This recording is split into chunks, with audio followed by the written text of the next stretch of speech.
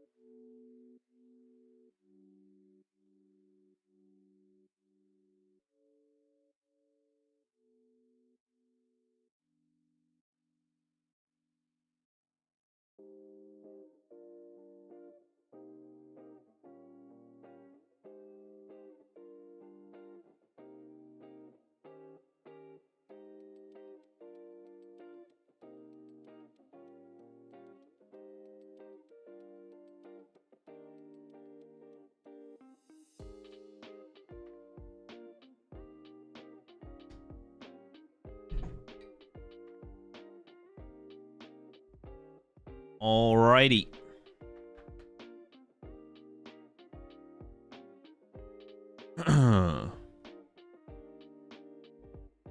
What do you guys think Mega Greninja goes? I'm gonna say top cut at least.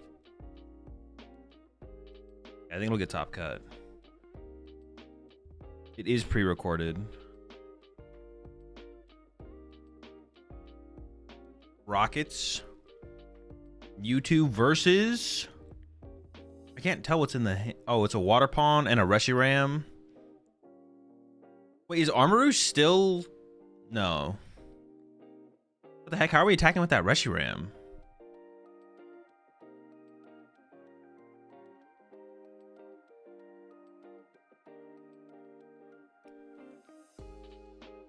Pawn pass.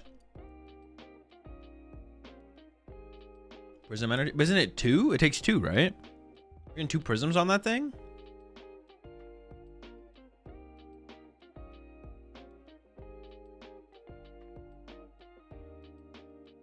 It just seems like a lot.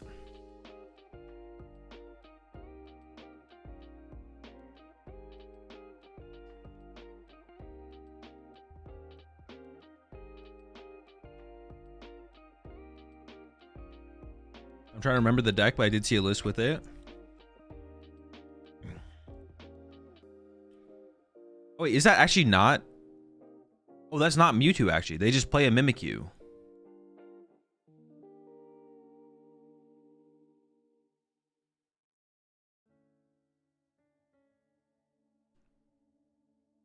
Yeah, Mimikyu in the Terror Box. What is that for? What matchup is that for?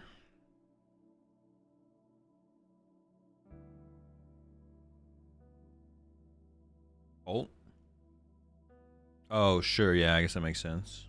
Is Clefairy's not enough by itself? Do you also need that? You need more? So greedy, man.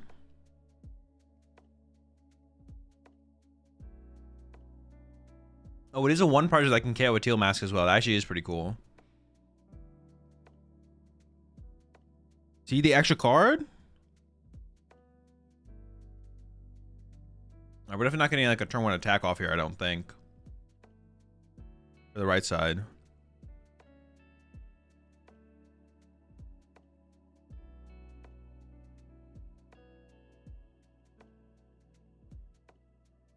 They have a Prism in hand there. Love the Kangaskhan. Kangaskhan seems like a really weak attacker when you have the Mimikyu on your bench. Then it's like an easy, you can go like 1, 2, 3 or something like that. Especially with like a Water Pawn option. Dude, these we're Brox? We're playing Brox for turn, bro. We're not doing anything this turn. Cyrano, Brox, turn 1? Where are the go buttons? That one's heavy on the Crispin. I've seen like no Cyrano. Oh, was that a trolley? No way, it was a trolley. How would we ever find that? Was that trolley?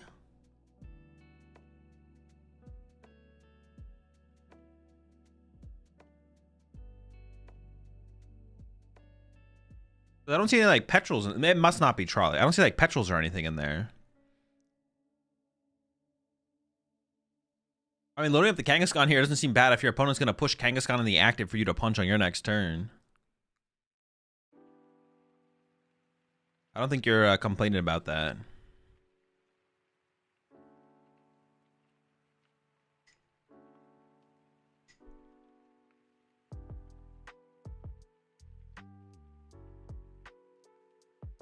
Ninja Spinner is legal, yeah.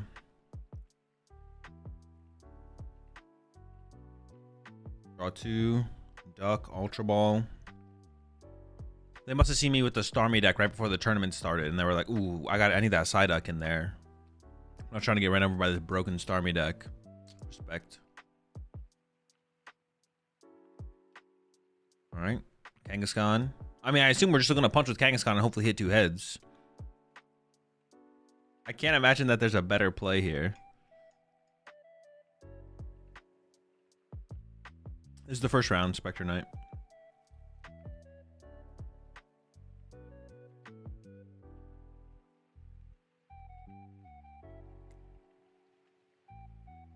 These are the decks I want to see. Do you think they go first or second? I mean, me personally, if I was playing a deck like this, that's this powerful, I would choose third probably for the intimidation factor. I'd give my opponent the two turn advantage, but they'd be so baffled that I chose third that they just wouldn't know what to do, and they would start to misplay. And then I actually have the advantage going into turn 3. Well, there's also a Pikachu in that build. I saw the Pikachu in there. Oh, but I guess taking a 3 prize knockout aggressively does open up the stamp, right? Or the special red card. So if you get two heads here, you could just get special red carded or something like that, I guess. There's a cycle on the Ogre Pawn.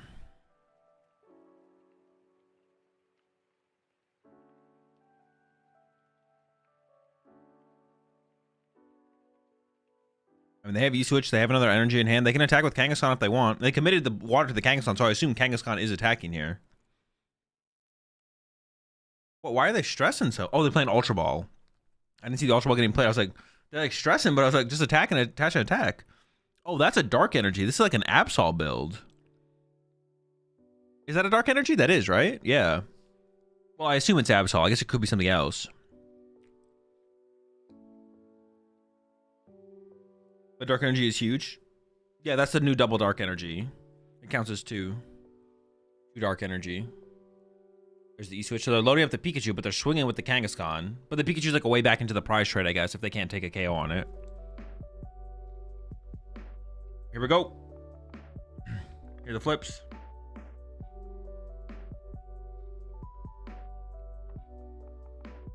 That's number 1. Dude, the guy on the left is like losing it. Here we go. Another heads. One time. Let's get it. The Kangaskhan. KO Kangaskhan. Easy knockouts. Yeah, he was really into it. He was really into it there. Getting destroyed in the mirror match so far. To each own, though.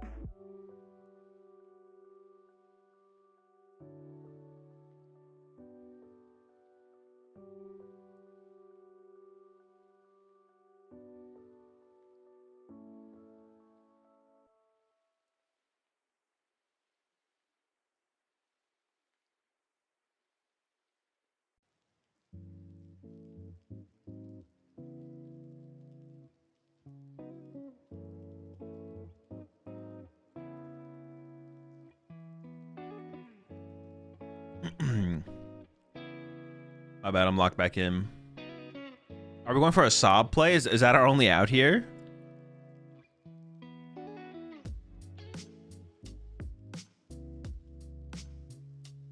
Big basic box. Just a BDIF'd. BDIF.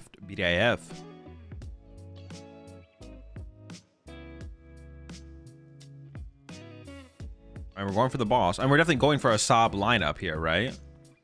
No, not the cat. That thing can get... No, don't go ahead and bring up the Latias, right? Well, I guess the Latias can attack, right? But you need double-sided colors. The cat can just do 3 energy, go back to the deck. Crispin E-Switch, we go home. I guess this may be better than Latias. I could see it, I guess. Never know. We have Iron Leaves in here. Iron Leaves area 0. That goes back to hand, actually. Wait, is it back to hand? I thought it was shuffling to deck. It's still pretty good. In fact, even better, I guess. Unless you want the energy back in the deck for Crispin, right?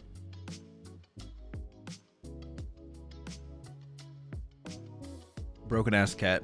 I guess on the water pond side, though, if they don't shuffle the cat back into the deck fast enough, you could build up the damage with Sob, and then Torrential Pump, KO Active, KO Mimikyu into KO Kangaskhan to win the game. So this cat needs to get put back into the deck sooner than later for sure. You don't want to wait around too long with this cat in the active.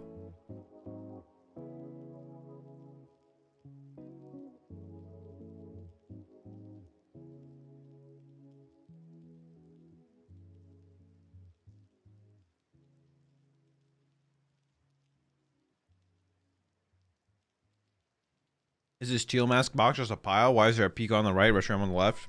Yeah, it's just a slot box. Big basic slot box.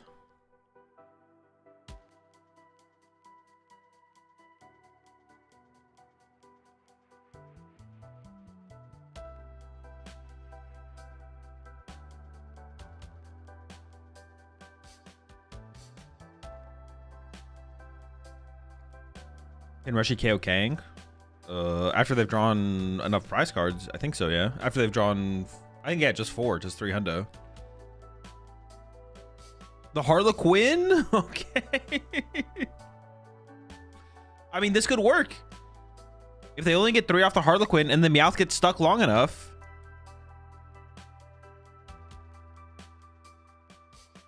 Dude, we're just getting all the goofy cards involved in this one. If they only get 3, I mean, even if they get 5, if they don't get the Meowth back in the deck, once again, they can do the same thing. They can go build the damage, Torrential Pump, KO Meowth, KO Mimikyu, and then find a way to one-hit KO the Kangaskhan. And they can still win this one. Although, it is going to be harder to do that because they did bench another Kangaskhan on their bench. So that makes it a little bit harder.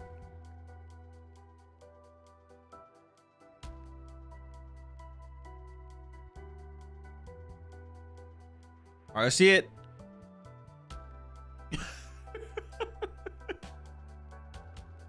Five, 5-3. This is the start of the comeback.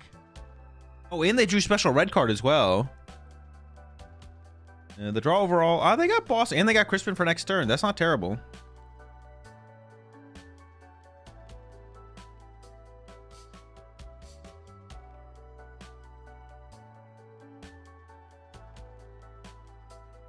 Oh, they have an E-switch, but their energy short from getting it back to the hand. They can't do it yet.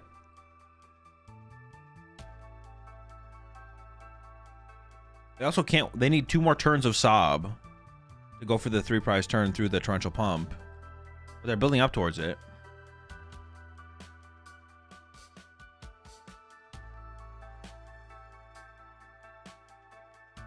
I assume they play basic water.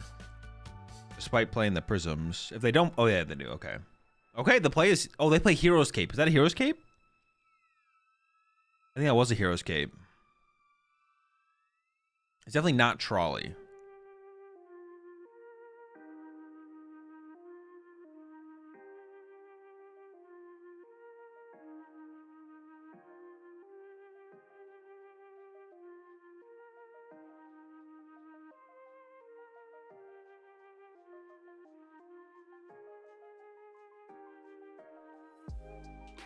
All right, another Sob.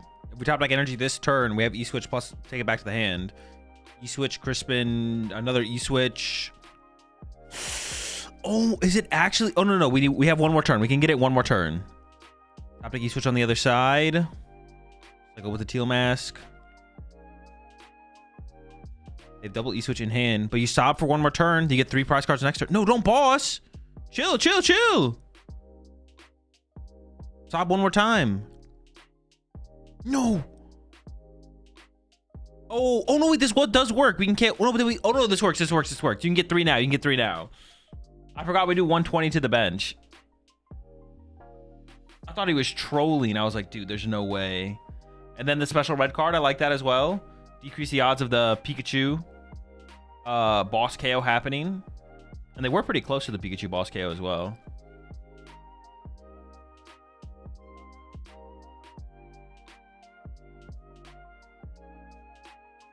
They still need like so much on the next turn though.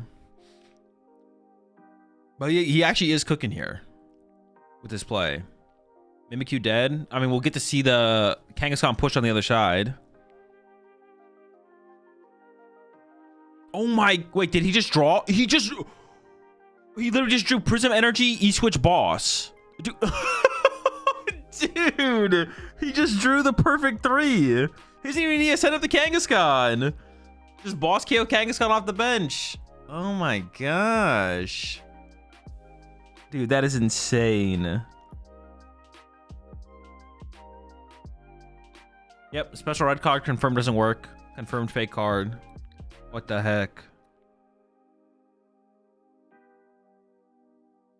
Just going through the steps, making sure he's got it all. He does have it.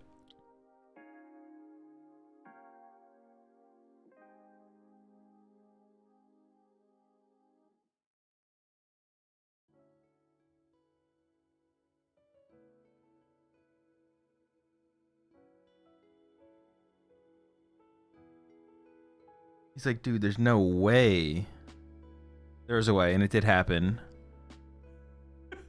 Dude, that's an insane draw off of the special red card there, dude. What the heck? Absurd.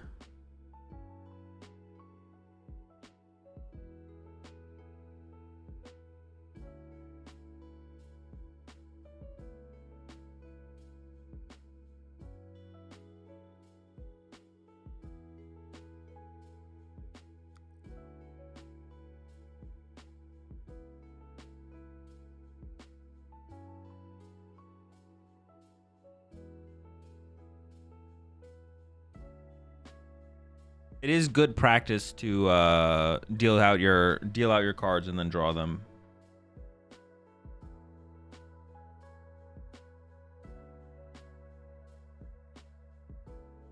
It is good practice.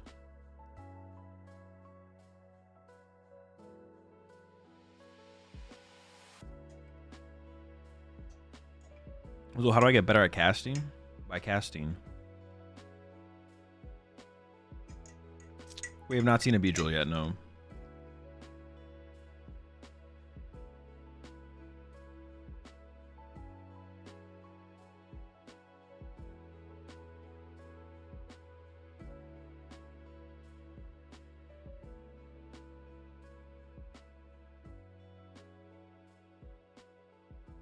Is Rahul playing? I actually don't know if Rahul is playing.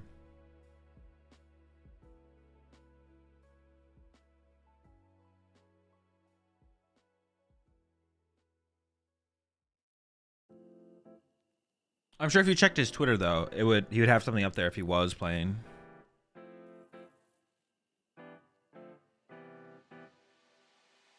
You know what the popular decks in this tournament are? No, they don't really do metagame breakdowns at all. Oh, this Beedrill. Some Beedrill action. Beedrill versus Slotbox. Dude, Beedrill has to body Slotbox, right? There's no way you lose. I mean, I guess Water Pond could be a little bit annoying.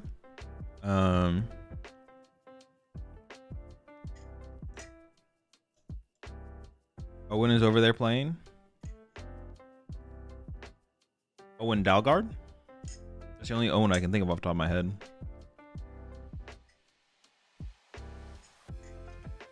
The fuck is Slotbox? That, whatever that is. You ever tried the Japanese official Pokemon sleeves? They're pretty good. That's not true. They are literally terrible. I still don't know how to feel about putting in an entire Smoliv line in the Beedrill. I think you need a little bit more than just the Beedrill, to be honest. I kind of like the Arboliva. I think it makes sense.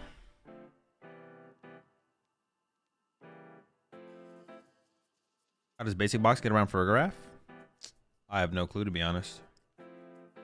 What is Fergraph wall? I don't remember. Is it just basics? Does Fergraph just wall basic EXs? You probably don't, right?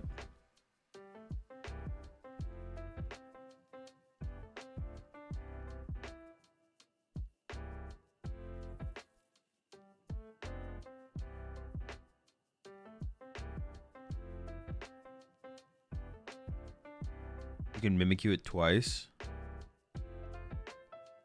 I guess that's an out, but then they just play Ice Cream, right? They just Ice Cream it at a range.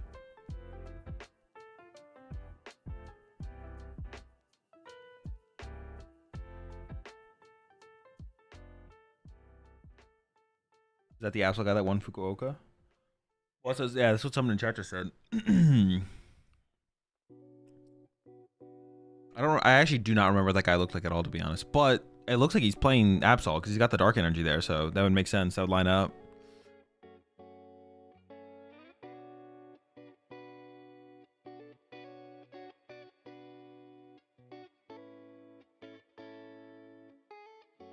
Off the Fez. They have the Dunsparce, Beedrill, Weedle. So they could KO the Kangaskhan this turn. They actually don't need that much. And they're already getting aggressive with the Ultra Ball, so I assume that they have it. I mean, they got a lot of stuff in that hand. They also have Lily. They haven't even played a Lily yet. I don't think they played a supporter for turn.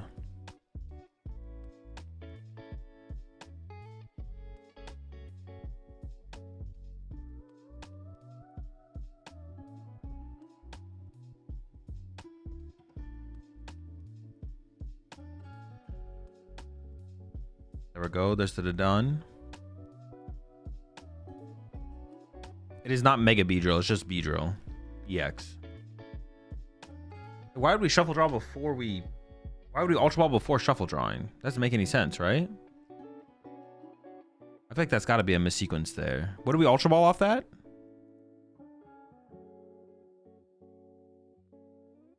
At first I thought we were going to play both Ultra Balls and then play Lily. So I was like, okay, sure, that makes sense. But... Now we're playing the Poffin before... No Weedle. Maybe got the Weedle in hand?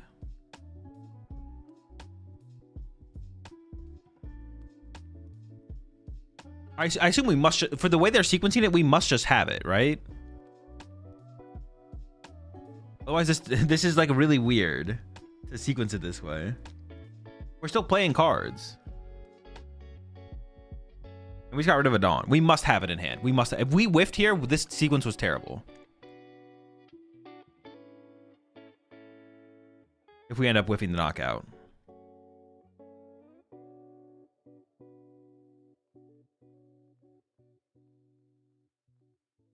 Oh my gosh. And we have Unfair Stamp to go with everything else. Jesus. This is gross. I mean, I see middle stage, Kakuna, Beedrill, and Dawn. So unless the prize cards are really bad. He has it doesn't have energy, but it doesn't... Yeah, it doesn't make sense. Well, no, that would make sense then. If he doesn't have... If he was missing the energy but has everything else, then the sequence would make sense. Okay, I mean, we're basically there.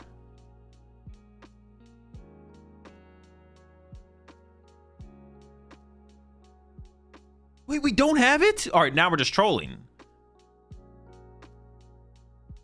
Okay, then that definitely is a missequence. If we just went bench Weedle... Wait, we must have already played a supporter as well, because we had Dawn and Lily in hand. Or maybe the prize cards are just really bad. Maybe we have to 2-hit KO this thing.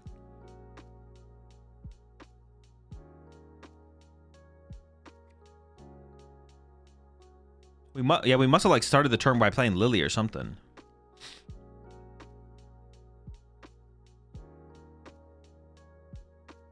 Supporter tab is lit up. Oh, does that mean they haven't played a supporter yet? Maybe we prize like double Kakuna. Dude, I'm pissed. Wait. We must have prized 2 Beedrill. We must have prized 2 Beedrill. There must be 2 Beedrill prized. This all makes sense if he did prize 2 Beedrill. If he top decks Beedrill though, then I don't even know what to say.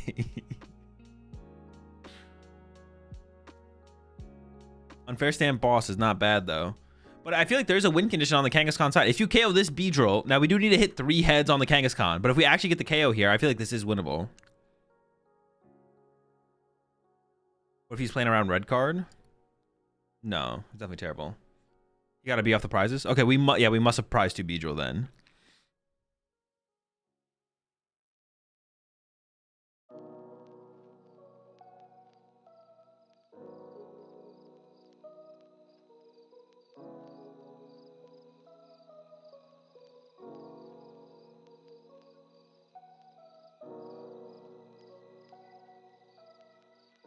The sequence does make sense if he prized 2. I mean, there's a Brox on the other side. You don't want to be using Brox this turn, I feel like. Top box, loving the Brox scouting. I wonder what the Cyrano Brox scouting split is. Or is it just like... 4 Cyrano and 2 Brox. Dude, that is just so sad. Our supporter for turn is a Cyrano and then Brox. We used to play research for turn. What happened? We haven't seen a Mega Absol yet, but there might be a Mega Absol in there. There's at least basic dark energy. Brox Slop. Our whole deck is just Pokemon Search supporters.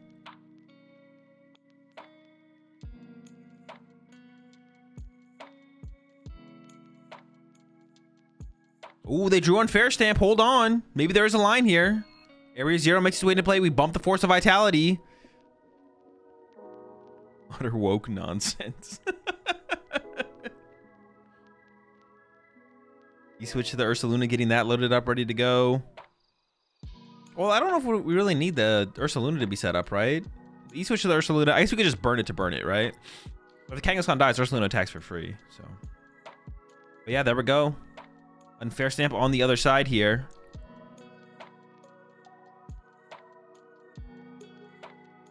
And the Stadium Bump. But we still need 3 heads. We still need to KO the Beedrill. Well, I guess even if we don't KO the Beedrill, I guess if they dead draw off of the... Oh, maybe we do need the energy on the Ursaluna, because maybe we have to, like, hope they whiff, punch our active, and then we hard retreat into Ursaluna for the KO. Can't tell. Oh, was that a Beedrill? They maybe drew Nitrate or Beedrill there. I can't tell what the second card was. Oh, I still couldn't see it. All right, here we go. We also need some heads. Oh. There we go. Pass back to the... Or, yeah, 200 damage. Pass back to the other side. It's a Nitrate or something. It might be a Lily. Oh, my gosh. The Dunsparce into the Stretcher? Oh, just getting the grass for the next turn. Sure. And then, oh, Lily for 6. There's definitely an argument that we should have done first, just in case we get a Dawn. But this is looking pretty cooked. The Dunsparce is, or that draw there is pretty good. Pretty high odds of getting a Beedrill here. Let's see, though. No Gust effects. All in on the Lily. Let's see.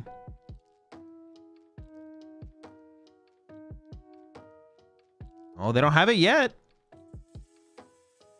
That's maybe why I should have did Dunsparce first, because if we did Dunsparce into Dawn... Oh, the Ultra Ball off the top. That's it. Third B is on the way. Wait, don't these Bs have free retreat as well? Can't we just run from B to B? And then we put the full HP B in the active? My goodness.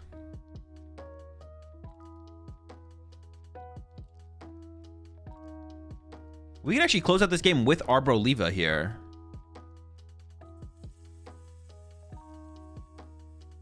We also have we have Weedle Kakuna in hand. This card's the Dawn. Most of the Arboroliva line might be in the discard pile right now, though. It's 1 retreat? Oh, okay. Well, we should still probably retreat, right? Definitely should still retreat. Pokepad gets utilized. Benching Dunsparce over the Kakuna. Sure. I mean, that seems fine. I don't know. Getting the Kakuna established is also pretty good, though. And we have Fez on board for draw support. I almost lean towards the Kakuna bench being better.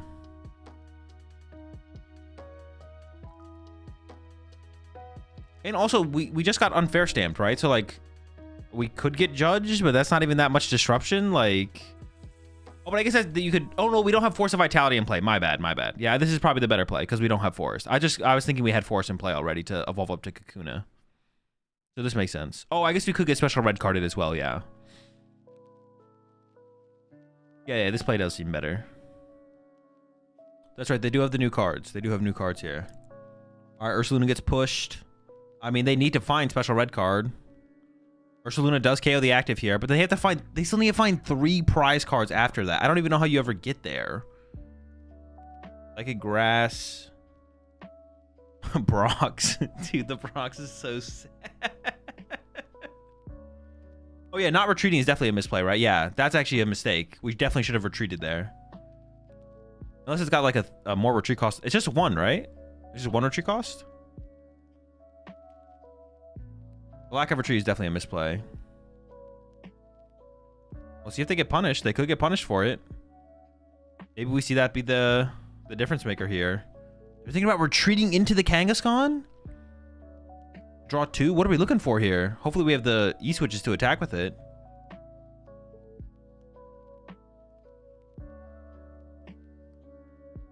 The HP is 310. Okay, so we're going in with the Kangaskhan here.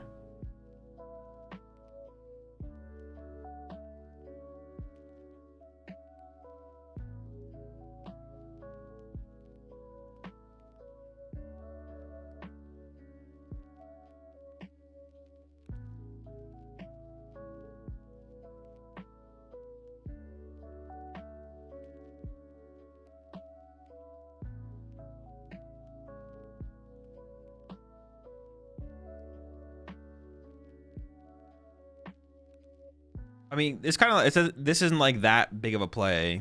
If we can't find, we need to find a special red card here. No special red card. And here we go. We get the KO. We lose to Boss. We lose to Arboliva. We lose to a third Beedrill being set up. There's Fez and a Dunsparce on the other side to be set up. Nitrites are in hand as well. So I think the Beedrill player is literally just short a Forest. And it's the only thing we're missing here is Forest. Starting with the bug catching set. Release the grass energy found there. And get the Dolliv. I guess if we do go the Arboliva route, we would also need a bug catching or a Force of Giants plant, Force of Vitality as well.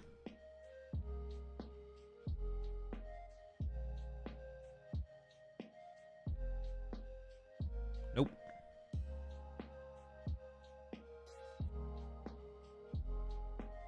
We should go into the Fez draw first here, to Dunsparce afterwards. Here we go. Pheasantipity 4-3 to begin with. And there is the Force of Vitality. Another Kangaskhan one-hit KO for the B. This is unbelievable, man. What a broken deck. Beetle. Kuna. Beedrill. Oh, we just had that beat. We didn't even need the Night Stretcher. Oh, yeah, I guess we got the third Beedrill off the prize cards, right? Dude, that almost looks like it's too easy for the B to do. What the heck? Is the Beedrill just broken? What's going on here? The Pokemon Company overcooked? Did they go too far?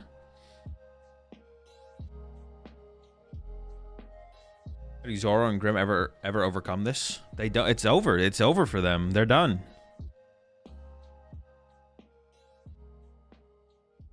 It's the Beedrill's world. We're just living in it. What set does Beedrill come in? Next set. Coming up. Hope the B bricks. And yeah, I don't think the B is bricking as well. Like that deck seems like it's going to be pretty consistent. Format is so ass for saying Beedrill is OP.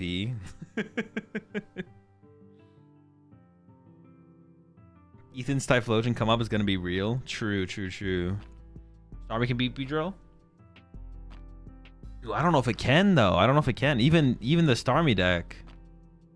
I don't even think the Starmie deck's beating Beedrill.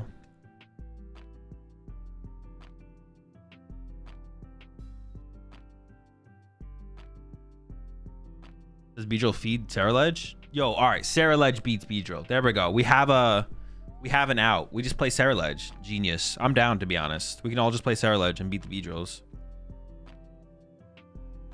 Good call. Is Ethan's Typhlosion going to be decent? I mean, maybe. It's probably not like terrible. Is it even terrible like right now? Wait, what is stopping Ethan's Typhlosion from being good like right now? We didn't lose anything, right? It's still like the same deck. The deck might just be good. It might just be good right now. Dragapult, free dub. I beat Dragapult all the time. I guess no Arven kind of sucks. Super Rod? No Super Rod also kind of sucks. Alright, those things are annoying. How do you feel about Rocket's Mewtwo? Seems decent.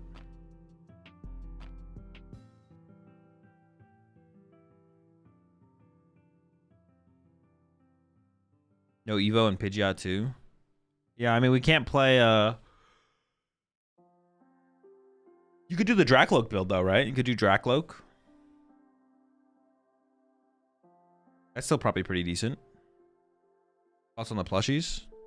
Is it the ones that look weird? Oh no, they got different plushies this time. Dude, what is this one? Is that Hitmon? Was that Hitmonlee? I don't remember which one is which. Dude, I kind of like that one actually.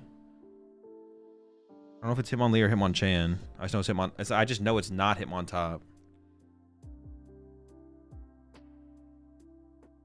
Is it Unsparge normal in this deck? Yeah, definitely.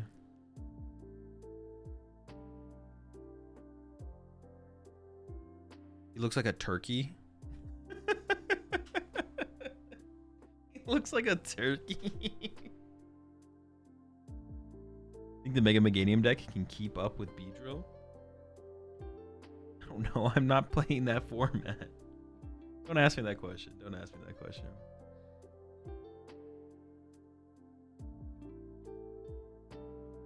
That's a next format. Don't.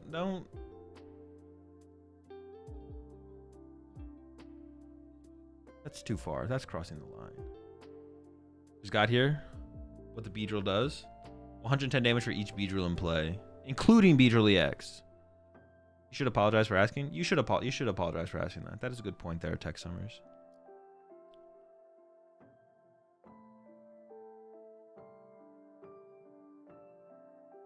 I think if the bee needed 2 energy to attack, it would be more balanced. And you need Grass Pawn and E-Switch.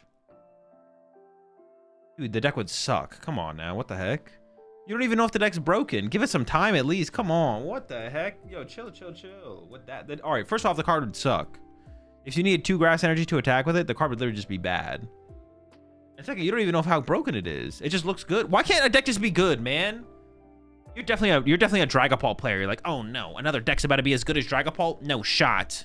How do I get this banned before it enters the TPCI format? I see you, bro. You think you can hide? You think you're slick? You're definitely a Dragapult main for sure. And you feel threatened by anything else being good now that Guardy's rotated. Nice try, buddy. Nice try. You're like, maybe if I can gaslight Azul into complaining enough as an ambassador in the game, we can get the Beedrill banned before it beats my Dragapult deck. Yeah, all right, buddy. All right. With Guardy out of my way, my plan is almost complete. Now I just need to make it so Dragapult doesn't rotate, and then we'll be world domination for the Dragapult players.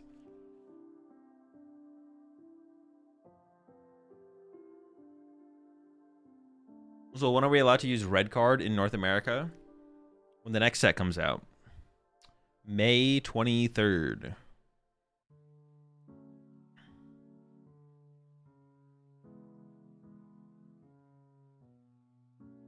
Does HOI be good?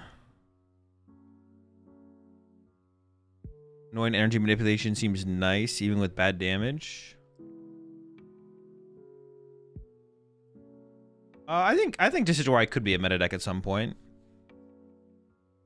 Oh man, we're already into round number 2. What the heck? Oh, I guess it's all pre-recorded, so why not?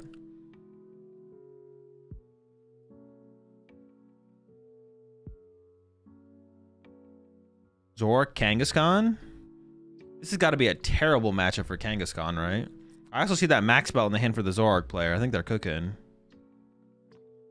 Yo, that bench for the Zoroark player sucks, though. Petch, Meowth. Actually, no, this actually does not look that bad for the Kangaskhan player. I take it back, actually. They haven't even gotten knocked out yet. Looks like they're probably gonna get knocked out, though. This is the left guy's slop run. Yeah, taking the slop box to the top.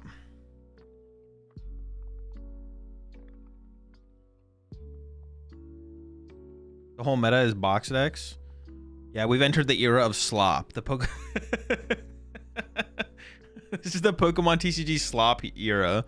50% of the decks are unidentified blobs of a pile of basic Pokemon.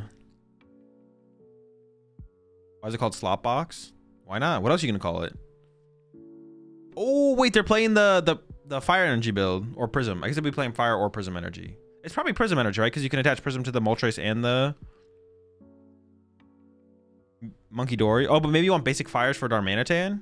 Dude, how are we getting 3 energy on a Darmanitan? Oh, I guess ends PP up can accelerate non-dark energy. Maybe it is possible. Fire can be Crispined. Do they play Crispin? I guess they could. Okay, now it looks pretty bad. Now it looks pretty good for the Zoroark player. Now that we see the Moltres here, for sure. Slop Rice.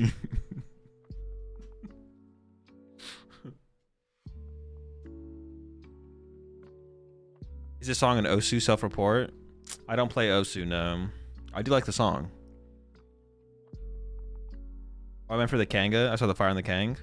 Oh no, yeah. I'm talking about the Zoroark player. The Moltres there. Interesting.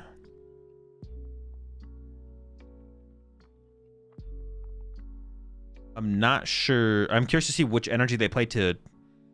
Maybe it's just a threat. Like it's a bluff. They actually don't play energy to attack with the Moltres, but they bench it against the Ogerpon players, so then the Ogerpon players chase that instead of KOing the Zoroark. It's all a big ruse. Just doing a little bit of trolling. That Moltres has the dude on the left seething. I mean, yeah, I'd be pretty pissed too, to be honest.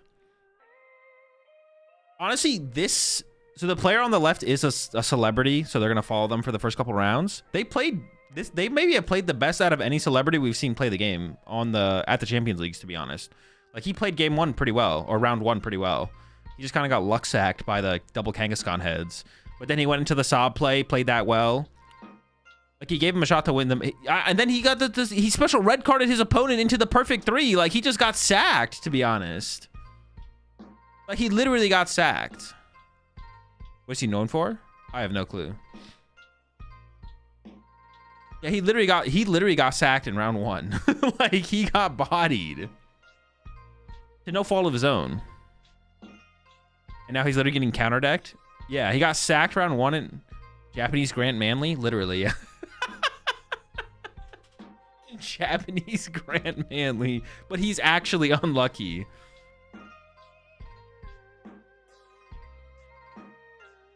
He invented the Japanese peanut butter? What does that mean? What? Does Japan have different peanut butter than us?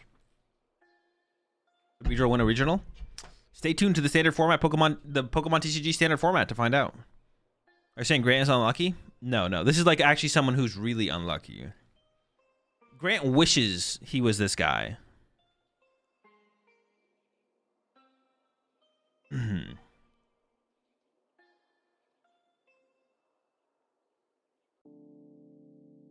And his complaints would have validity. There's water engine there too. Yeah, they got the water pond. Slop bench. Dude, the bench is to me out. The bench is just all support Pokemon and a Clefairy.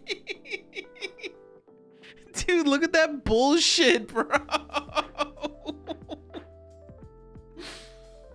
Oh wait, what are we KOing with Clefairy here? Can we go Clefairy KO Zoroark?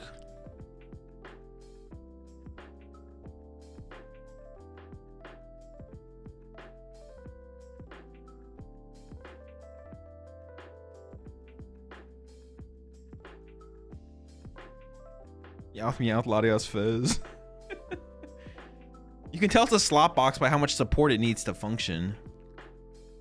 1 hundo, 2 hundo, 240. They're 2 basic Pokemon short from KOing with Clefairy, right? Or are they just gonna punch and pray here, I guess? Or just gonna... I mean, you can't attack 2 turns in a row. Wait, no. Can we get there? 1 hundo, 2 hundo, 240. If they have an Ursaluna in hand, if they have 1 more basic, they actually get there.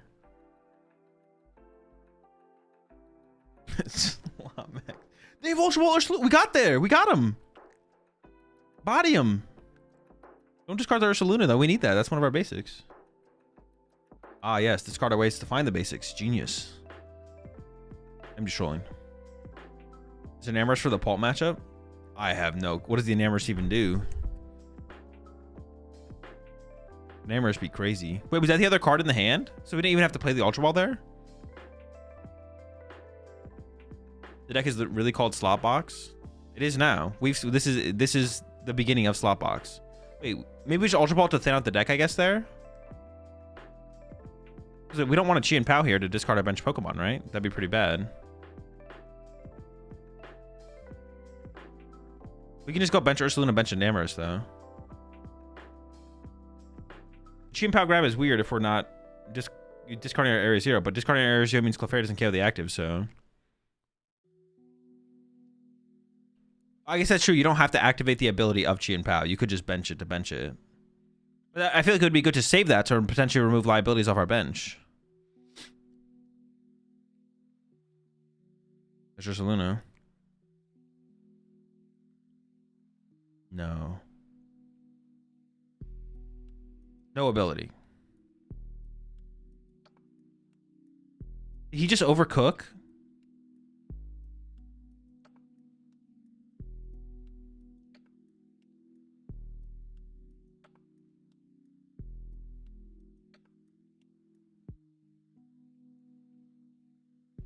Dude, he just overcooked for sure. Dude, that is an insane he just overcooked. So wait, hold on. No, there's no line. There's like theoretically a water pond line here to KO both Zoroarks now.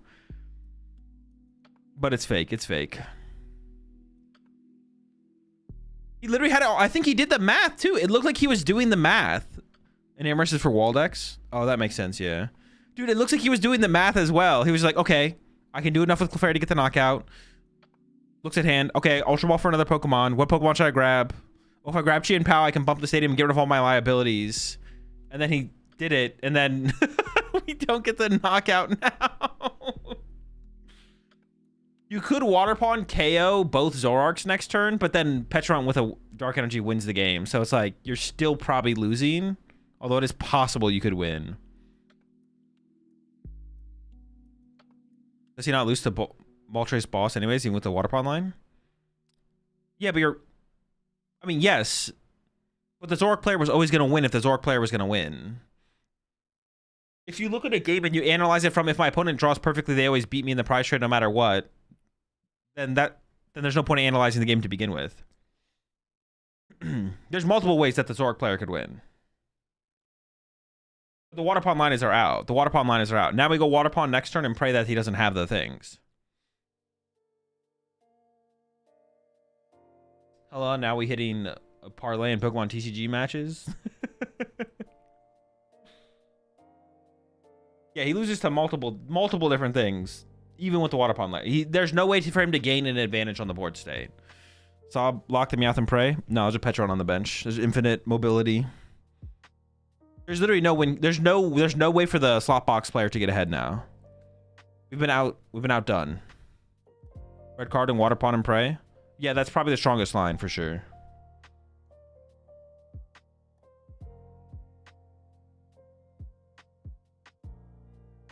Wait, did he just... Oh, wait, do we have to hard retreat here? Okay, we have to hard retreat so we can ends PP up and then patch it back to the active. Okay, okay. Did we not have a dark in the discard pile there? I guess we just didn't, right? We must not have. Double ends PP up. Sure, that's fine. And the Moltres getting set up so we can win with just boss. Put down a Watchtower, take away the draw power of a Kangaskhan potentially. I don't know if that would happen. But didn't he have Cypher Maniac to like do more on this turn? Didn't he had Cypher Maniac, right? Turns off Blood Moon. Yeah, we do get the Blood Moon shut off. Not sure how relevant that is, but Cypher got both PP up. I feel like there had to be a better play there, to be honest. That does not seem like it was the best play. I feel like we could have left more setup in play to respond. But yeah, I mean, red card plus Water Pond works here. Yeah, red card plus Water Pond is our out here. And if we don't have red card, just Water Pond. If we can just Water Pond. I do see a Cypher in hand, so we could Cypher Fez. Double E-switch, Water Pond KO, double Zoroark. Pray there's no boss in hand on the other side. Or, I mean, I don't see another play besides that, to be honest. If we don't draw 4 prize cards this turn, I don't know how we win on the following turn.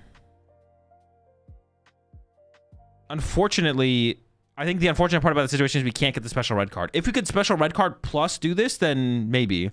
I guess, actually, if this list plays Unfair Stamp, which I forget if he was... I think he is playing Unfair Stamp. You could get... No, isn't it Hero's Cape? We could Cypher into Unfair Stamp plus an E-Switch and hope to Unfair into another E-Switch. I actually kind of like that a little bit more if it's in the deck. Because we also know there's a Pheasantipity in the hand for extra draw power. But I think the ace spec is Hero's Cape, so... Hence plan. This is a celebrity player, yeah, the player on the left.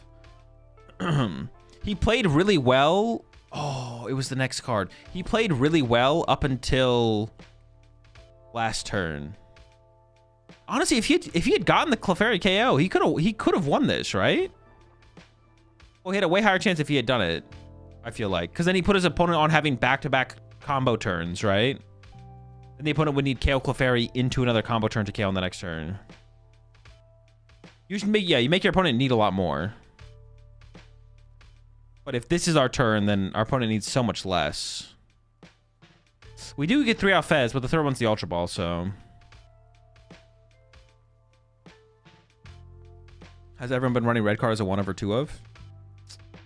In this tournament specifically, no clue. From the City Leagues, it looks like a lot of 1-ofs. City League is a lot of 1-ofs.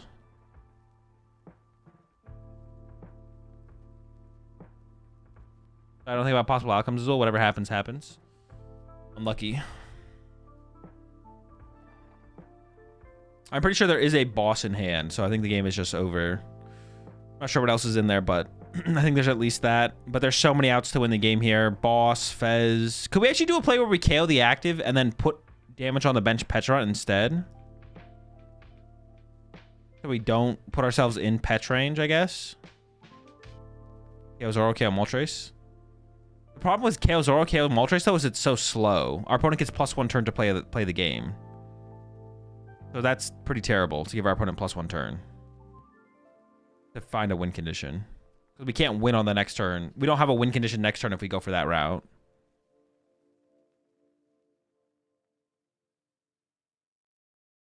Giving your opponent +1 turn to play the game is usually worse than giving them 1 less turn, even if it opens up win conditions for them.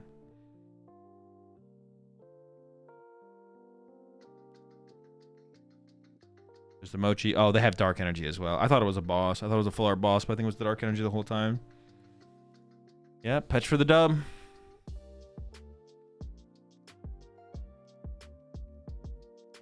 Slot box down.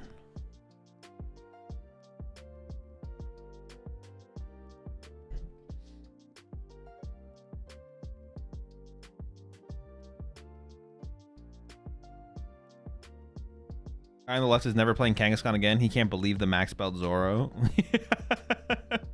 Dude, what happened to him in game 1 into the max belt Zoroark, man, I wouldn't blame him for just being done with the game. I'd respect it for sure. Should the deck be called Chipotle? No, Chip. Stop trying to get your name in a deck name, bro. Chip has been trying to do this for he always tries to sneak Chip into deck names. So he can be immortalized in a deck name of a deck.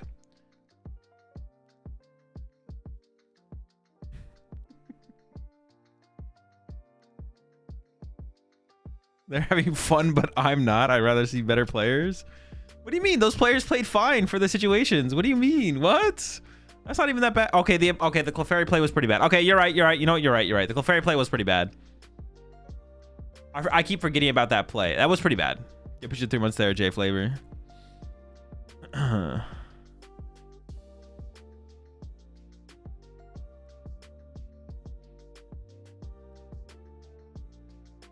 How'd the guy get 1 last prize? They just KO'd Petch for them. They had 2 prize cards left. Petch for the knockout. Yo, what's up, Gabo? They're having fun, but I'm not. Dude, that is like a legendary chat right there. Oh, here we go. Another round 2. Oh, Greninja! Greninja alert! What is it? Mega Greninja. If it's not Mega Greninja, I don't care about it. Oh, Greninja Mirror. Hold on now. They might be having fun, but I'm not. Give the fans what they want. Beedrill Mirror. I do not want to see a Beedrill Mirror. That sounds miserable. Do not show us Beedrill Mirror. Both 0-2. Oh, damn. What the fuck? Why are they showing this match? What is the relevance of this match? Is one of these players a celebrity, or is one of these players like a super well-known player? Or do they just really want to show off Greninja? They maybe just want to show off Greninja, to be honest. Greninja is the celebrity. Yeah, Greninja specifically. Yeah, that makes sense. Is nobody there? Yeah, this is the first like fully ran AI tournament, so no one's actually at the tournament. But like the players who would have gone to the tournament, like you still like enter a lottery to be put into the tournament, and then it just like the AI plays the tournament. And if your like avatar or whatever you want to call it wins, then you theoretically win the tournament, or you technically win the tournament. So yeah, nobody's actually at the tournament though. Why is the background dark AF? It probably hasn't generated it yet. This is a great idea. In Orlando, we will stream a O2 Crustle Mirror. Please no, bro. That's pain.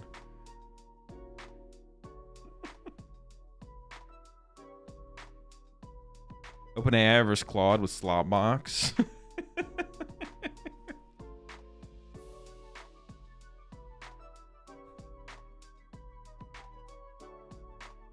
Favorite mega form? I don't really have one, to be honest.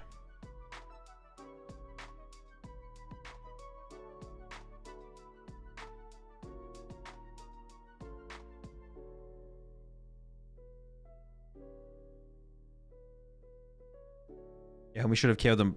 The Moltres patch would have only hit 180. The problem with that though is you don't have a way to win next turn, so your opponent has 2 turns to find game. I think that's still like incorrect.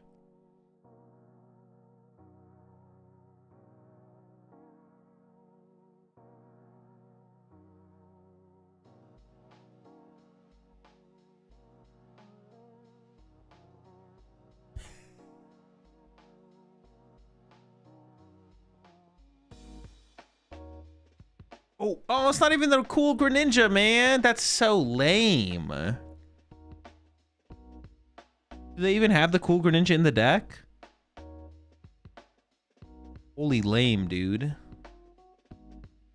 That's the wrong one.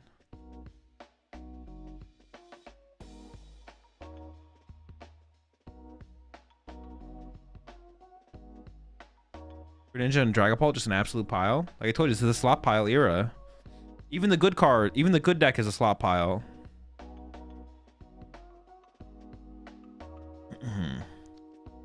Is this the final? No. No, not the finals.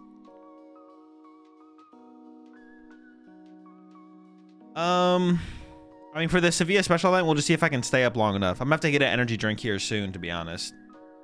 First of many. I'm gonna try and stay up for Sevilla, but I don't know. We'll see. We'll see. I'm gonna stay up for all of Champions League, almost for sure. And then, I mean, it'll go pretty cleanly into Sevilla, I assume. And then we'll see how long I can stay up for Sevilla. Are they showing an O2 match? They love Greninja. You got this, bro? I'll try. If you stay up, I'll stay up, Azul. All right, we have to be there for each other.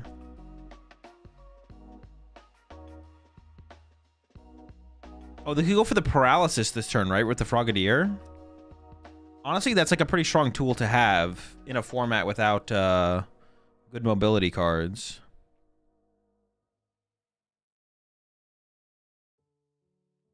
We get an Alakazam mirror. That would take the whole tournament for them to complete a 1 game.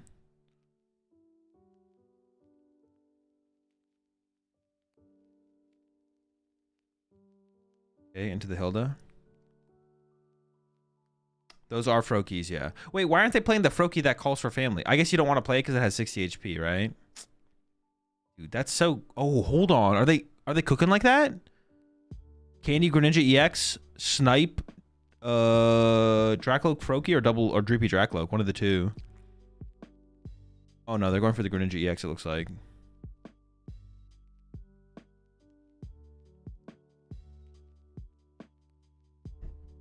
Yeah, that's like so... Dude, that feels so bad to not even play the Flock Froakie.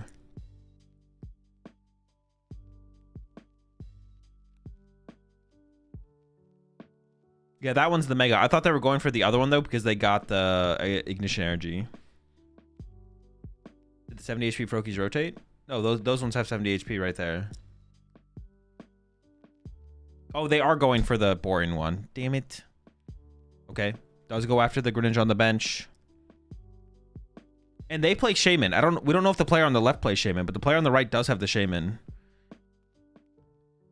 Both these players are 0-2, so this is a lose and out situation. If you lose this round, you're out.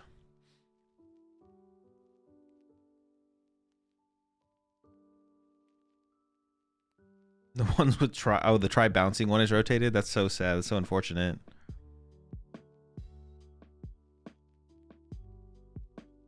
Ninja Spinner, your Beyblade Arc launch. Yeah, that's gonna be my handle in Beyblade. What Pokemon would you squish like a stress ball? I'd probably Badoo, right? Isn't it reverse in Japan? No, it's wins losses.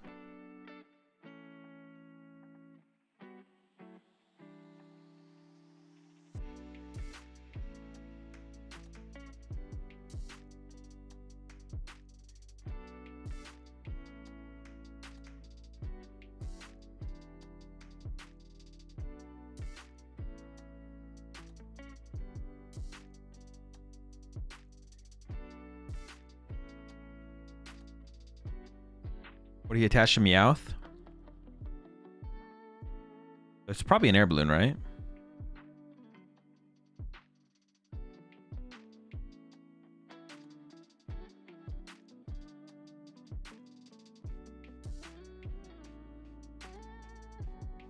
Pull up our boy Rudy, top forward, Beyblade Nats. Did he actually? Alright, I got the first punch on the Greninja though. I mean, couldn't you just snipe again here with Ignition? You just go Ignition, snipe Dreepy, snipe Badoo, and then boss KO the Meowth to win? They actually kind of have this, like, lined up to win the game. I feel like the player on the right is, like, trying to go super fast, but they have 18 minutes left. They have, like, plenty of time left.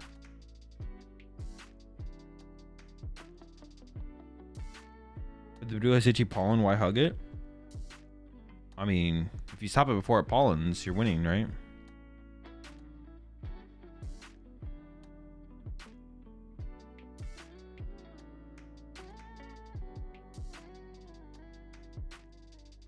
He has urgency.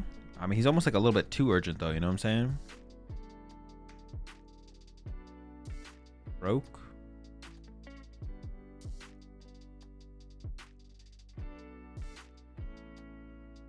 We're going for the Hilda. We don't quite win this turn, but this gets us the... I assume we're just going for another Ignition Energy here to snipe the Badoo and the Meowth.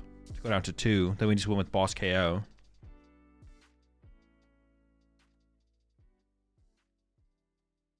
You can just snipe on Meowth and the active, you get 3 prizes. Yeah, but I don't think you'd even want to do that even if you could, because that would eat up your Ignition and your boss. But you want to Ignition and then you want a boss. Oh, I guess it... No, yeah, because you just go down a boss, but the win condition's the same.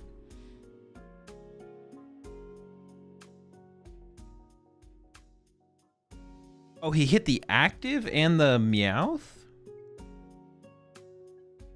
Well, you can't win. Oh, no, you could win next turn with a Dragapult attack. Oh, genius. And now you don't get Fez draw over. Oh, wait, this play is sick. The Greninja punch, and then next turn, Neo upper Dragapult.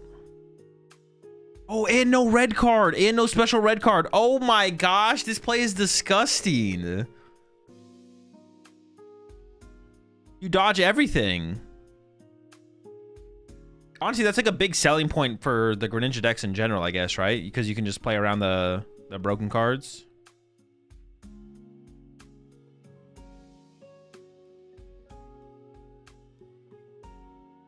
No stamp, no red card, no Fez. What if they KO both Lokes, though? Well, they'd be cheating, so... yeah. They'd be cheating there. Turo doesn't exist, so you can't heal anything out of play. Genius line. That's cooked. Like I don't even see how you ever get back into this on the other side. I mean, you could retreat to Badu this turn in like Itchy Pollen. I don't even know what that does for you though, because then you're just giving +1 turn over to the other side. Man, this all comes down to just like the other player having Shaman, to be honest. If they didn't have Shaman, this would be completely different, but they do have Shaman. They're just going for the knockout on the active, but that's it. That should be game. I mean, the way they set it up so confidently, I feel like they just have the play for sure. We'll see, though.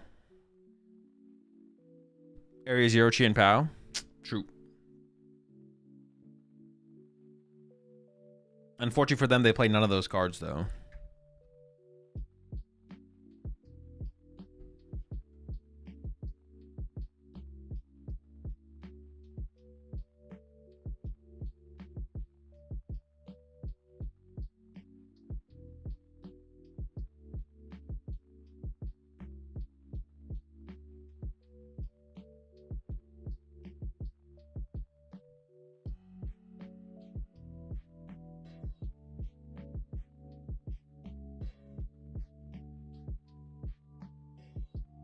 Okay, looks like they don't have it quite yet. They still need to make the play happen, but they're safe for. I don't think they can lose either, though. I don't think they can lose next turn. So even if they don't win the game this turn, although I believe it is possible, they still have time to win next turn. Lily Boss. Oh, are they scared of losing next? They're not. They can't lose next turn, right? It looks like they're stressing, but they should be fine, right? Not winning this turn isn't the end of the world. You even get the Mega Greninja set up as well in the active. You can win with the Mega Greninja and Neo. Oh, that's true. You can snipe the Meowth off the bench with Mega Greninja and then KO the... Oh my gosh. Wait, maybe that's what they were playing for the whole time, I guess. Maybe they weren't even playing for the Dragapult line. All right, special red card. And back to the deck. Gets 3. I mean, you got a thick hand here.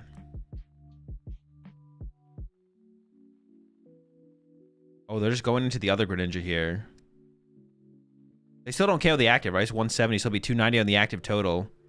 So just setting up to win the game on the next turn, I guess. Just going for the punch. And yeah, I think they just searched out the win condition there.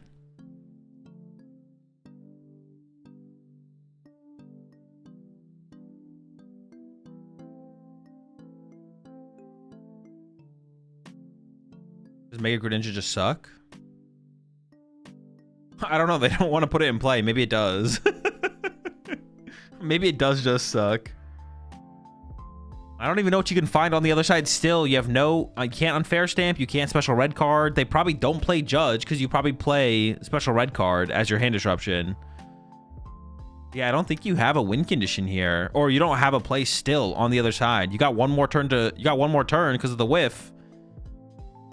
But it's not going to be enough still. Greninja's attack does not apply weakness, no. Treat Greninja and you can't snipe it? Yeah, but then you're not doing anything on your turn. Then you give the other player one more turn. Like, they don't care. They still win eventually. Also, I'm pretty sure they have boss in hand, so it would just end, but, like, that doesn't lead to anything. By retreating here, like, then the opponent just, like, double Dracloaks, and they could just not attack and just not take a knockout to not go in special red card range and just wait until they get boss off Dracloak. So if you retreated and, like, did damage, there could be something. But if we retreat here, we're not doing any damage, so that's kind of the problem.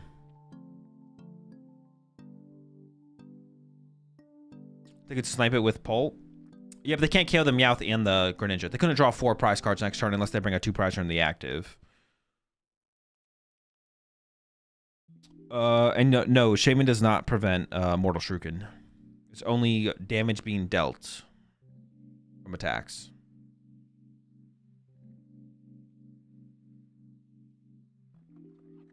Are they punching with the Meowth? I don't think so. They're punching the active. So they lose 2 They lose to Neo Upper now with the active. They lose to Ignition Energy, Neo Upper Energy. I mean, they didn't really have a real play anyways, but now they lose to even more. Dude, that was a really sick play, that actually.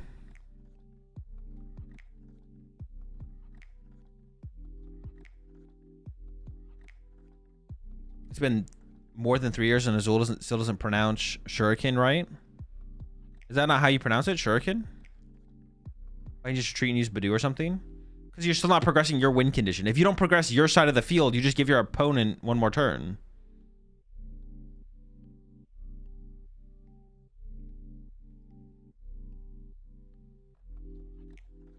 And there we go. There's the snipe. There's the dub.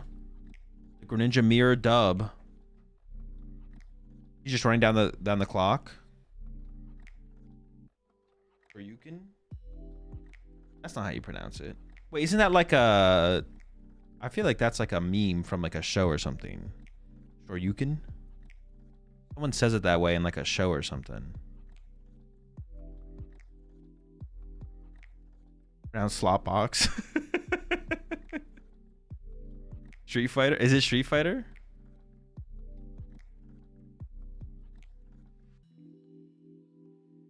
Yeah, Shaman was definitely the big difference maker on that one. Well, we don't know if the other player didn't play Shaman. They maybe just like never got it set up in time.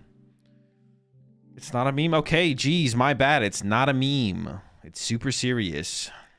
That Hitmonlee looks interesting. I like the Hitmonlee. Honestly, I kind of want to get that plushie. I don't know where it comes from or where you can get it from, but... The Shaman is kind of blocking, though. What the fuck? Get out of here. Yeah. That Hitmonlee is kind of... That's my guy right there. Temu. Temu Hitmonlee.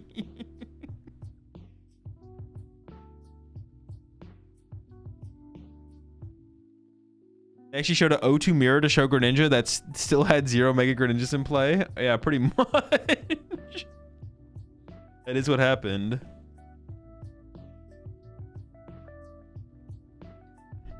Yo, appreciate 36 months there, Jesse. Emu Lee.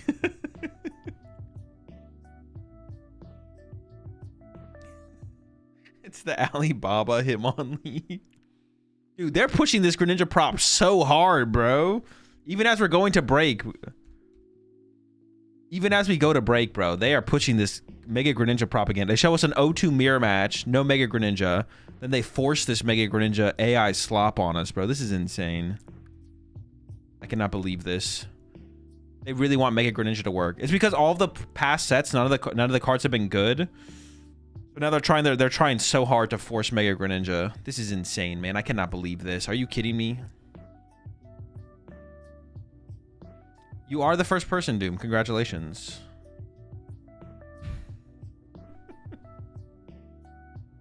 Listen, Mega Greninja will be shown one way or another. And it didn't even get put into play. It didn't even work. Even them putting on the O2 Mega Greninja mirror didn't end up with a Mega Greninja in play. Insane.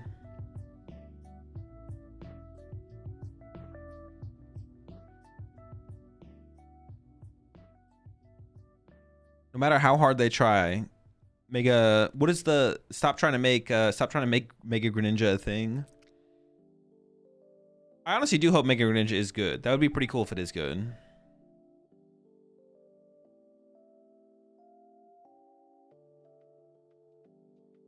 They had to show it against the only deck so bad it would win. Another Mega Greninja. No, I do hope the deck is good. It's all jokes. It's all memes. I hope the deck's good. I hope the deck's sick.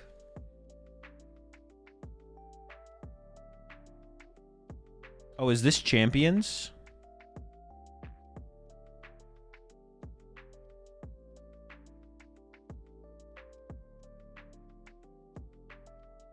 Is Champions gonna be that much different than oh, you can play on your phone? Is Champions gonna be that much different than playing the game, playing like the VGC game in one of the games, or no? It's gonna be basically the same thing, right? Or but the rule sets are gonna be different or something? It makes it way easier to play. Yeah. But so it's basically a battle simulator, right? Yeah, like gameplay, that's what I mean. Like gameplay is exactly the same, right? They're not like adding like a whole new like layer of gameplay or anything. It's literally just it's just a battle simulator.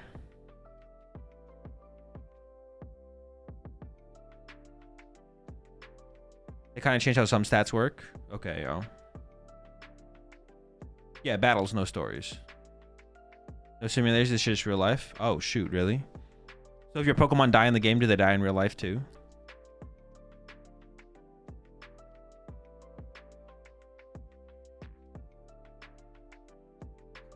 We've not seen a Mega Dance yet, no. Progression will be different acquiring Pokemon and items, but the gameplay itself will be very similar. There's no IVs. Oh, there's no IV. Wait, then what is there in place of IVs? Don't you have to have that? They're just getting rid of that whole stat?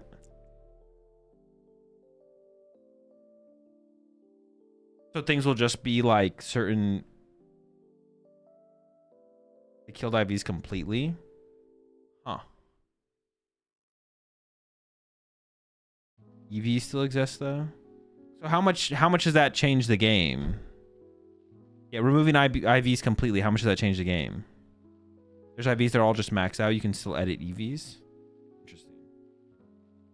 IVs is such a small part of competitive Pokemon, it's not going to change much. EVs is the important stat. Oh, okay, okay.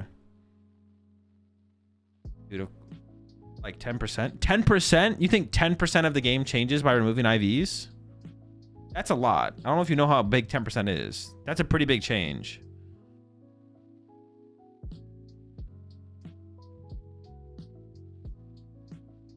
Changes a decent amount of top level play.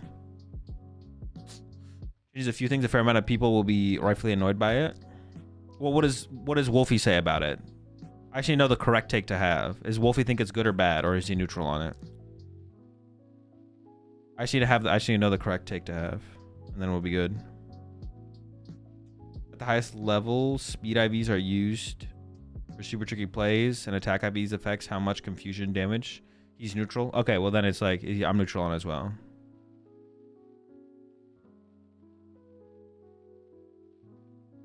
He's worried but optimistic. Okay, then I'm also worried but optimistic.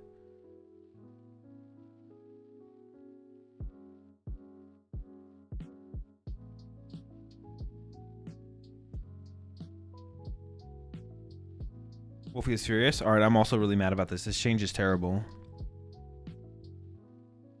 Wolfie seemed a bit irritated by it, but not like raging.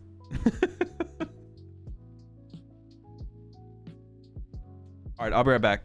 I'm gonna just go grab a energy drink real fast.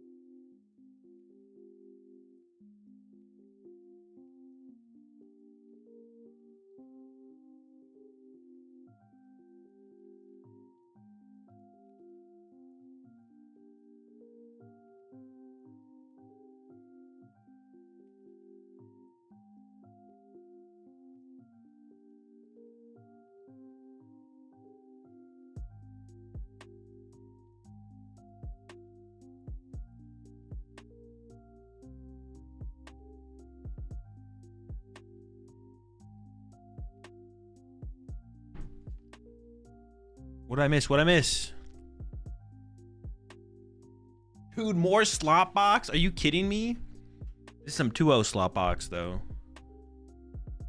And we got Flareon. Flareon versus slot box. I feel like Flareon's got to have the edge there, right?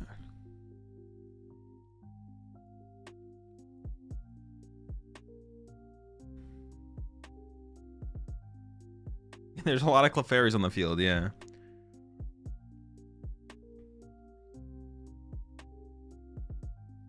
The player on the right there is pretty familiar.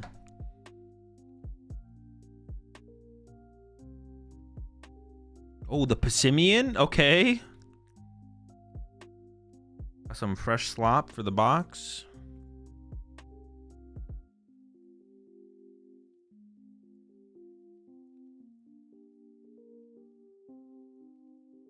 I guess it's just like a one prizer you can attack with. Is that what they're trying to line up here? Or maybe they're looking for like a boss KO on Fez.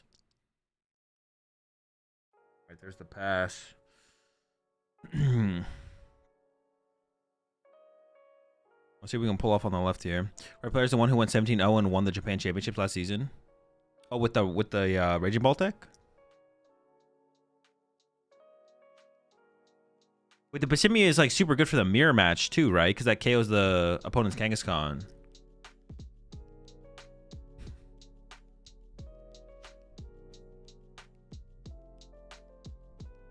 I'm so unfamiliar with these new cards. What does the Passimian do? Like 20 for each of your basic Pokemon in play, I think. It's an older card though. It's already been out for like a while.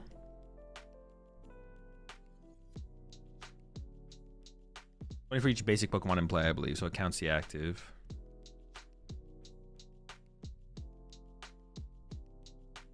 All right, we're into it with the Noctowl here. Air Balloon and Crispin. Are we punching with Leafeon? I mean, it looks like we are. But we don't KO, right? Don't we do like 270 or something like that?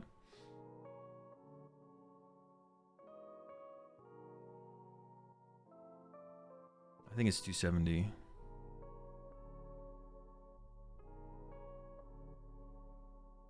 230? Close enough. Wait, that's it? 230? I guess I still set that for like a fan Rotom cleanup later, maybe. That's like way weaker than I thought.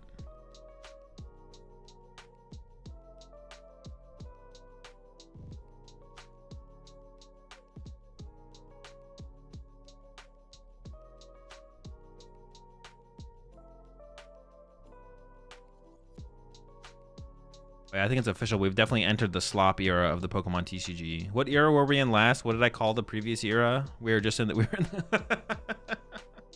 we were in the trust fund era.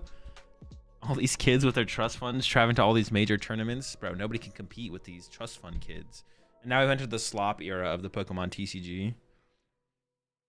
The plumber era? No, the plumber era was like way back when.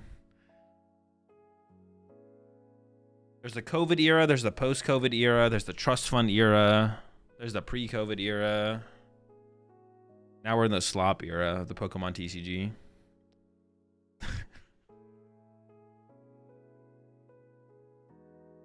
I mean, this looks like a pretty good turn to me. Boss KO the Fez. But I definitely wouldn't say the Leafeon player is out of the game yet. Wait, what did the Leafeon player open, the EV Box player open? Did they open Clefairy or did they open Pheasantipity? Why are both of those Pokemon in play? How did we end up with both of those in play? That feels like an error for sure for both of those things to be in play. But if we opened one, why would we bench the other? Opened Eevee?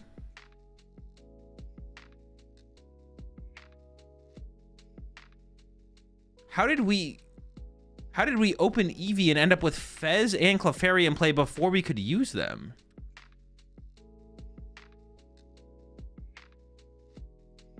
Wait, did he just like misplay? He benched him to draw more with Surfer?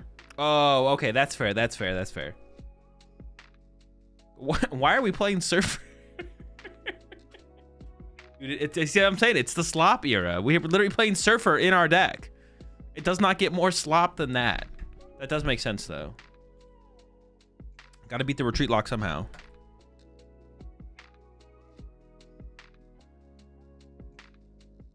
draw power. No. Yeah, I didn't see the. I didn't know about the to play the surfer. I was so confused for a second. I was like, why would that ever happen? Bro, is Rahul a plan to drive up popularity of surfer? Yo, he might be.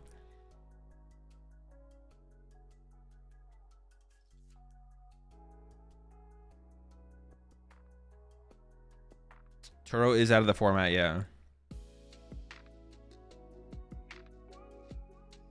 I have a cup tomorrow and haven't had a chance to test. What's the play? Any good deck. Pick a good deck, play a good deck.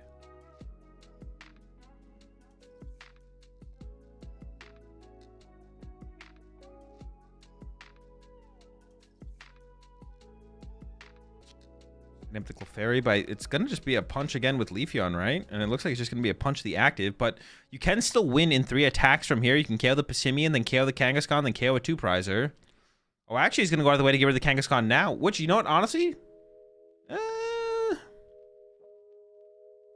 mean, I don't love losing the boss. Getting 3 prize cards is cool. But I don't think you're mad that you got to keep your Passimian around, right? But I guess, like, what do you even attack with from here? Like, yeah, what can we even set up this turn to get a knockout? Maybe we have some fire attacker in the deck. I guess it's possible.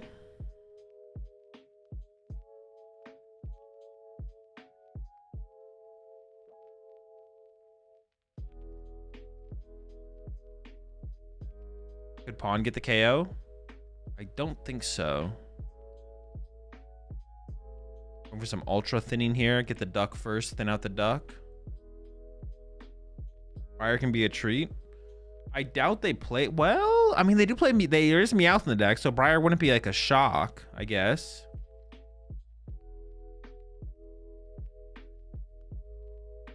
Surfer is seriously slept on. No, it's not. It's a tech card to play if you're afraid of getting retreat locked. Surfer sucks. Dude, did we just discard 2 Meowth? Dude, these damn cats, bro.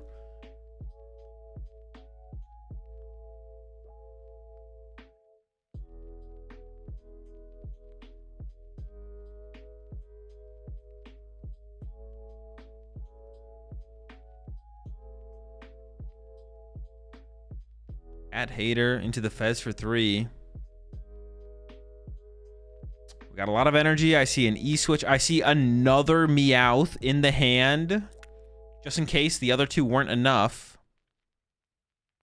Meowth number 3 is available. But we need to get a... If we don't get a KO this turn, we're on the back foot for sure. The prize trade is lined up for our opponent. But on the other side of the field, there is no draw power.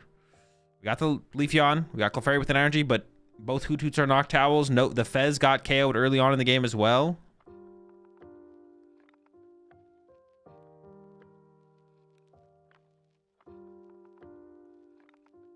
No matter what you attack with here, it looks like it probably gets KO'd by the Leafeon.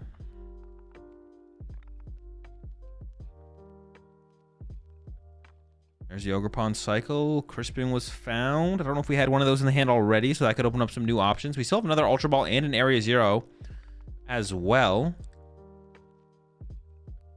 But is opting for the Cypher Maniac, which makes me think we're just going to swing with Passimian this turn.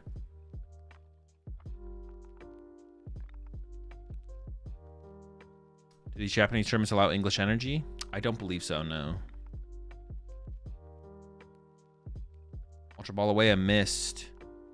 And these decks really do have everything. We got Mist energy. We got this special, what is it? Telepathic, Psychic energy. Yeah, you really got it all in here.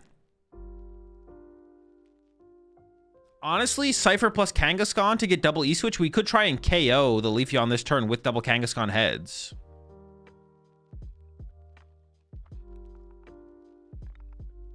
These decks play Terapagos?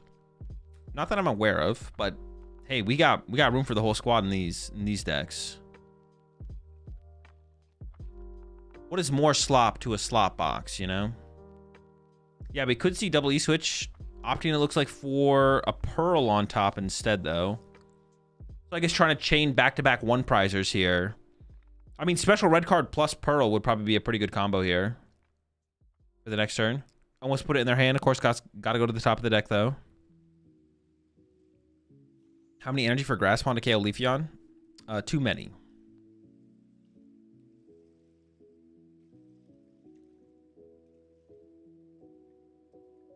But if you whiff the Kang play, the game ends immediately.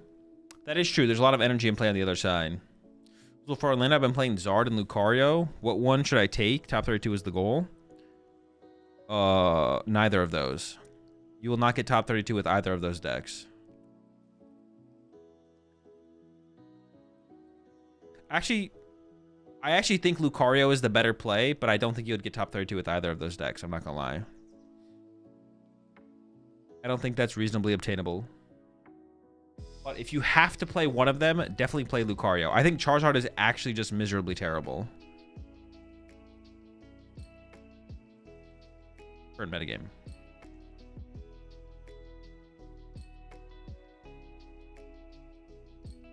Lucario got top 32 at Houston. Oh, that's all I need to hear. You're guaranteed top 32 if you play Lucario.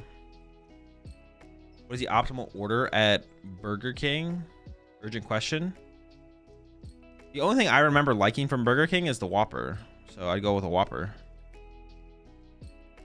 We'll win the cup tomorrow. Me or my friend. We are the only two seniors there. Your friend, unfortunately, is going to get the dub here, Pixel. But it's all right. Keep your head up. You'll get there.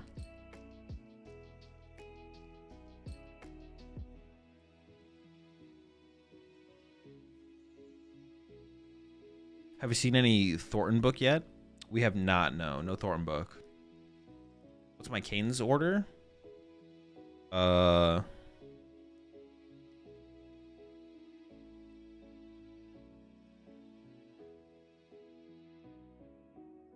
Just like the 4-strip combo, I think. Ooh, can we do anything with the water pawn here? No, I think our line, our win con is still the same, right? Knock out this, look for a Gust to KO, 2-price KO next turn.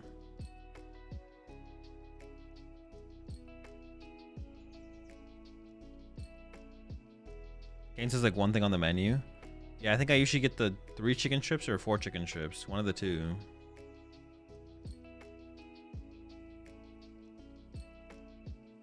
One of my testing partners told me Zard was real bad to take Crustle. I think, yeah, you could get top 32 with Crustle for sure.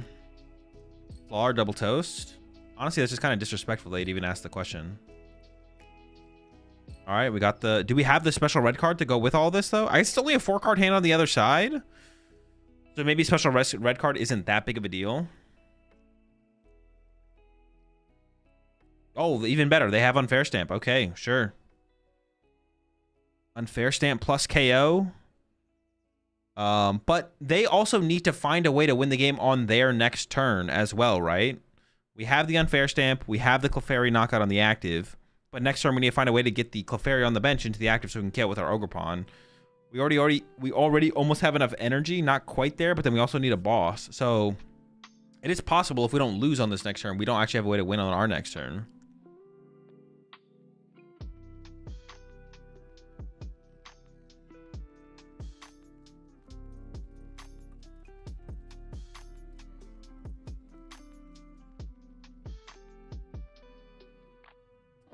E-switch, grass energy.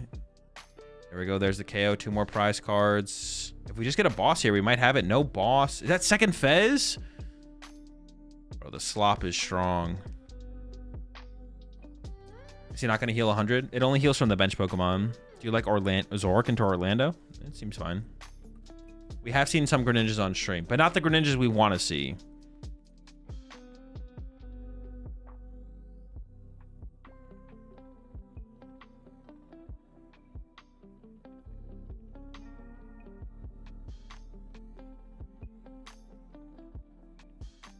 Already put 2 energies on Clefairy this turn? He didn't. Well, what do you mean he didn't attach twice, if that's what you mean?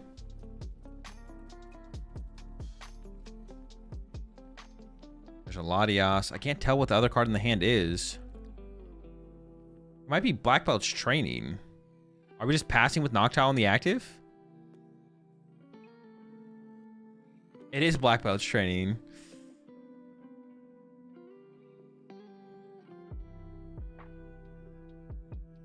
If we didn't bench a Latias, we could have sobbed the active Clefairy, right? Not that that really leads to a win condition, but... You know about retreating to the Noctowl. I'm not a huge fan of retreating to Noctowl here, because then if they whiff on the other side, then you have Noctowl stuck in your active still. Maybe we have an energy though, so if we top deck an out to Noctowl, then we could get boss and win the game. Because we are just a boss short. All right, they end up passing. Over to the other side. Oh, the top deck Meowth for the ball. Dude. He was so quick with that, bro. He did have one cycle to work with there, but yeah, top deck Meowth for boss. Unfortunately, not to KO Meowth on the other side, but man, he's got somewhere to be for sure. You did hear it was boss for game.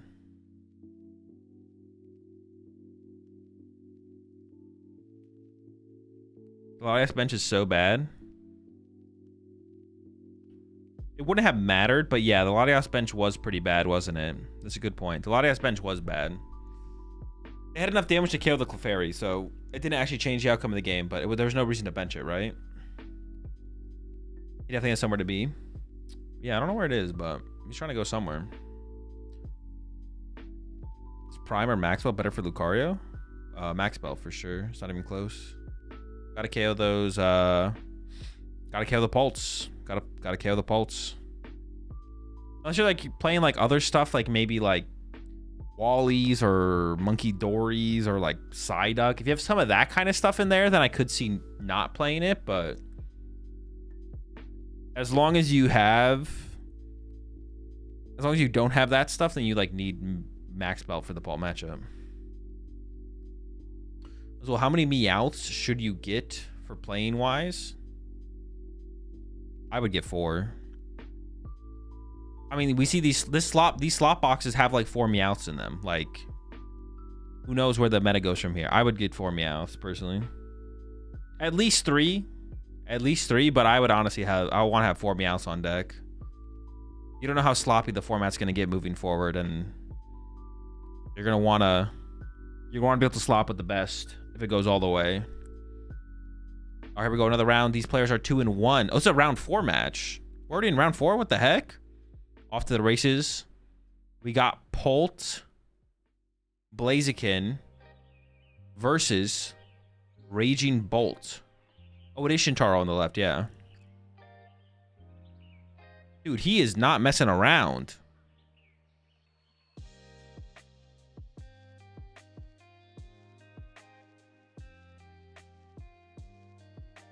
What is the pricing like for Champions League? Nothing. Wait, did he only get 1 card? Did he mess up there? I swear he just Pokepadded for 1. Oh, he get double. Maybe we got double Droopy. Actually, the Droopy and pass. Okay, it is up against a Raging Bolt here. Did we see a turn 1 attack from Raging Bolts? Definitely something. I see a Crispin, but that's it. But Slop Bolt's gonna slop. Turn 1 Crispin for the KO. Not much else to work with though.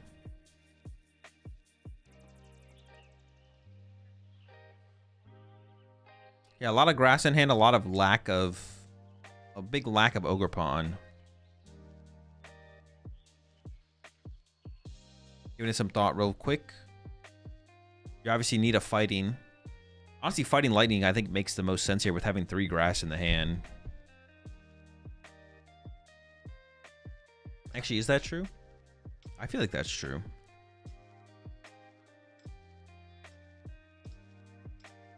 Yo, push the 4 months there. Skags. Is Chicken Pult the new combo? I mean, it's a way to play Pult. I don't know about new combo, but it is a combo. Burst Roar KO. Oh, honestly, good question. Maybe you do just Burst Roar. I actually didn't think about Burst Roaring at all, not gonna lie, but you probably should Burst Roar. Yeah, you probably should Burst Roar here. The knockout's not worth it for sure. Yeah, I like the Burst Roar.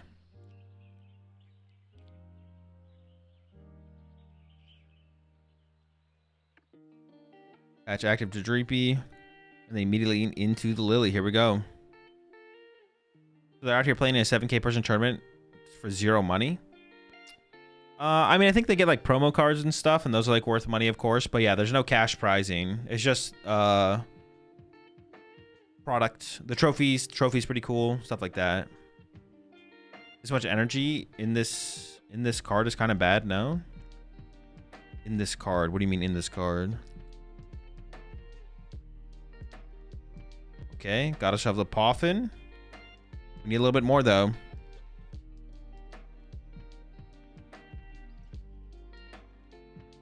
Oh, that much energy in the discard. I don't think it's that big of a deal. I don't know. It depends what recovery they play, I guess. I mean, I guess you're not wrong. Like, it could be bad, yeah.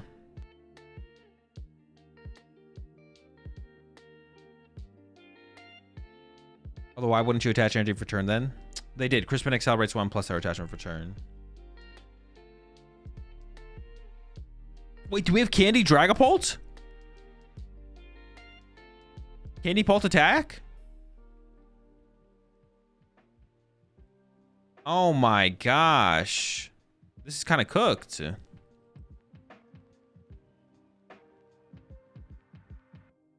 Yeah, you do get top 4 for, you do get your Worlds Invite for getting top 4. Holy smokes.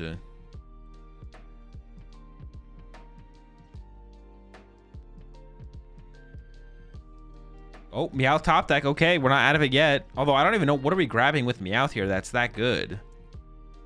Crispin doesn't get us anywhere. Honestly, Cyrano for triple Grass Ogerpon would be sick. Yo, one time. Do we have the Cyrano? That would kind of go crazy. I mean, we're lining up the Grass Ogerpons. Do we have a Cyrano to go with it?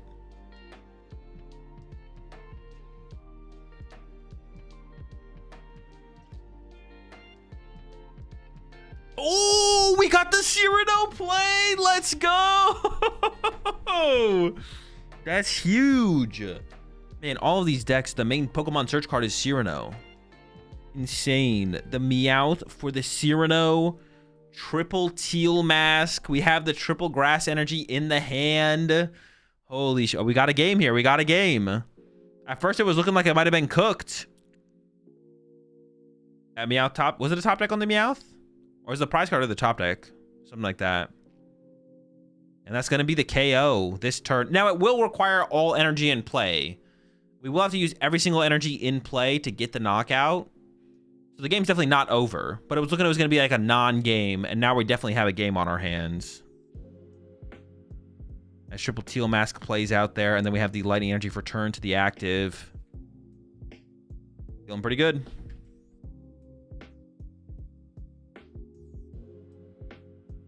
Yeah, I could see Burst Roar discarding being too much of an energy discard sink there for sure. So not doing it might be correct. Okay, let's see how the recovery goes now. No Dracloak set up last turn. We did have a Dreepy available to become a Dracloak. We did not have a Dracloak for it. Starting with that Buddy Poffin. I did see a special red card in there. Not sure what the A-Spec is. Fail on the Poffin. Might just be into another Lilies here.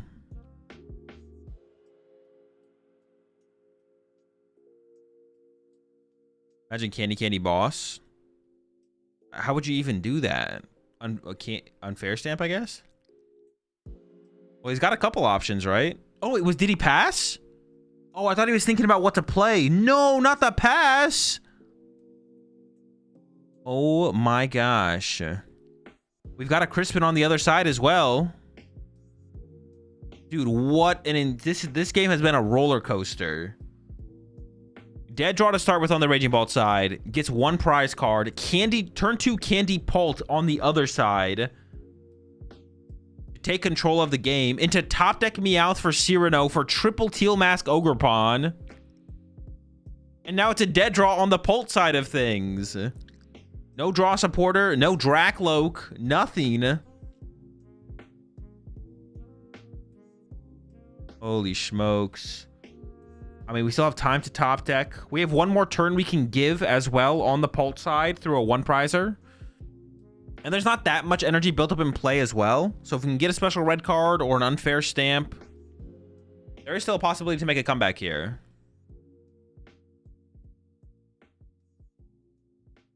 Area 0 gets put into play. Can go a little bit wider now. Just have another Raging Bolt to work with.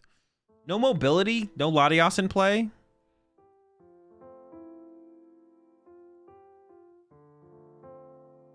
And there's the KO on the Dreepy. Torchic gets pushed. Draw for turn. Energy Search. You could collect with the Torchic.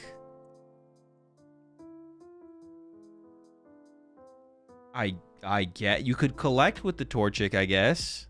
Oh my gosh. Collect for 1. There's the pass. We have the KO this turn. Once again, not that many energy built up in place still. I mean, just the 2 energy. Gonna go in with the Meowth here. That does bench lock us out of Latios. Is eyeing up a Crispin. That would build up a decent amount more energy in play, though. Get a Grass and cycle that off an Ogerpon as well.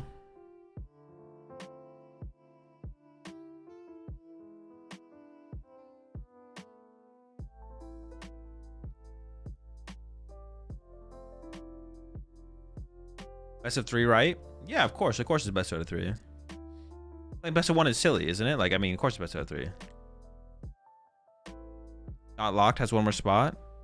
Oh, shoot. Yeah, I did miscount. We do have 1 bench space open. My bad.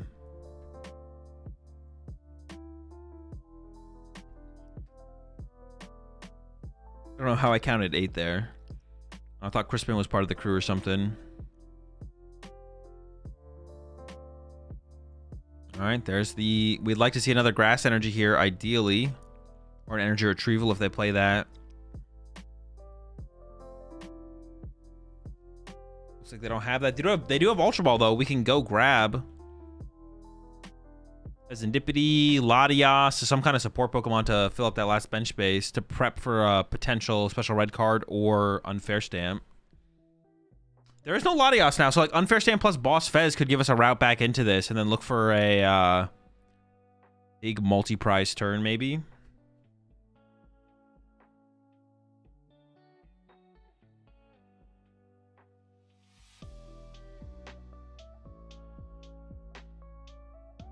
All right, there's the KO on the Torchic. Rip Mew. I mean, the Japanese players didn't play Mew and Bolt anyways. And that's it. Down to the last prize card. Man, that was an insane... That matchup was an absolute roller coaster for sure. Holy smokes.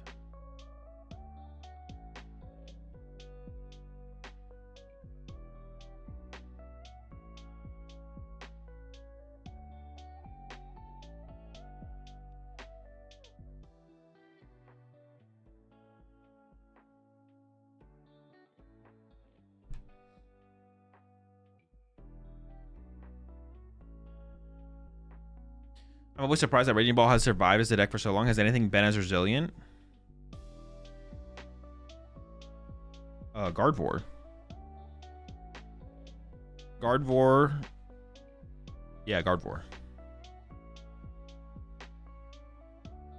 Lugia. Lost Box.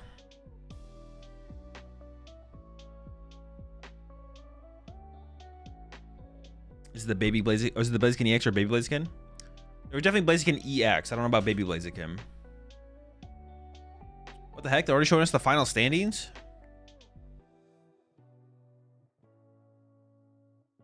Dude, spoilers. What the fuck? How are they just going to throw those spoilers at us like that? Just the full... Yeah, the full script leak right there.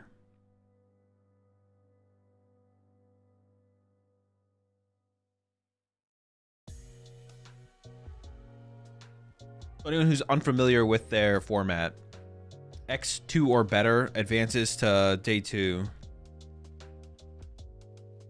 And they also do dynamic pairing, so they basically queue up on their phone to play against an opponent with equal amount of wins.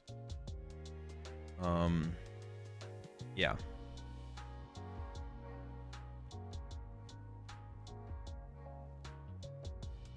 They have dynamic pairing. X2 or better makes day 2. And then in day 2, they play like another... They play more or less rounds in day 2. Actually, I forget. It's 8 rounds day 1. Is it 8-7? I think it might be 8-7. 8 rounds day 1, 7 rounds day 2. But because they do that dynamic pairing for Swiss rounds, they don't actually show their matches live. So every match we've watched up to this point has been pre-recorded. I've never played a Champions League before, but it is something I'm going to try and participate in the future for sure.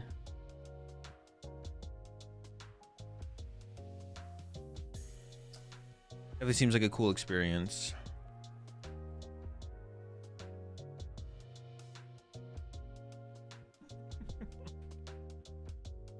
Do I have 1 second timeout?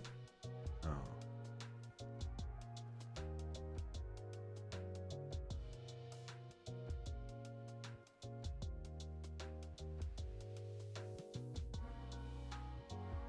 How annoyed are you going to be with their shuffling habits if you do end up going?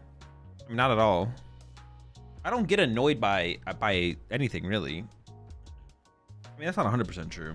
Like, I don't get annoyed by people who actually pile shuffle. I just think it's silly. But if things are allowed, it doesn't annoy me. I think it's just, like, silly for people to do things. Like, their shuffling won't... it? Like, them not sufficient randomizer deck won't annoy me. It won't be that big of a deal. I won't care. I won't genuinely care. Like, should they probably randomize better? Yes. But if they don't, like, is it going to annoy me if I'm sitting across from them while they do it? Not really. It's not a big deal.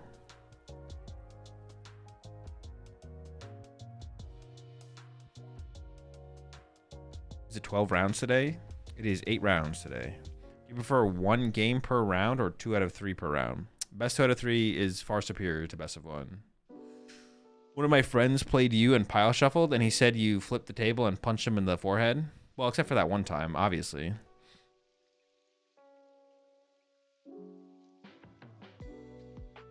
I thought pile shuffling wasn't allowed in the rules. No, you can power shuffle if you want.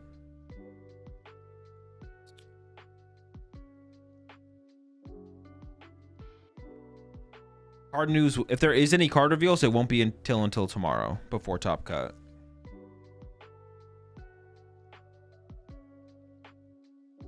You can power shuffle, just not as your main method of randomization. Power shuffling does not randomize your deck. There's no form of randomization being done through power shuffling.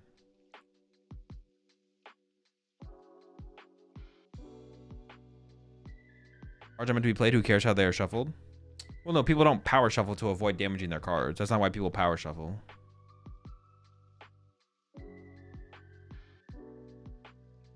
I ask my opponent if they say if they want to go fast, I'll just mash shuffle. Wait, so if your opponent says, no, I want to go slow and tie, what do you do?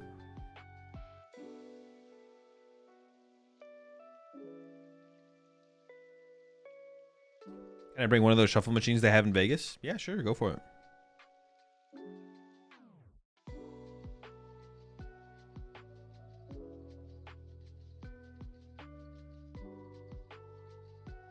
Terapagos counters Raging Bolt. I mean, it depends on the build, and it depends on what it takes you to get to the Terapagos.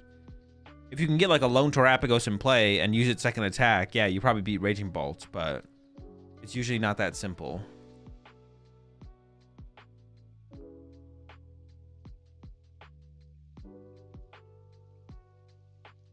I power shuffle after every search. In best out of 3 ensures we only play 1 game. You force the best of 1 on your opponent.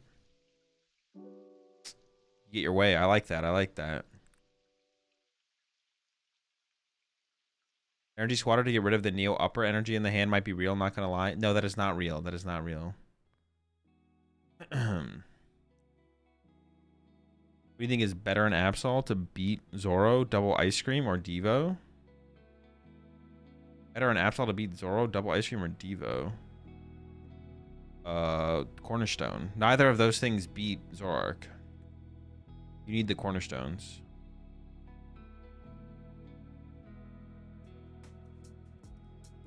I power shuffle, hand shuffle, then riffle twice, and still pull 5 energy in hand with no hand refresh. Did I see multiple people at Houston get slow play warnings for power shuffling? Actually, at Indy last year, I power shuffled after the first game, just a habit of mine, 2 seats away from you, and then after you talked about your thoughts on power shuffling, Obviously, it wasn't because of that. It just felt targeted. Wait, did someone ask me about it? Did my opponent ask me about it? Why would I have brought it up? I saw Heggy with Crust against Bolts. At game 3, his opponent starts to power shuffle, and Heggy asks him to not and explain, and his opponent literally is like, "Why do you try to be rude to me?" Then judge involved. It was on Twitter. Oh, I thought you meant like me sitting a couple tables down from you talking about it. Bro, why are you being rude to me? I'm just trying to... Well, no, I'm not going to say for sure they're trying to slow play. We'll come to Brazil to play a regionals or an IC. You got a lot of fans here. I might do LAIC depending on how it lines up with new set releases next season. We'll see. If it's the same time as the new set release again, I don't really want to go, but maybe I will go still. Appreciate 3 months there. EMP Emperor, but with capital EMP. I get it. Okay, here we go. 3-0, another round 4 match. Double sparse. The double sparse start. What do we got here? Is that bees? I did register for Melbourne, yeah. For the absolute question, it's with Cornerstone. Assuming you have the choice, it depends on the list, but double ice cream is hard to beat. Devo means you gotta set that lineup in your play. I mean, the Devo, I don't think Devo beats Zorak at all, to be honest. I think the Devo is literally terrible. And I think double ice cream also is I don't think Zorak cares about double ice cream either. Yo.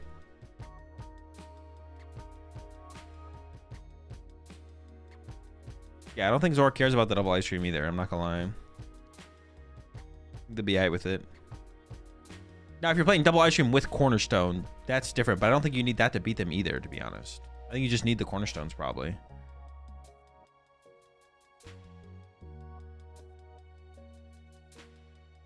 There's a bit of space between one side of your camera and the border. Wait, is there actually?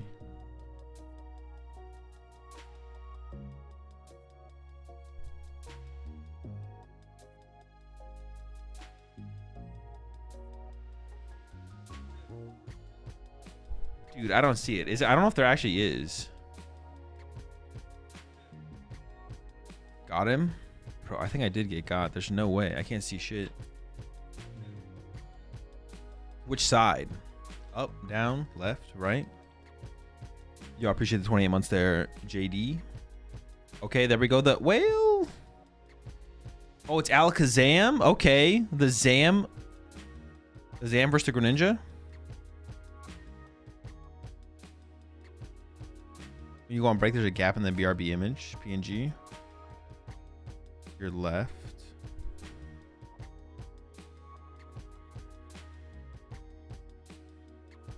Oh, on the BR back image or on currently? I don't think there is right currently. I can't see one.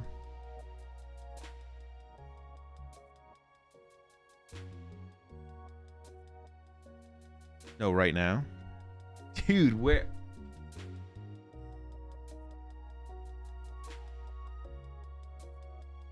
I can't see it. I think y'all are trolling me.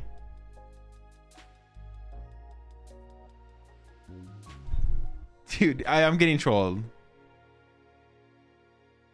I don't know how you don't see it. I'm definitely getting trolled. What if it not trolling? Nope.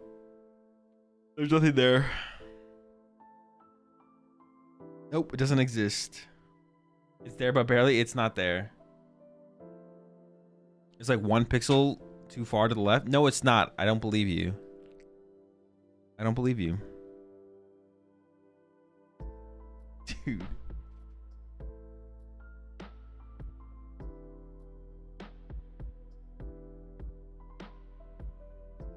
It's literally not. It's not. If I can't see it, it doesn't exist. If I can't see it, it can't hurt me. Just because you don't believe it doesn't mean it's not real. Actually, that's like literally how it works. Look it up.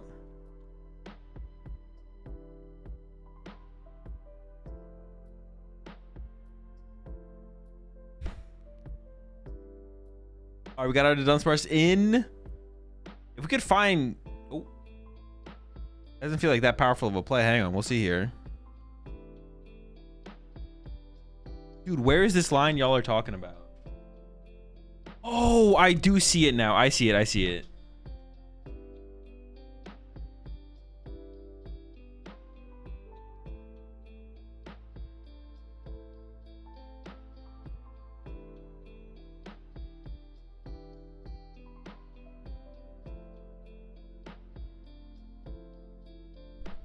All right.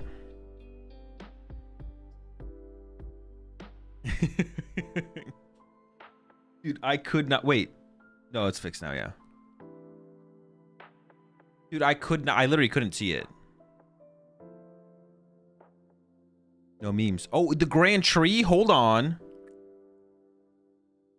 Forest into the Grand Tree. I thought you guys literally all got on the same page with the trolling. I'm not gonna lie. No, dude, that's the wrong Greninja. Can we get the other Greninja out here, bro?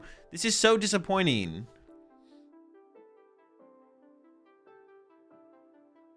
I hate it here, man. I hate it. I hate it in the Ninja Spinner format, bro. We have all these Greninjas, but there's no Mega Greninja.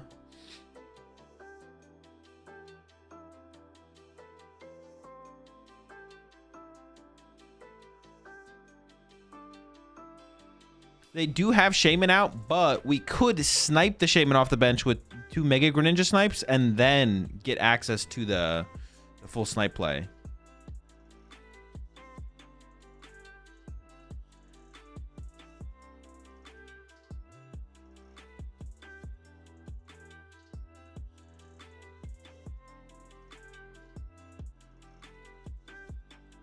We haven't seen any of the new water recovery card either. I wonder if it's played in this deck.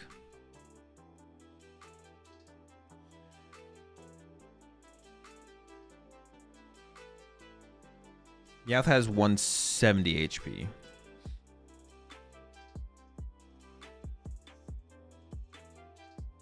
Was that the attack return? I actually wasn't paying attention. That was the attack, okay. Abra up to the active here. It would be tough to get the one-hit KO on the active. For sure. But honestly, even getting a punch in on this turn would not be terrible. What we really need to worry about this turn is like establishing our bench. We need to build up some Abras and Dunsparces to reach for a one-hit KO on that following turn. Also, I guess Alakazam has to be considerably worse now that we have a special red card in the format, right? It's gotta be quite the hit. No weakness? Yeah, no weakness. It'd be almost impossible to get a one-hit KO here. Is that an Eerie? Alakazam does play Eerie now, yeah. I've seen quite a few Eerie's in the Alakazam deck. Big Greninja is scary for Alakazam, isn't it? It seems pretty scary to me, yeah, because like you just snipe the Abras off the bench, right? I guess Battle Cage still plays around that though, right? I didn't even think about that as like a counter, but Battle Cage does prevent the snipe damage.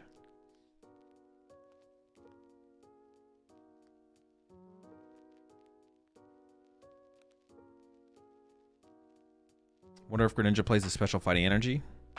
Probably not. Alakazam plays Enhanced Tamer, so it's probably not worth including. Red card is going to pop off. Yeah, it's probably going to be pretty good.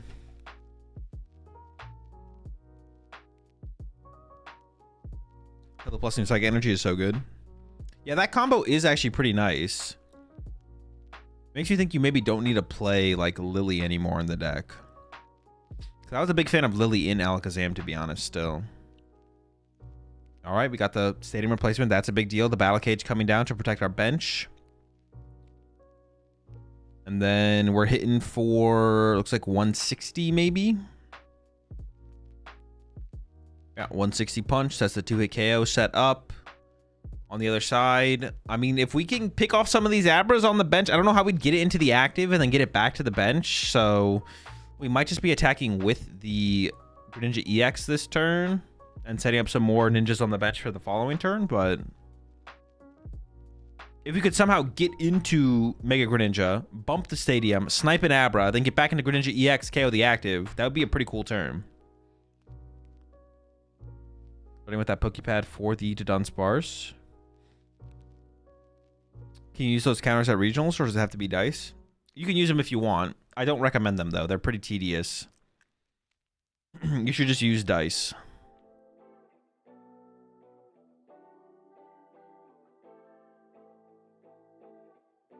All right, there we go. Dunsparce for 3. Going back. Surfer Azul. Would have to be some kind of surfer line, right? Yeah. Honestly, the Greninja side of the field is not that set up right now still. They don't have that much going on for them. It'd be good to get like a Froakie down with an energy attachment at the very least to build up towards another Greninja EX, and then make this Frogadier or Froakie into a Mega Greninja.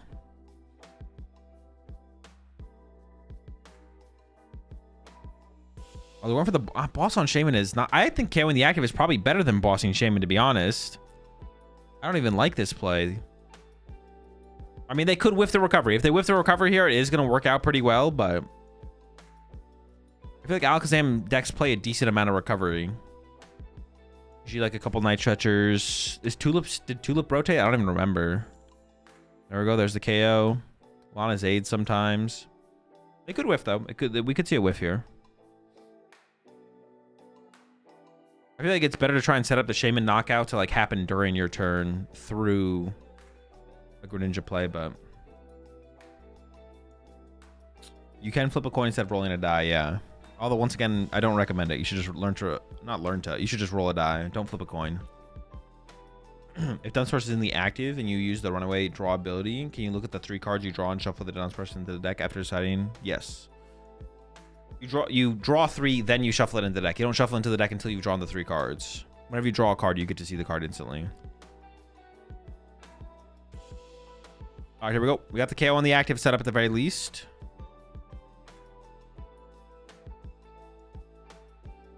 We do need to find a way to recover the Shaman, though. That's got to be the priority. Learn to roll a die.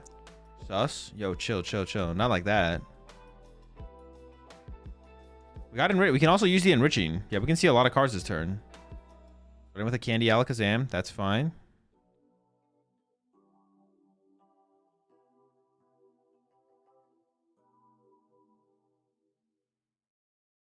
We got to recover this Shaman here, though. Actually, we could also evolve everything to Alakazams and not do that, but then we would just like lose to a special red card. So we can't really do that, actually. We could do it, but it would be terrible to do it. Dunsparce to the bench.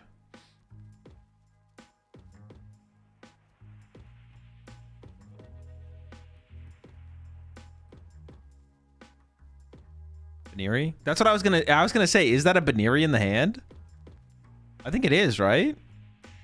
Now the question is, why would you play a Lopunny in the deck? It is a Baneri, yeah.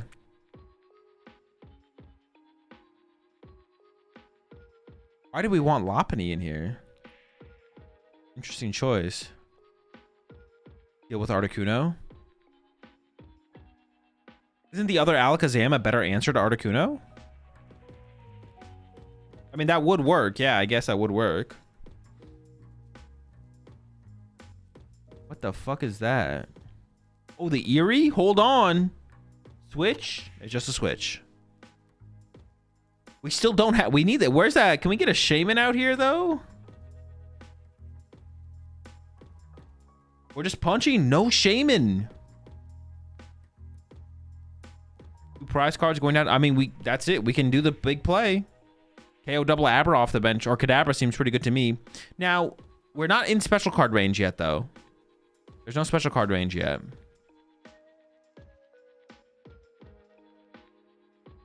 Maybe they don't play Hammer. I feel like you kind of have to play Hammer. Otherwise, you just like there's no way if you're setting up like Mega Lopunny against a Kangaskhan with a Mist energy, you're just losing the match, right? There's no way that can be your answer to a Kangaskhan with a Mist.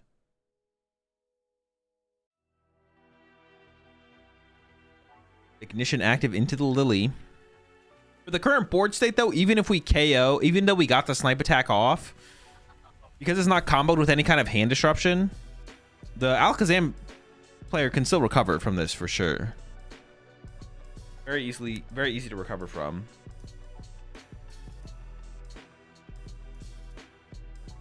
Lopunny gets the last prize after a red card. And we actually need a Greninja here. If we whiff Greninja here, that's really bad. I'm kind of assuming we draw the Greninja, but it is possible to whiff. There's the Ultra Ball, so Greninja is found. Very little built up on the bench still. Just that Frogadier. Still very losable, I feel like, on the Greninja side of things. There's our Greninja EX. Alakazam places damage counters. It doesn't deal damage, so weakness doesn't apply. And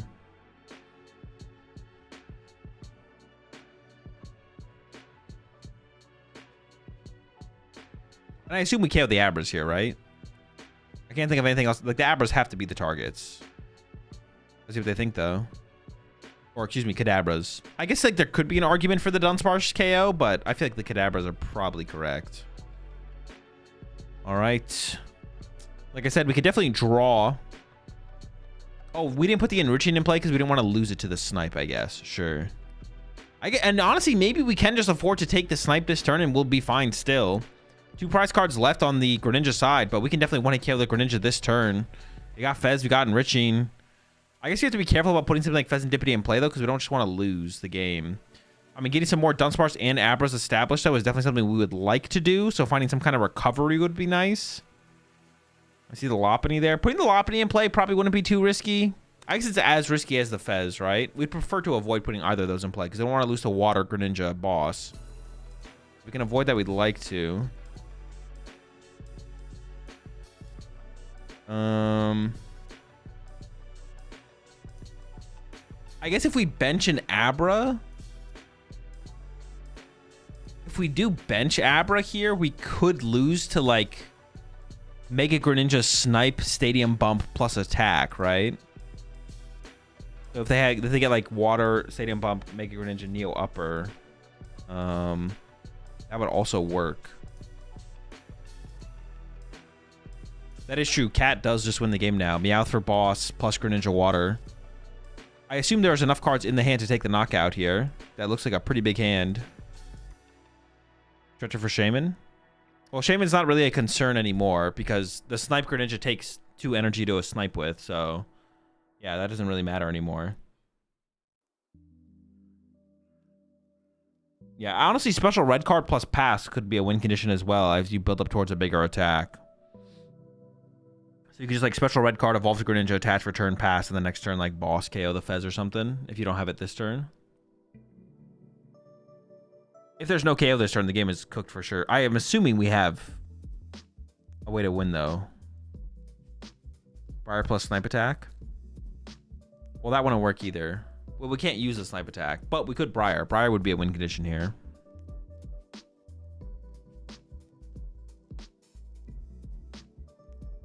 Is that enough for the knockout? I feel like that's maybe not. Oh, it is? Okay, we got there. If we didn't get there, this game was definitely cooked, but we did get there. Okay, that's a big deal.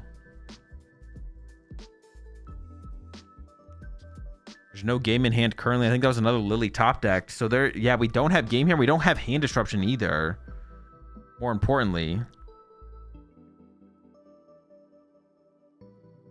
Starting with a Pokepad here. Might just grab another Froakie.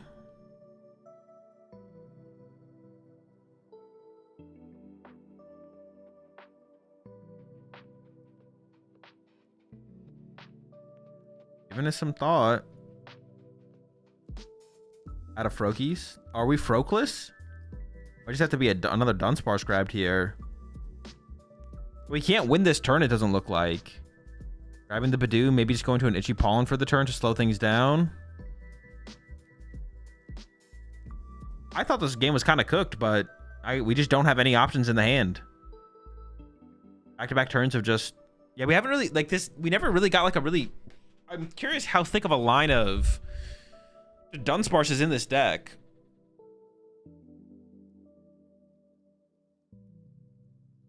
We were never able to set up like a really nice board on the Greninja side. There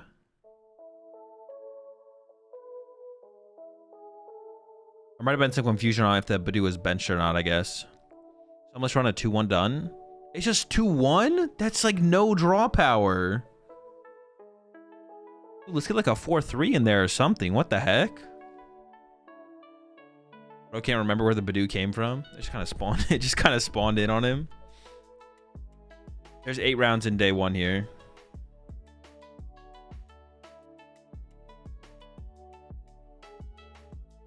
Yeah, they definitely need the special red card here. If they don't get special red card, they're in big trouble.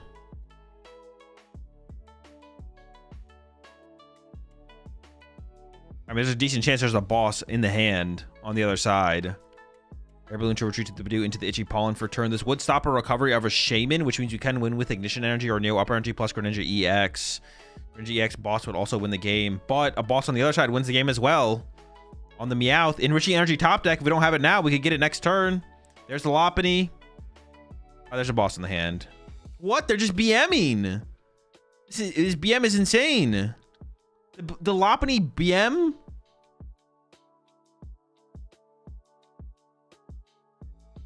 Insane BM to close this one out. Honestly, I'd get the head judge involved on that one. That's crazy BM right there.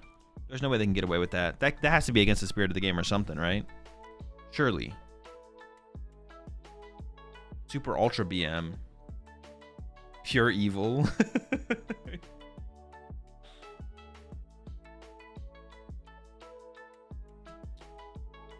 Alakazam has a single retreat cost.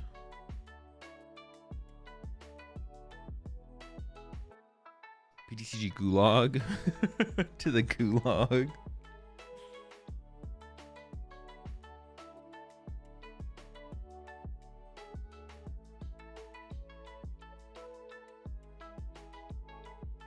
So if you had a pseudo Woodoo that was confused and used try to intimidate on a Mega Kangaskhan, which one do you flip for first? Confusion. If you get Tails on Confusion, you don't get to attempt to attack.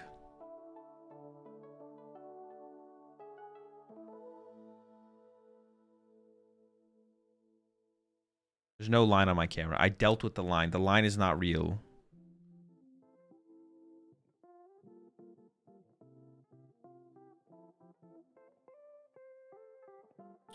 Also on that Mega Lucario.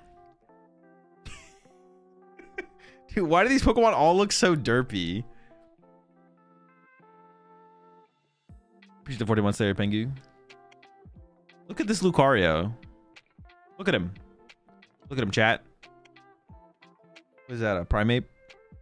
Dude, why do they all look so derpy? They all look so hella derpy.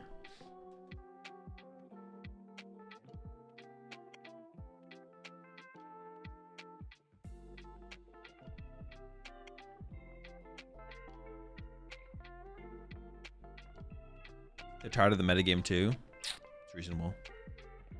Maybe they're knockoff plushies. Yes, on the official Pokemon trading card game stream in Japan, they have knockoff plushies on their desk for sure. Yep. The lines on both sides now, I think. Dude, there's not a line on the side. Stop. Stop talking to me.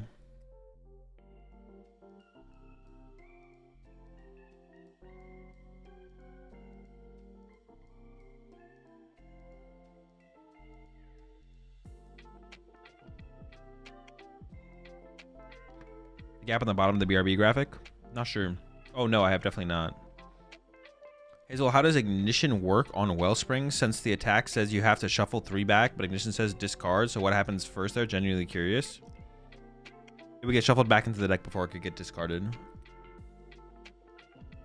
If I was a Mew EX in the active spot and you were a Sudowoodo, would you impound me or would you be chill? Would you agree not to retreat if I didn't impound you? If you were a Mew EX in the active and you agreed not to retreat, I would trust that you wouldn't retreat and I wouldn't use impound.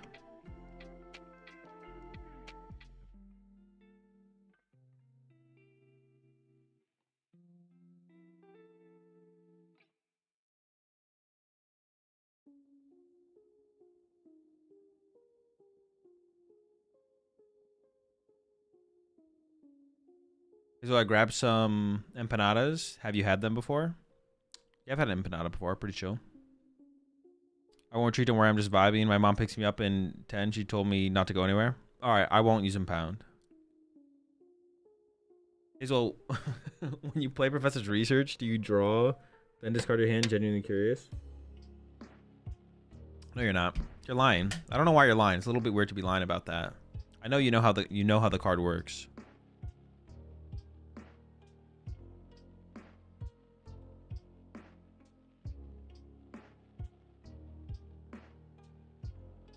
Yo, what's up, Leafeon? Literally never lied. That's not true. That itself is a lie. Did you ever play Town Map? I don't know if I actually ever did play Town Map. I think I had to. I think probably in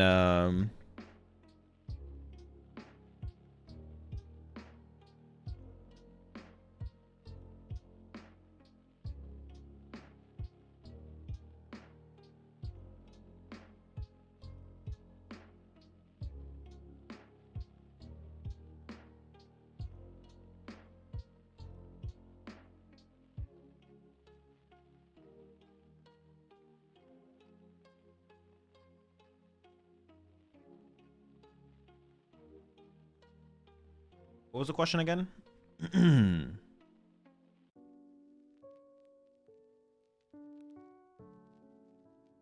Town Map. Yeah, I don't know if I actually ever played Town Map in a... I think I did in Night March at some point. I think I did play it in Night March for sure. But I only played Night March at Worlds, I think. I think I played Night March at one tournament. One major tournament. It was Worlds 2016. I honestly should have tried to come up with something better than Night March as well, because that was like, dude, that was miserable. This is such a dumb format. There had to be something better to play there.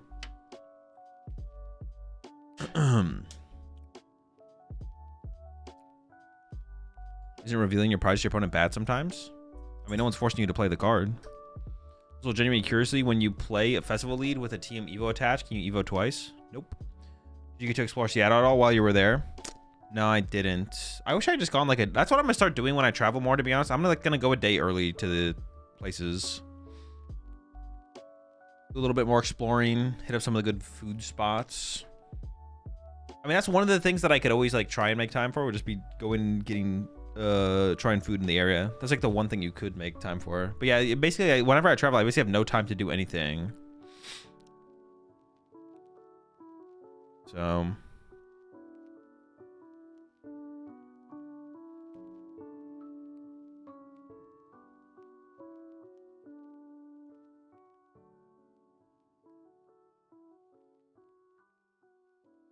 You won a regionals with Night March? Oh yeah, I did. Did that one have Town Map? I played Night March in 2 majors, I guess, then. I want a regional with a legendary deck like Night March. Let's go. Try a meat pie when in Melbourne. I mean, I've had a meat... Are the meat pies in Melbourne actually that much better than the meat pies anywhere else? I actually think the Japanese characters look so much better aesthetically than English that are on cards. Oh, when you said characters, I was talking about like people. Are you gonna give Pokemon Champions a try? I might. I don't know. Yeah, I don't know. I might. Would the Beedrill X attack work with a Mega Beedrill if they print the Mega? I actually don't know. You have 0 tournament results on Limitless with Town Map? I guess I never played it. Yeah, those would have been the 2 times I played it. Would have been the times I played Night March. Those little opinions on blinging a deck out. If you want to do it, do it. Which era does the Night March deck belong? I don't know. It was played and expanded a lot, so it was a pretty long time. In standard format, it was like 20. I actually don't remember. What were the years that Night March was legal in standard format? 2015? 14, 15, 16 or something?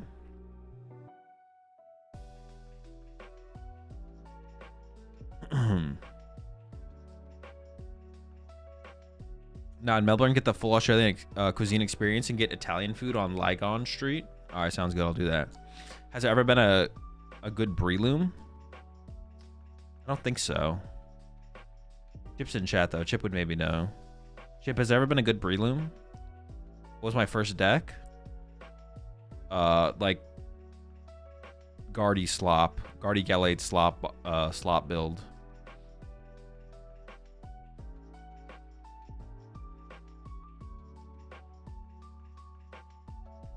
Who's the Night March GOAT?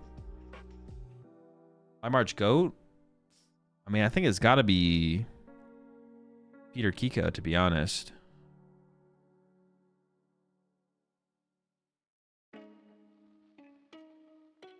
I think there's only one correct answer for that one. What is Henry gonna do when Guardy rotates? He started playing Yu-Gi-Oh already. He's gonna switch games when it rotates. I don't know about some of the real old ones, but as far as I know, there was never a good Breloom. Damn, bro. Breloom has been done dirty.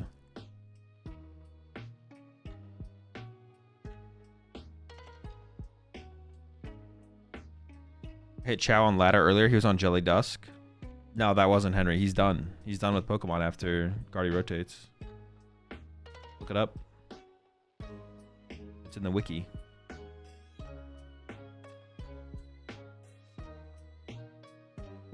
It's literally on it. If you look up Henry Chow's wiki, it literally says return to the Pokemon TCG for all of the Guardy EX's time span and then retired from the game after Guardy EX rotated to play Yu-Gi-Oh.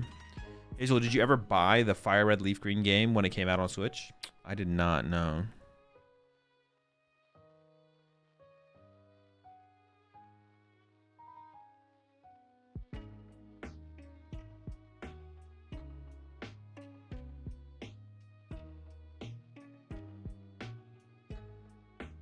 And he's going to keep playing Gardevoir on Champions. Has Guardy ever been good competitive in VGC? Did you see the Cyberpunk TCG? I did not know. It's definitely just going to be slop for sure. There's no... Yeah, the Cyberpunk TCG is definitely just going to be a bunch of AI slop. Definitely for sure. A bunch of slop.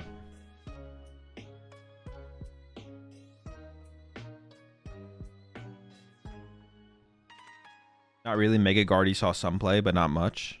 So Mega Guardy was okay. Scarf Guardy won Worlds in 2014, right? I don't know. Chat confirm. Regular Guardy won Worlds in VGC? Oh, what the heck? It's broken in all games?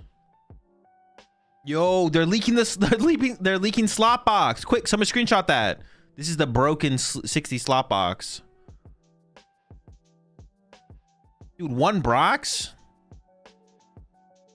Dude, I guess there's no way to find the Pokemon. 2 Cyrano, 1 Brox, 3 E-Switch, 1 Ends Plan, the Harlequin, Hero's Cape, 1 special red card.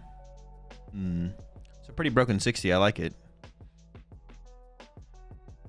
Slot box 632, including the Reshiram.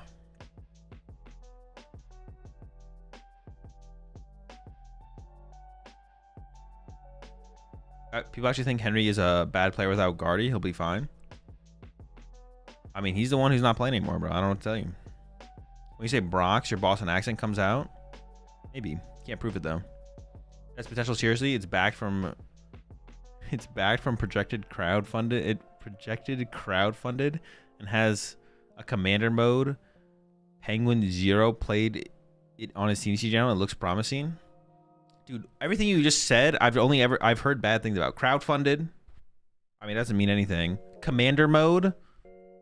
Commander sucks. Like you got this sounds terrible.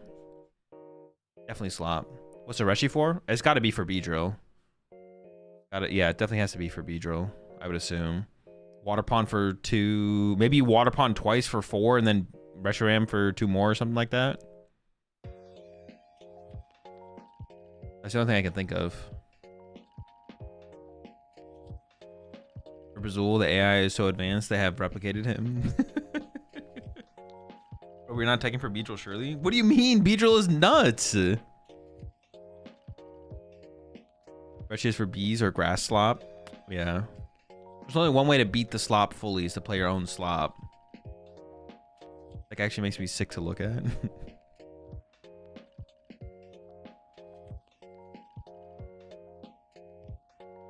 deck got so many liabilities? What the fuck? If everything's a liability, then nothing's a liability. Have you dabbled in other TCGs? Not really, no. Not like seriously. What's the Diancie for again? Diancie? You mean the Enamorous?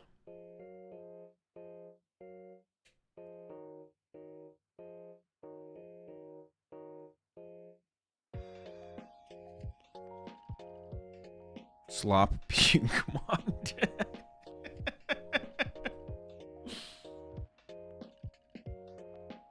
Dude, special red card is gonna be...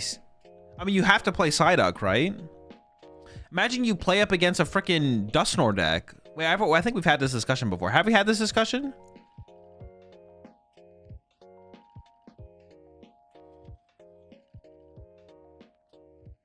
Dude, if you don't play Psyduck... Dude, even if you play Psyduck, you know what? Well, screw your duck, bro. I'm going second. You're gonna whiff your duck. Boom. Hit you with the Badoo. Next turn, pop triple Clops. Or no, hit you with the Frillish. I'm gonna go Frillish. Item lock. Pop triple Clops. Special red card you to 3. Big Fish. Jellicent. Punch. You lose. Congratulations, your deck sucks. That's how I'm gonna win. And even if you do, even if you got the duck, boom, Prime Catcher, bring it up, push Fluttermane.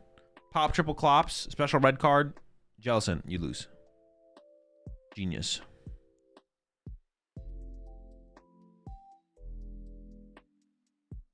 Hyper Roma for 3 Clops. Ooh, I like that. I like that. You're cooking. The Cerulege deck I got from you, I've been cooking with it. I think Cerulege is actually pretty good. Listen, if anyone... Listen, chat. Lock in real fast, real quickly. If you're looking for a low effort deck to main and get good at, it's Cerulege. It's got to be Cerulege. Cerulege is broken. Look no further. Cerulege is here. If you're looking for a low effort deck to main in the Pokemon TCG right now, lock in on Cerulege. Got buy while the buy-in's good. Cerulege stocks are at an all-time low. Invest now. I've seen too many people say Cerulege is dead now. I mean, you can either be a sheep or be the metaphorical wolf that is Cerulege. It's up to you. What deck do you like the most in this rotation? All of them. I like all Pokemon decks equally.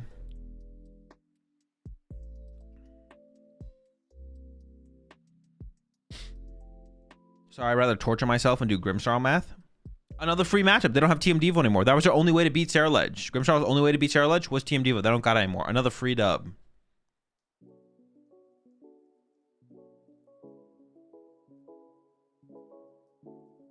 Cerulege versus any single prize deck?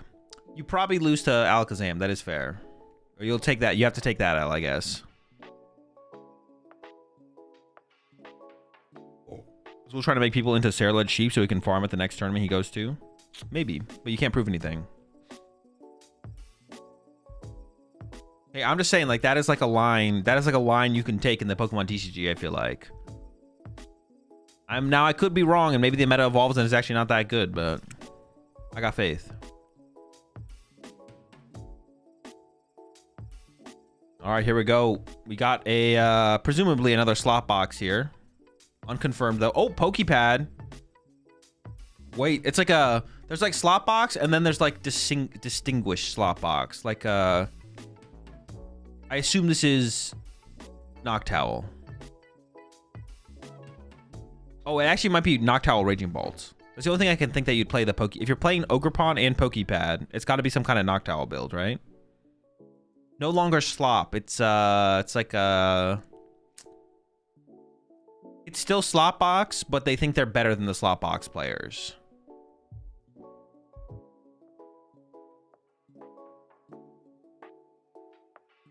Fine, Mush.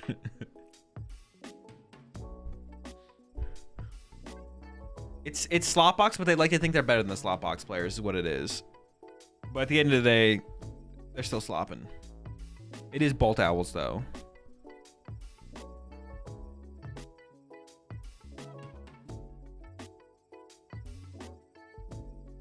So should I play Honchkrow or Dragapult to a cup tomorrow if my friend is playing Zoroark? Dude, what the fuck? Why are you going after your friend like this? Wait, didn't you ask me about beating your friend? You're gonna be the two seniors there. Honestly, either deck is fine, but I would imagine Honchko is probably the better of the two.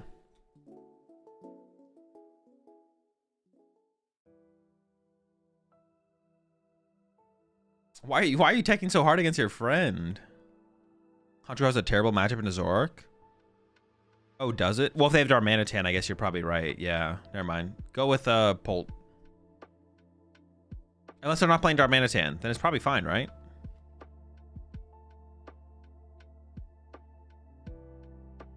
Seniors be plotting? Yeah, I guess. What the heck?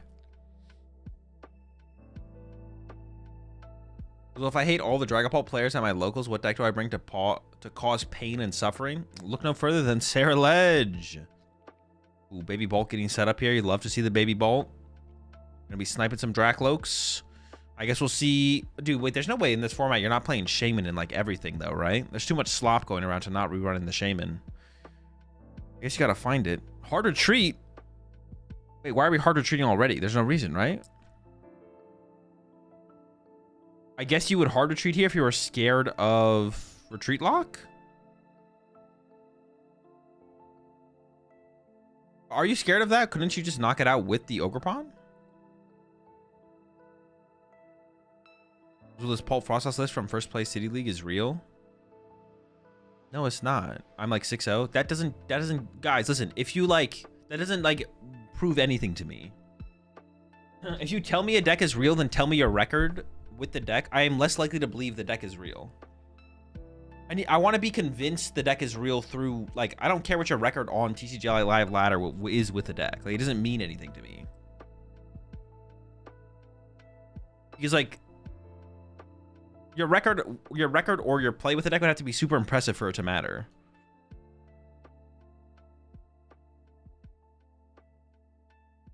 What was the deck again? I'd rather have you tell me why you think the deck is good or cool. Like that would mean something to me. If you just tell me like, Azul, this deck is broken, I'm 10-0 with it, I'm gonna be like, I'm less invested in the deck. But if you're like, Azul, this deck's really cool. It's got this, you can do this in this matchup, or just give me something to work with here. Telling me your record with the deck gives me nothing to work off of. Dude, when we were talking about Terra Ledge before Houston and you were talking me off of Squawk, you were like, I went on a 12-game win streak. But I preempted that, obviously it doesn't mean that much. But it was like, when I was playing the deck with it most recently, it just felt like I never needed Squawk. And you agreed. You agreed with me, though. Chip Richie be knowing. But I did say that the record is obviously not that big of a deal. I did say that. Don't let Chip gaslight you. Chip would never tell you the full truth. He wants to change the name of Slopbox to Chipbox. Just remember that, okay? Just remember that. Okay, we're into the Itchy Pollen here. This is actually not looking great for Dragapult at all. No Shaman. Baby Bolt is about to take over.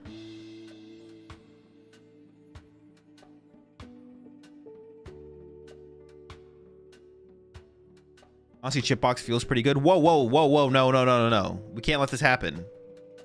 The slot must reign supreme. All right, we got the Psyduck involved.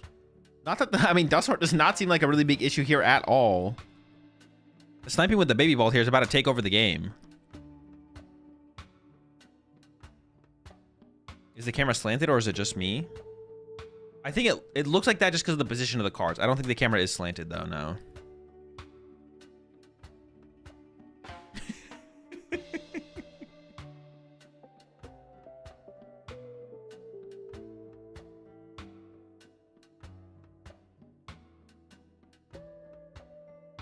Wait, what was the deck that someone told me to play? What was it? Or they told me to check out? Frostlass something? What is Baby Bolt's first attack as well? The snipe attack? We can just call it the snipe attack as well, but...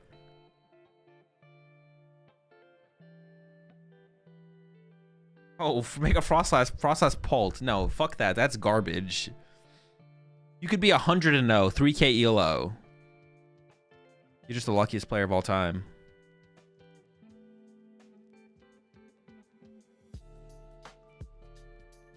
All right. First Dreepy went down, but we got the Buddy Poff, and they do play Rare Candy. Okay, I saw that in there. That's a big deal. They're also playing the Unfair Stamp and the special red card.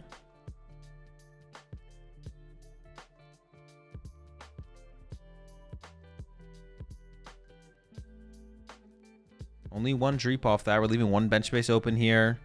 We have one Dracloak to evolve into. We also have Crispin. We could Crispin and split the energy on the Dreepies here, I guess, to build up for a Candy play on the next turn. If they're 101 and 0, all right, then I'm digging it, to be honest.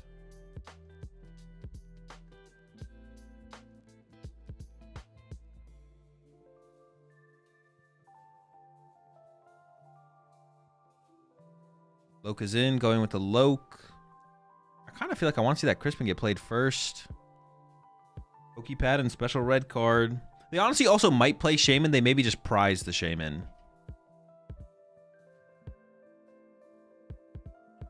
Why you gotta play these bad tech cards though to fend off the slop? And they went for Pokepad, double Pokepad in the hand now.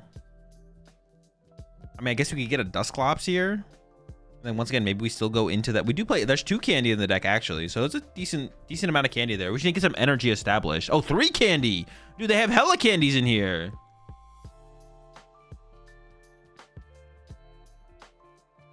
I mean, I feel like we have to see the Crispin here then. I feel like it's got to be the Crispin to get 2 energy and split them on the bench, and then Lily next turn. Oh, but they're going for the Lily here. My problem with the Lily here is we're not getting ahead on our energy at all. I don't understand the Lily here. I feel like we should just go with the Crispin, split the energy, and then Lily next turn.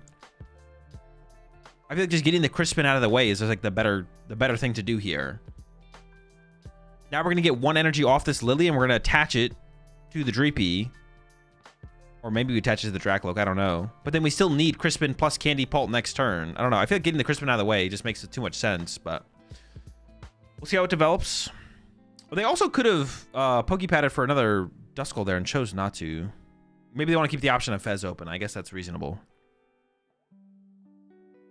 What's another ace spec that can be played in Greninja that's not Grand Tree? I'm tired of prizing it. I mean, if you switch to a different ace spec, you're still going to prize the ace spec. It doesn't change anything. Unless you're saying you're going to fundamentally change the deck. Yeah, there's the attachment to the Dreepy here. That means if the Dreepy gets KO'd, you need Crispin Dragapult. And if the Dracloak gets KO'd, then you just need Energy Candy Dragapult. So I like the energy attachment there.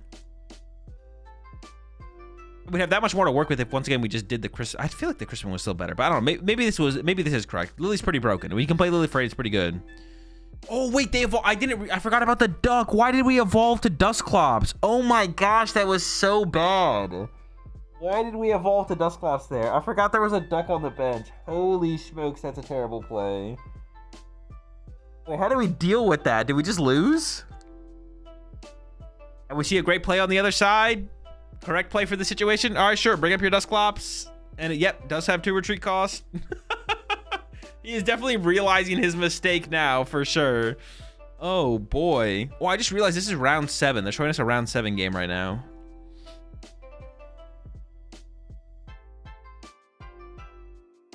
Crispin retreat?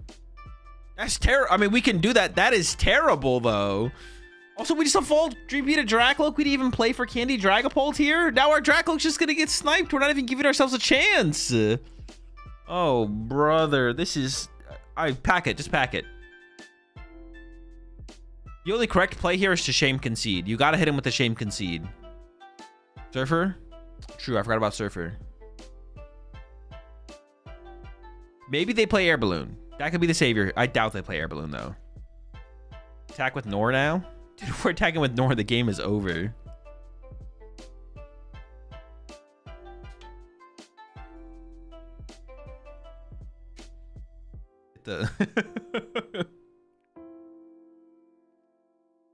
Yeah, I did not clock how bad of a play it was to evolve to Dusclops there at all. I just completely forgot about the Psyduck on the other bench. I was like, okay, we build up towards a Dusknoir. That's pretty good. That gives us options for next turn.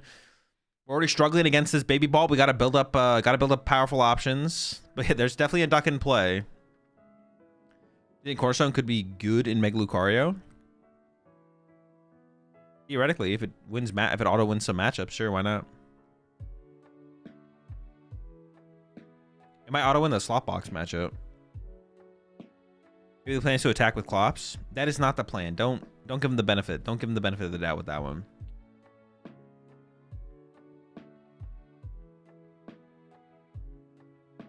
Plenty of opportunities for Shaman. I guess it's prized.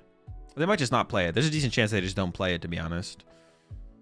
I don't hate the idea of not playing it. I mean, Raging Bolt with the Baby Bolt is probably not something you're overly teching for. I don't know how popular Raging Bolt is right now in their metagame. Water Pawn might be reasonably popular. Not sure about that, but prize 2 Dreepies. No, if anything, there's 1 Dreepy prize, but not 2. We had 3 Dreepies in play at some point, so there's not 2 prized.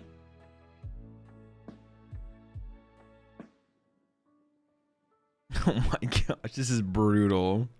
You're just getting soloed by a Baby Bolt out here.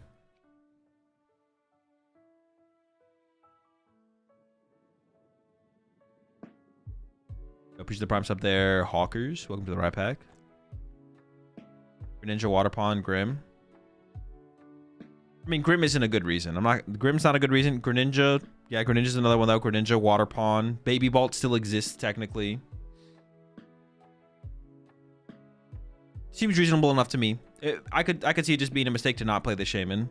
The question is whether or not. I guess we should maybe just assume they're playing it because it's so bad to not play it, to be honest.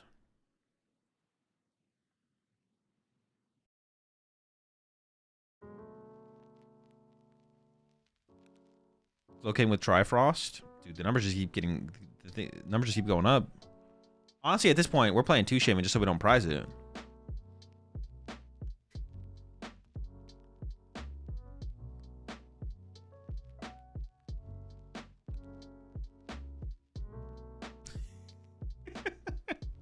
My friend is the one who asked about the Pult or Haunch Crow or Zork. Can you call him out? His name is Tristan. Yeah, don't worry. We already called him out. Yeah, appreciate 11 months there. The Wiz.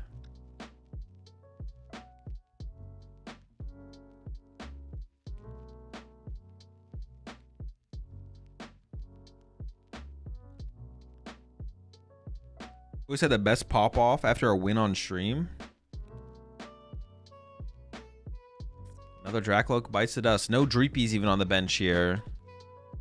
If there's a win condition in this situation, I guess, okay, we could like boss Fez and then like unfair stamp this turn maybe. That would be like technically a line.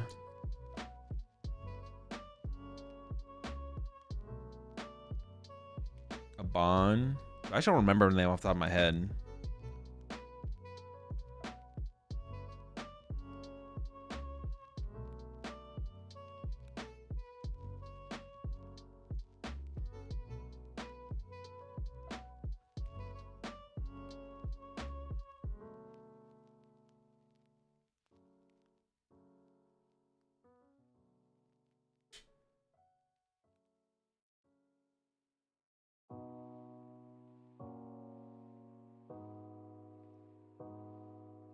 What is my favorite status condition? I can't say that I have one, to be honest. How much cheaper are the singles in Japan? I think they're considerably cheaper. Yeah, definitely not worth very much.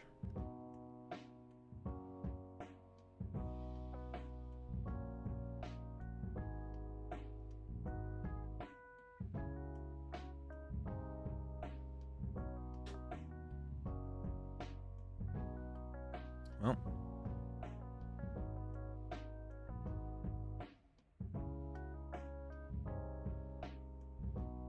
Dude, they're not benching the Meowth, are they? Dude, there's no way. Dude, honestly, do it. I just want to see it happen. Okay, we're going back in with Crispin. Surfer time? What are we going to surfer into? Alright, I guess we're setting up to attack with Dusclops here.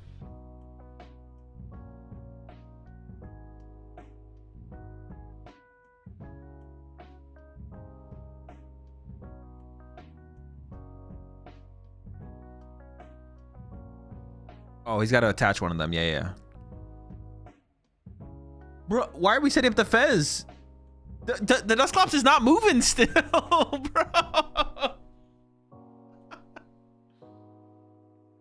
I mean, at this point, I think he's just in it for the what, love of the game. He's not trying to win. He's definitely giving up. He's in it for the memes.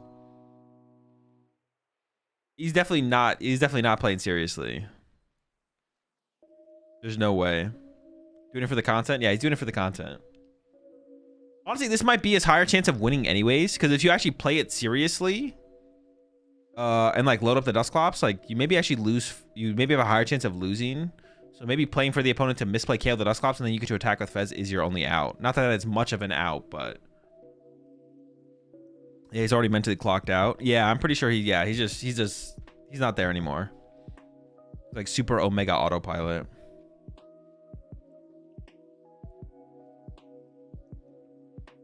Which is reasonable. For the situation he's in, like, it's not like you're winning this match anyways. Put some energy on the Fez. Maybe put an energy or two on the Meowth, you know. Just troll a bit. Oh, wait. Hang on, that's still a win condition. Just stick into the game long enough for your opponent to misplay. Oh, maybe it's just a broken sleeve. Looks like it's just a broken sleeve, yeah. Damn.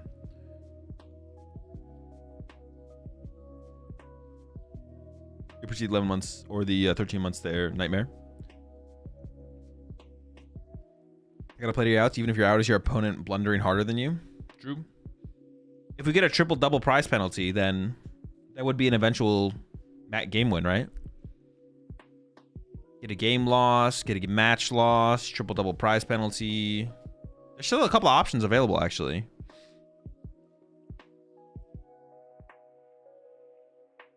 If you use your real name in a tournament, or can you use a nickname?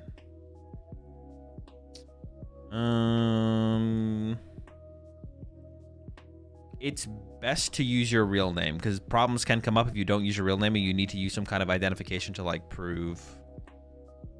I mean, like technically I think you could use a nickname, but you shouldn't. You should just use your real name across the board for like your Pokemon account, and then when you sign up on Arcanine and stuff like that.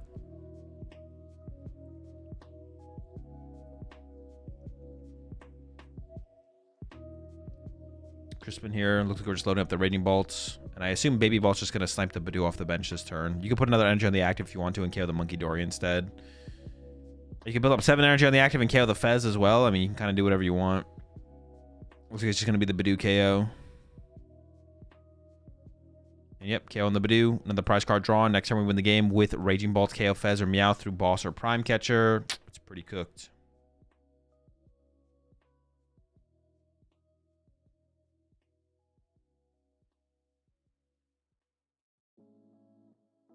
Fez for 3. But yeah, we know this is over. Oh, unfair stamp. Hold on. Is the comeback real? Unfair stamp. Boss Fez. I don't know where it goes from there. But start there. There's the unfair stamp. Unfair stamp plus Surfer GG. Yeah, unfair stamp into the Surfer. Put Fez in the active. Snipe for 100 damage. Hope your opponent forgets about knocking you out with Raging Bolts.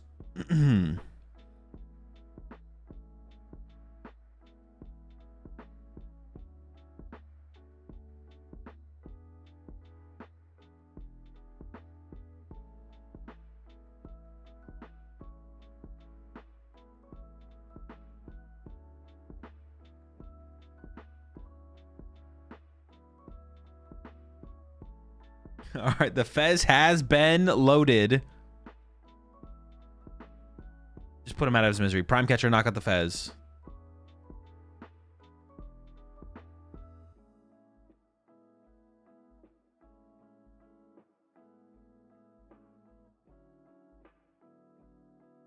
No Surfer. What are we loading up for here? Scramble switch. Snipe the Monkey Dory, I guess. Yeah, sure. Okay, KO Monkey Dory.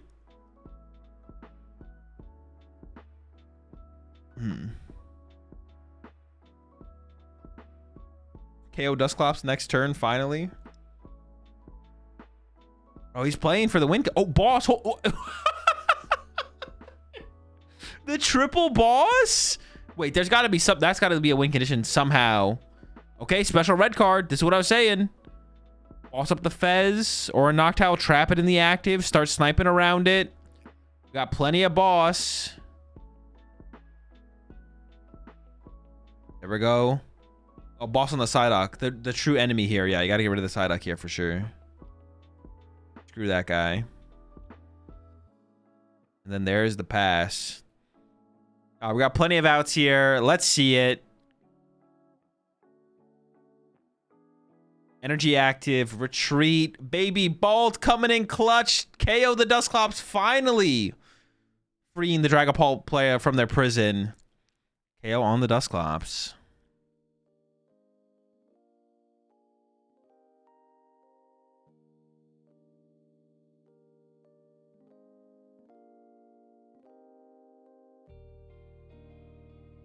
That's it. It's cooked. Well, that could have been a little bit more exciting for sure if the Pulp player didn't evolve the Dusclops. The Dusclops evolution was pretty bad. Yeah. Why don't they ever scoop? That's best of one. There's no reason to scoop. Yeah, there's no reason to scoop. May as well play it out. Play for the yeah, match loss, whatever, win con. You never know what's gonna hit. Could hit out of nowhere.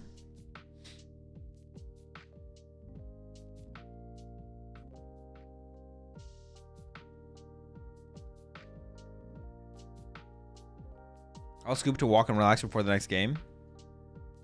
I would as well, honestly. I'm with you there. Yeah, I would rather do that. But you can't fault someone for sticking it out as well. I would take the L and move on personally. But yeah, you definitely can't fault anyone for playing it out, for sure. It's like the... I don't know what we were talking about earlier, but yeah. Sometimes there's a spectrum of, like, acceptable approaches to a situation.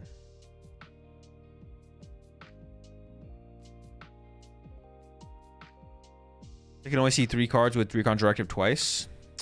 They could, but in Japan, that's actually not a double prize penalty. So they would be safe. I don't even know how many times you'd have to do that in Japan for that to lead to any kind of actual game impacting penalty. But in Japan, they do things a little bit different.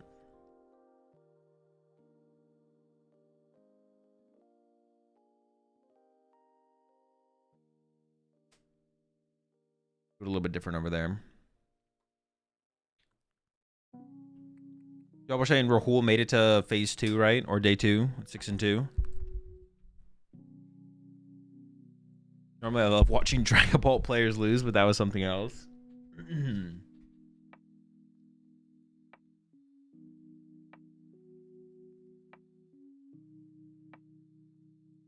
Can't say that I'm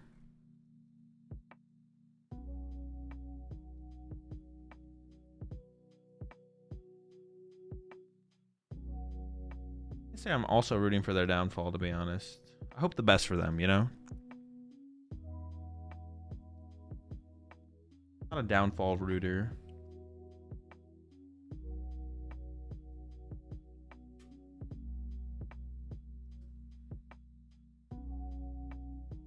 How does Stormy end up feeling? Think it has potential? I do, yeah. After I mean, it felt pretty good. I won 12 games in a row. So... that went pretty well. Yeah, felt pretty good.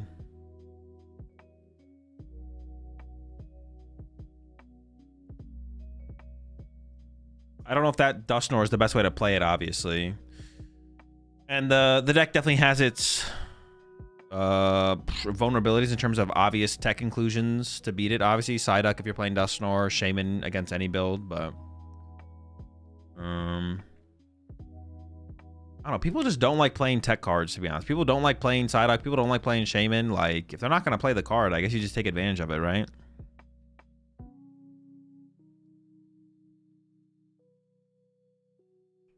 Don't tell us the games in a row. Tell us it was good. It seemed pretty good. I don't remember my record with the deck. Seems like it has potential.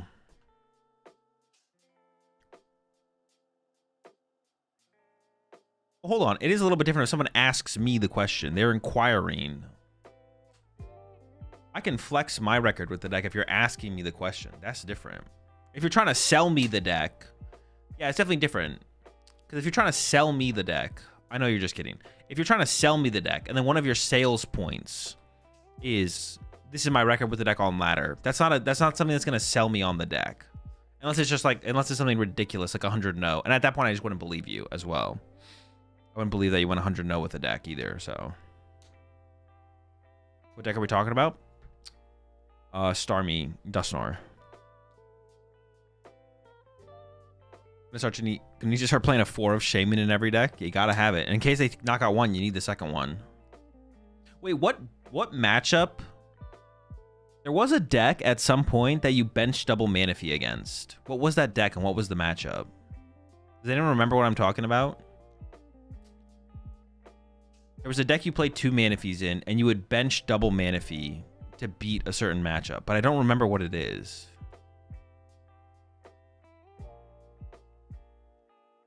Regidrago canceling clone Asgardy. Oh, was that? That might have been it, yeah. Was that even worth doing? That still sounds terrible. Like, you lose 2 bench phases to 2 Manaphy's? What are you punching them with? Gardevoir? Sablezard? Oh, Sablezard as well. Yeah, you did it in Sablezard. All right, so it's a 6-0 round. We've got the Diplin Festival lead versus potentially a slot box on the other side. It actually looks like slot box, yeah.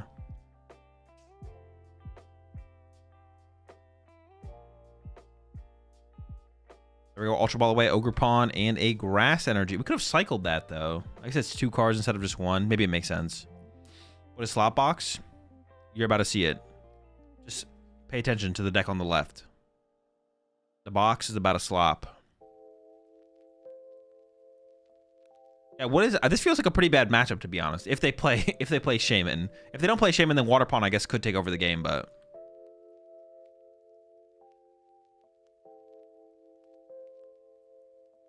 draw 2 with the Kangaskhan.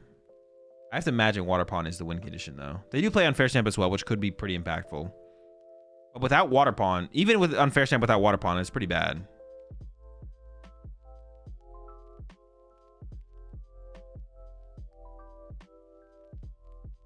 All right, we're into the Buddy Poffin. This format is just who can outslop their opponent. It feels and looks so... Who can outslop their opponent? So stupid.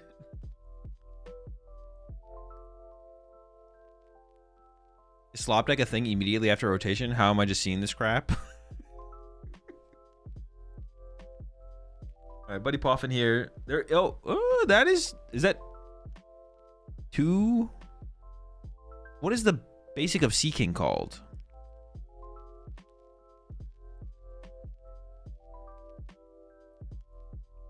Wait, I'm not gonna get... I saw it in chat already. Goldeen, that is what it's called. Dude, I could not remember the name of the card. How do we go from a 5-1 match to a 5-0 match? All the matches are pre-recorded, so they're just kind of bouncing around. Yeah, because they're using Dynamic Swiss for their pairing system, they're just like recording the matches as they go and then watching them after. The matches tomorrow will be live though, so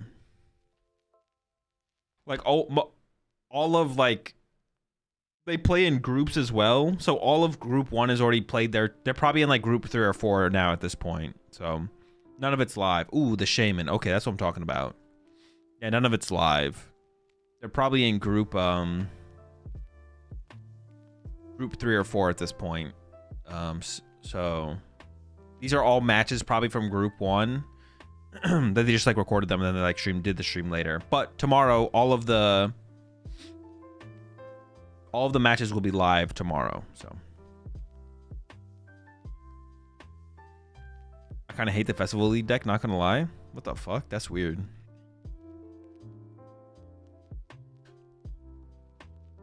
Active on the left is a Kangaskhan.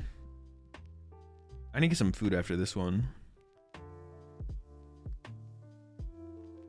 We can definitely attack with Kangaskhan this turn, but I don't think that sets us up very well to win this match. Seville starts at 2:30. Yeah, 2:30. So 4 hours. Am I still an Arbor? I don't know, to be honest. I mean, I might stay up all night. I'm gonna try and stay up. I'm gonna see what happens. So, why did we bench Clefairy there? I guess maybe just to get out of the hand. Sure.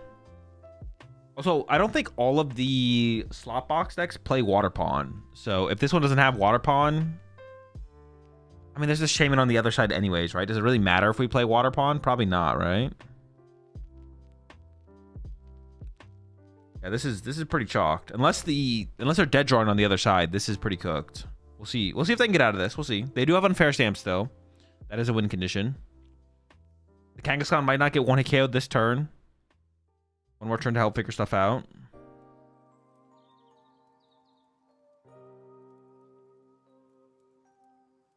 Starting with a Pokepad. They could have a slow turn this turn as well. So that could lead to like another free prize card. Then the Kangaskhan still doesn't get one hit KO'd.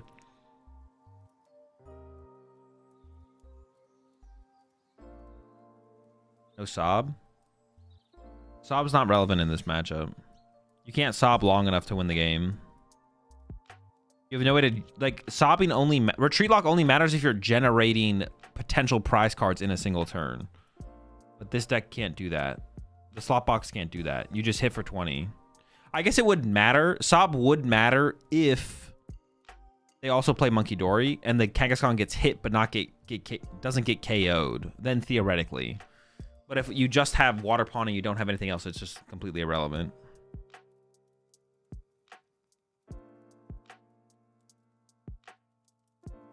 I think Mahone was trying out a similar deck to Slot Box. No, the deck that Mahone was playing was a Slot Box. Slop Box is a wide encompassing archetype in the Pokemon TCG where all of the slop decks get grouped into. What Mahone was playing was a Slop Box, I guarantee it. I don't know the exact 60 he was playing, but it was a Slot Box.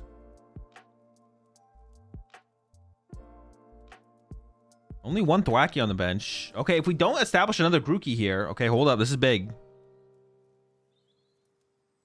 Boss KO on Lone Thwackey could be another way into this here.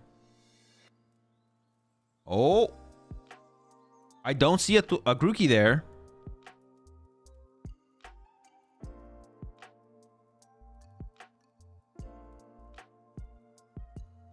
I say it matters. Prove me it doesn't and your record doesn't count.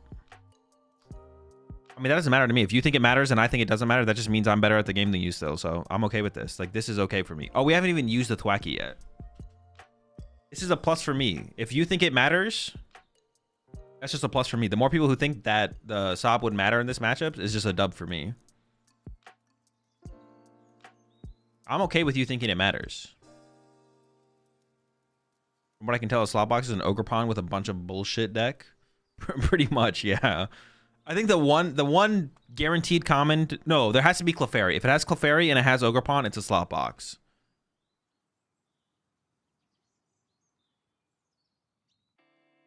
We need those two things. If we got those, it's a Slot Box. That's where it starts. Maybe 3 Meowths as well. Maybe we gotta get them... Ooh. Wait, what? We didn't bench? Okay, now if we boss the Thwackey here, did they really not have a way to...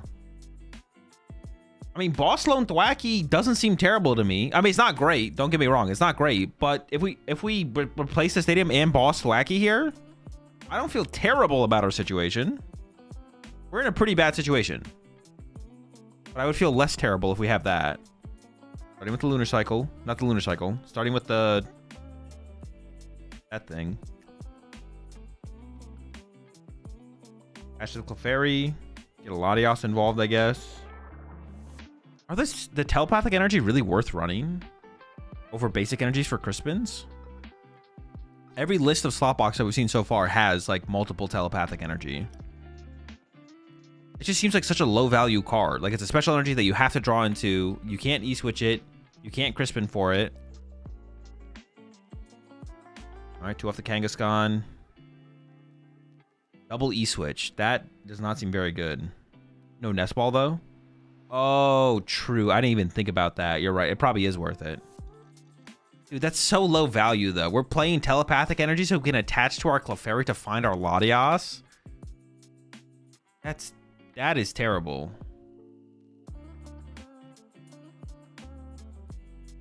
That's so bad. Dude, there's 2 Clefairy in... Dude, there's so many. I mean, I guess it makes sense. We don't have Nest Ball. How are you going to find these things, right? There's 2 more Clefairy in the hand. Dude. Like, that's just so sad. Playing 3 Clefairies out here. We have to find the cards somehow, I guess. Clefairy Maxine. Dude, slot man. Dude, we have to kill someone's got to do it, man. Someone's got to kill these Dragon Balls out here. I mean, this should be a pretty easy knockout on the active. The Thwacky did not get KO'd. I think that was like our one route into it on this turn. If we didn't KO Thwacky this turn, I think we're going to be in trouble. Now we see the Grookey get established. Diplin's in play. Easy KO on the Clefairy this turn. Looking pretty bad here for Slopbox. This is what happens when Dragon Ball is 30% of your metagame. True. That's fair. That's fair. Wait, is there actually 4 Clefairy? Oh, no. You're saying something else. But 4 Clefairy, 4 Telepathic, 2 Lily's Pearls, an actual archetype apart from just Kang, Ogerpon. Okay, sure. I mean, I don't think it's... I mean, listen, I don't even... Listen, we're joking about the slot box. I don't think it's bad. Let me make that clear. I don't think the deck is like specifically bad or anything like that. It's just funny. It's just a funny deck. Slot box. Well, it should be an easy KO this turn. We're not joking about slot box. Yeah, this is serious. All right.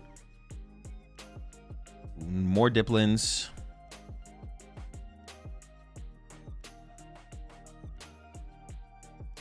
And there we go. Festival lead. Hundo. That's the knockout on the Clefairy. The closest thing to being set up to attack with is Kangaskhan. We got a lot of E-switch in hand though. I guess there's still the Shaman in play. It doesn't matter if we have Water Pond, to be honest. It does not matter. Looking tough.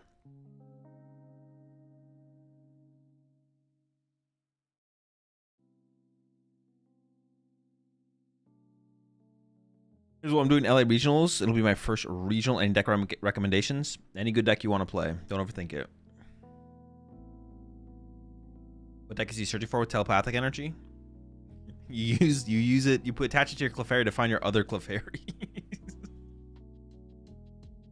You put on your Clefairy and you find Latias and a Clefairy.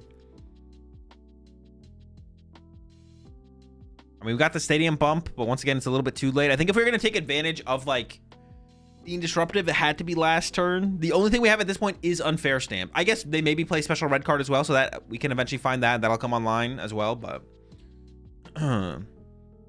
he does hit the Pearl. I guess that makes a Clefairy a 1-prizer, right? If we can get to a Clefairy with a Pearl this turn and then a Clefairy with a Pearl next turn. There's a Clefairy. Put the Pearl on it. Becomes a 1-prizer. Then we can attack with a 2-prizer or another Clefairy with another Pearl. Maybe we can start to chain some attackers here together to get back into it. It seems pretty unlikely to get back into this one, but we have Unfair Stamp as well. We haven't played that yet. We have another Area 0 in hand, so we can bump another Festival Grounds on the following turn. We have Boss here, I think. We could boss the Thwacky. Another Clefairy to the bench. That's a Pearl or a Mist. I thought I saw a Pearl. I think it's a Pearl. There's a Pearl and a Mist in the hand. I think it's both. We could also actually Chi and Pow and get rid of, or actually not even Chi and Pow. When the stadium gets replaced, we can discard this Kangaskhan from play to take away the 3-prizer. I mean, there might be a little bit of a hope here. There might be a little bit of hope here. I don't want to get too far ahead. I'm not that hopeful, but it's not 100% cooked. As long as we still have no Fez Snipe here is crazy. Oh, the Fez Snipe was the play for sure. That's a good call out, actually. Fez Sniping here would have been really good. Oh, wait, you can't do that. There's a Shaman. Yeah, don't. Nope. Don't cheat. Don't cheat, kids. Hey, we got another Thwacky. That's a big deal.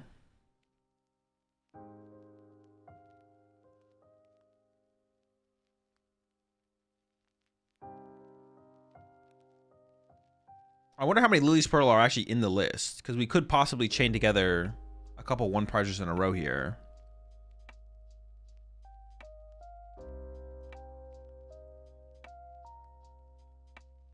They're still cooking here. Oh, into the Thwacky. They could have Boss plus Stadium this turn. If they have Boss plus Stadium, that's tough. If we get the 3 prize cards from the Kangaskhan, that's not good. What they got though? I mean, they have a massive hand here. Oh, they have it as well. They got the Stadium. They got the Boss. Now the Lily's Pearl doesn't even really matter. There's the Stadium replacement. I mean, if we could have found our own Chi and Pow that turn, then we definitely should have. I don't know if that was available though. Oh my gosh, dude. Jesus. What a turn. Oh my, they got the Stadium, the Boss, the Stadium, and the Unfair Stamp? Bro, jeez. Definitely one of those he's already dead moments. Oh my gosh. Well, if it wasn't already impossible to come back from, this is going to be that much harder. The only win condition now at this point is to find the Unfair Stamp on the other side. But even then, there's so much, I mean, you got a Thwacky, you have so much time. You have 2 turns to pull together the win. You don't even have to win next turn, technically. That's insane.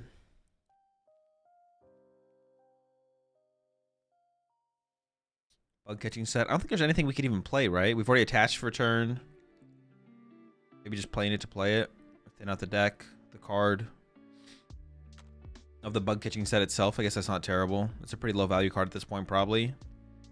It could help find a Thwacky off like an Unfair Stamp, though, I guess. Like, that'd be like its biggest value at this point. All right, here we go. Knockout on the active here. Oh, one more. Prior Water Pond Hours. There's a Shaman on the bench. Also, Briar won't even be available.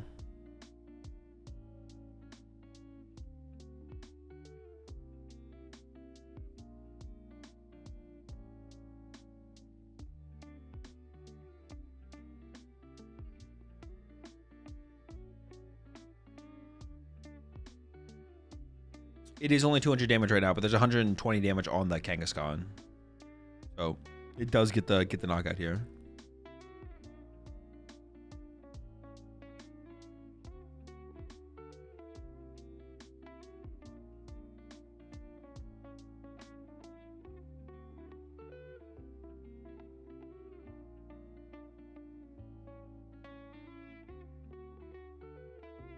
There we go. There's the KO.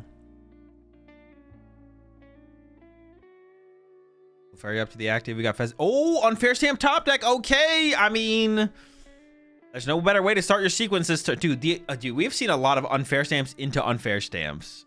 Post rotation. Like last Champions League and this Champions League. This is the second Unfair Stamp into Unfair Stamp I think we've seen so far this tournament already.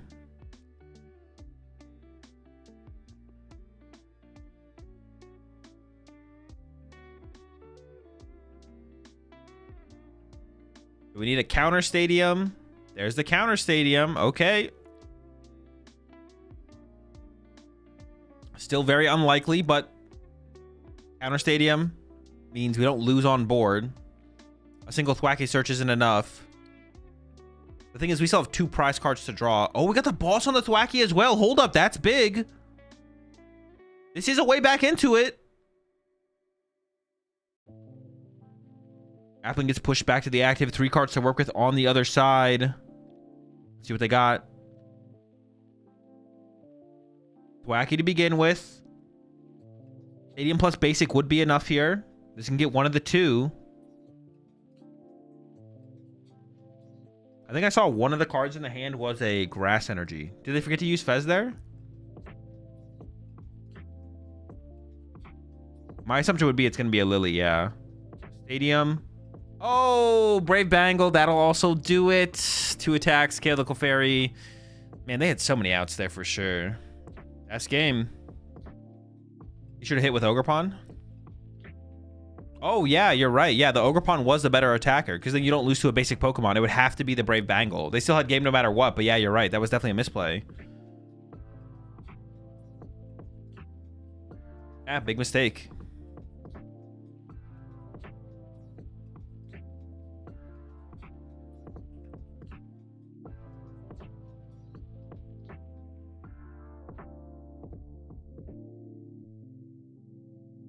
Ogerpon did increase the outs.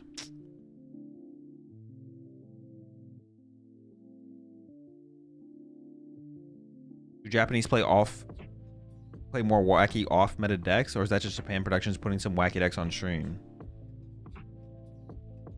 I mean they're playing a completely different meta and format. There's no like, I mean, the Slotbox deck seems like they are pretty good. Slotbox seems like a pretty good deck. Festival Lead, ooh, I don't know about Festival Lead, but there's nothing to say that the 2 decks we just saw on stream aren't meta decks. They're effectively 2 formats ahead of us, so who knows? You can't really say that those decks aren't just like meta decks, to be honest. I mean, you could. Nothing's stopping you from saying that, but I wouldn't make that assumption until I played the format personally. And the problem with like the tournaments in Japan as well is that they only have 1 major tournament per format. This is something that I've been like kind of like noticed more recently. It's just like they don't ever get to, their formats don't, the format in Japan never scales because they play 1 major tournament per format and that is it, and that's it. Okay, so this is a round 8 match. So this is a win-in match. This is a big match here. We got, dude, it's another slot box. Oh my fucking god, bro.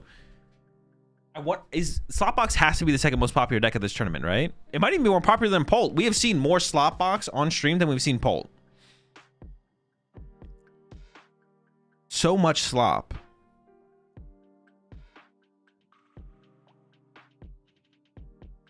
It's just all slop. Any advice on slot maxing? Just if you have, just add more different cards to the deck. Like, if you feel like it's not sloppy enough, just cut a card that you have multiple copies of and add a card that you have 0 copies of to the deck. Dude, it is insane how much Slotbox we're seeing. We've seen more Slotbox on stream than Polt. I don't know if it's more popular than Polt, but maybe it's just succeeding more. But we got a Garchomp as well. That's cool. We haven't seen Garchomp yet.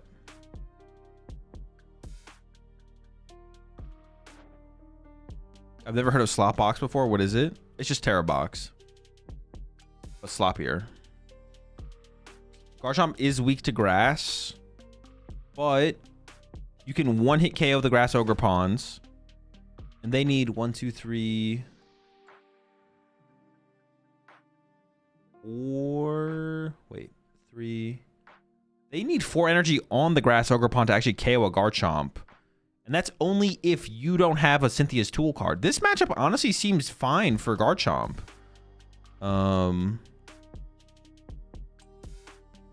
Oh, what the heck? It is Yanmega. It's not Slotbox. Well, I don't know if we want to say that exactly, but it's definitely, yeah, it's not what we've been seeing. This is a different kind of slop. The Yanmega slop. Crispin. Dude, this is just a Slotbox deck disguised as a Yanmega deck, to be honest. Legacy energy in there. Wait, did we actually just get the turn 1 attack? Dude. We just got turn 1 Clefairy attack. We're just going to run over this poor Garchomp player.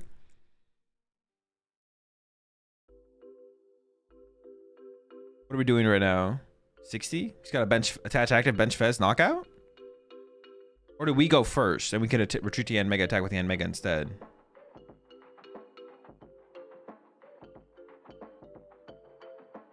They have the KO. They could swing. I don't know why we wouldn't swing. Okay, I mean, maybe there's... Yeah, I don't know what they were doing there. They're cooking, but... Yeah, let's just get active. Let's start attacking.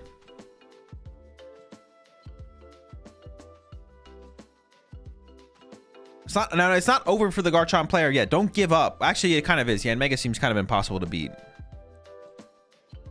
Yeah, if it was Slopbox, I think if it was Slopbox, I think it was winnable. But honestly, and Mega seems really, really bad for Garchomp. That seems like a terrible matchup.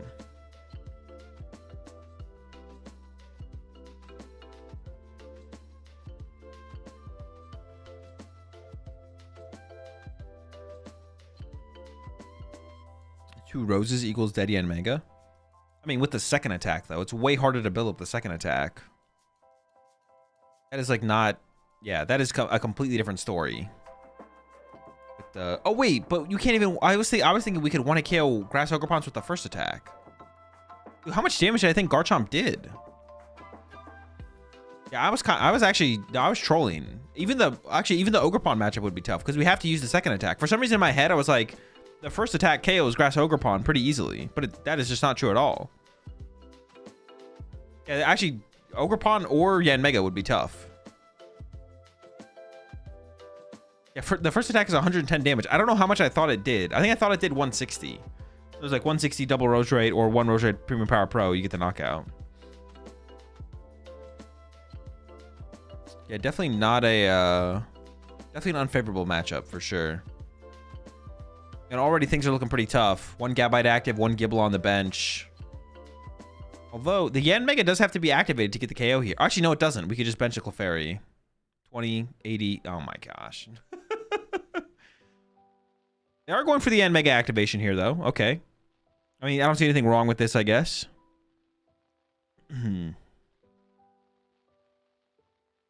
Yeah, for some reason, I thought it was... It was base 160, but it's not base 160. It's base 100.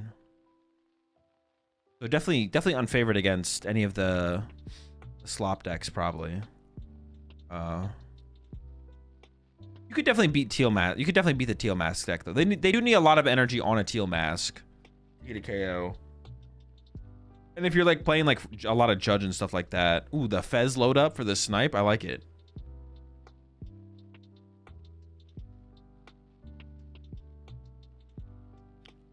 It is best of 1, yeah. All the way through the tournament, it's best of 1. Japan only plays best 2 out of 3 at the Japan Championships, in day 2 specifically. Jeez. Oh, the hand is literally just dead. Oh, what the fuck? That's kind of sad. So they have to go Nitrogen for Gabite to evolve to Gabite to search out for a Gible to pass. Oh my gosh. Well, this one's also pretty cooked, chat. Best of 1, pretty sick. It's a pretty sick format. I'm just saying. I'm kind of excited for hopefully TPCI switching us over to best of 1. See some sick Garchomp Yen Mega best of 1 action like this. Best of 1 ain't it, but their tournaments are huge, right? The tournaments are 7,000 players, yeah. I don't think you have to play best of 1 just because you have a 7,000 player tournament, though. Like, I think we could have a 7,000 player tournament here in the States and play a best 2 out of 3 just fine. That'd be pretty... It would be a big tournament, but I don't think... Yeah, I think we could easily do that. I don't think that'd be that big of a deal. Is TPCI actually debating best of 1 worldwide? I hope not. That could be, though. Need best of 2 regionals? No, best of 2 is stupid. If you're going to do best of 2, just do best of 1. Oh, we did retreat the Gab. Oh, no, we retreated Gabite, but there's a Pheasantipity on the other side of the field. It doesn't make a difference, right?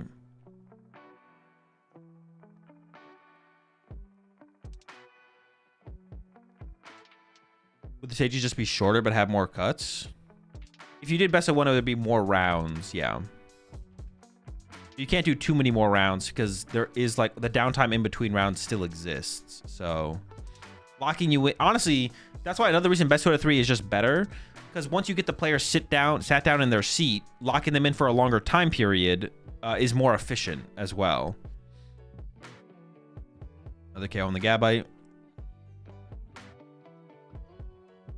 Like, the more best of 1 rounds you have, the more time in between rounds that exists because you have more rounds. So, I honestly, That's another reason that best out of 3 is better best in 1, because it is more efficient. Because once you get the players sitting in their seat, lock them in for longer. There is the special red card. I don't know if it makes it. Did we top that Gabite? Bro, the deck is like giving him just enough to survive to the next turn, but no more. Get 1 Gabite this turn. You can use your Gabite to find a Gibble, but that's it. No more for this turn. Next turn, we'll see what I can get you. Okay, another Gabite. Now you can go find your next Gibble.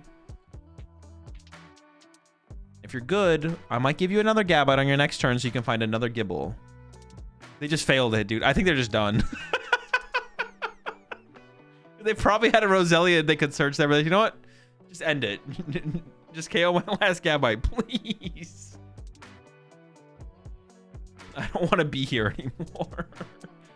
Just a sliver of hope. Yeah, the minimum amount of hope you could get.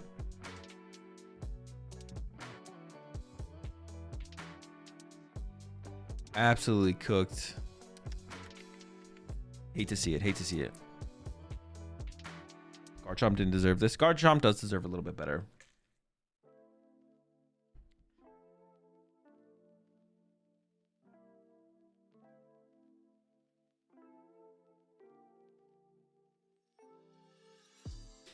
I've been playing Garchomp. I think you may have to tech Moltres with Prism for grass matchup. It sucks.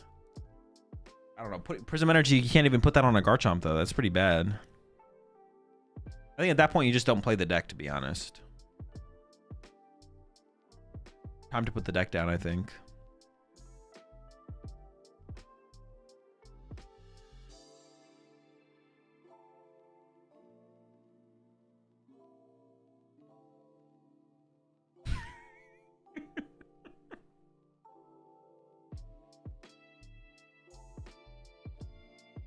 Rahul is in this tournament. Yeah, he did it. He advanced to he did advance to day 2. Why doesn't Prism work on Chomp? Prism only works on basic Pokemon. He's 30. It's his natural shape.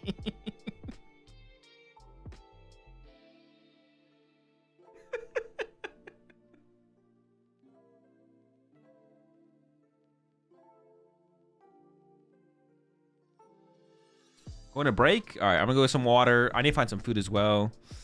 I'll be right back, chat. I'm sure they got some more rounds to show us here still. And then we have Sevilla coming up in...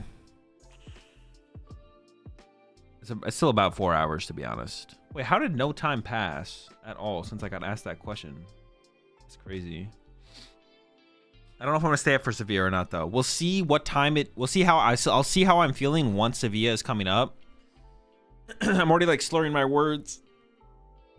Getting tired. So we'll see. We'll see. I'm gonna go scrounge up some food. I'm gonna regain. Watch some more rounds of Champions League here. And then we'll see if I'm gonna stay up for Sevilla or not. Be right back.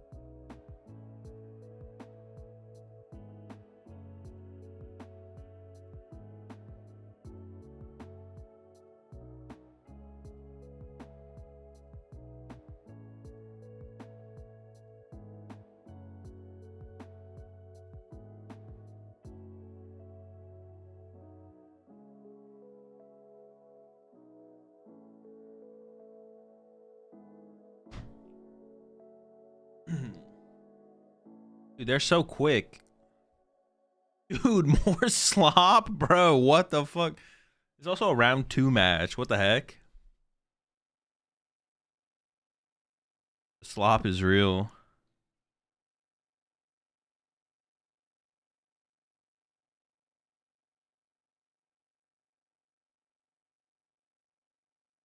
I feel like the only round where there wasn't slop was the round that they forced on us with the Greninja Mirror to push their propaganda.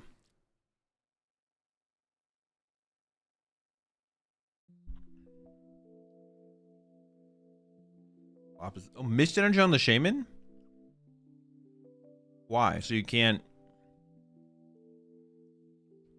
Evital it?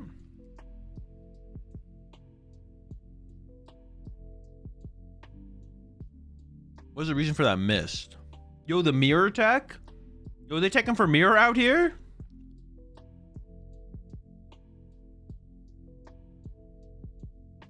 We did see one Beedrill.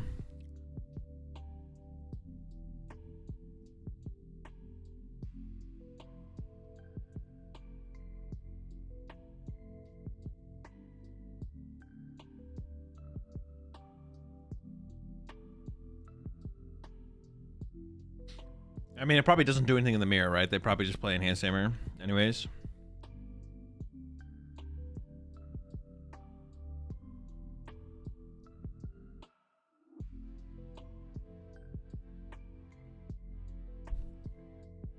Yes. I guess Eerie could be a mirror attack, right? To get their recovery cards. On top of trying to hit special red card and unfair stamp.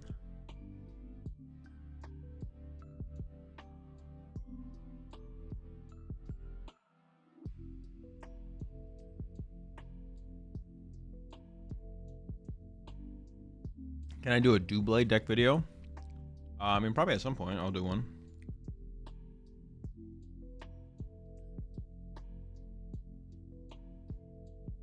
The card actually seems pretty decent. Yo, appreciate the 20 gifted there, Dan Song. Was appreciate the support. Welcome all into the Rat Pack. Good evening to you as well, Dan. Hope you're having a good evening.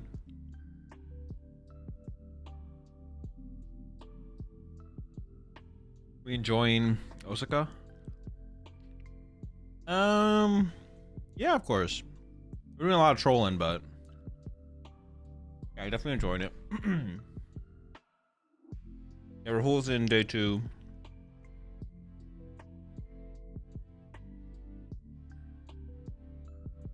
Yeah, a lot of slop, but we're still enjoying it for sure. Oh, this is actually a big term. We got the unfair stamp. This is huge. Did Carter make day 2? I don't know. It's hard to tell because you never see people's names on the standings when they show them. Like, it's all in Japanese, so.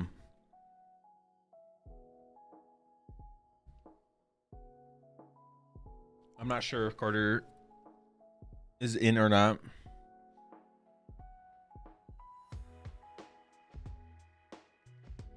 Any other English players in day 2? No clue. All I know is Rahul.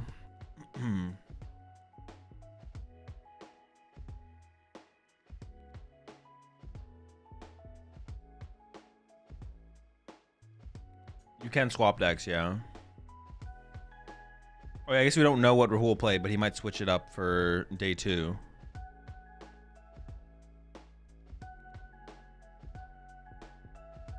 Hello, Azul, for not speaking Japanese. I mean, if I watch enough, I'm sure I'll pick up on it a little bit eventually if I watch enough Champions Leagues, right? Or not playing. I actually don't know if Tort's there or not. I would assume not, but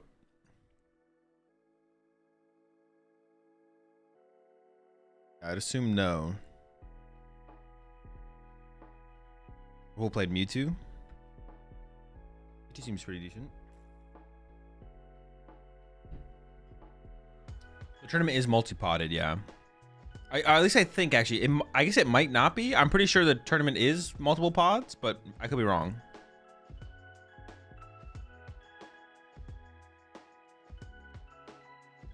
Can you play English cards at these Champions Leagues? No, you cannot. It has to be Japanese cards. Rahul's already done, but this pod is still going, I think. No, this is everything is recorded from like the first pod. None of the matches we're watching right now are live. They've all already happened before. I don't know how long ago. Would you consider Terrazard with Water Ogerpon, no Dusk a good pick for Quataro? No, Charizard's terrible right now. Charizard anything is bad.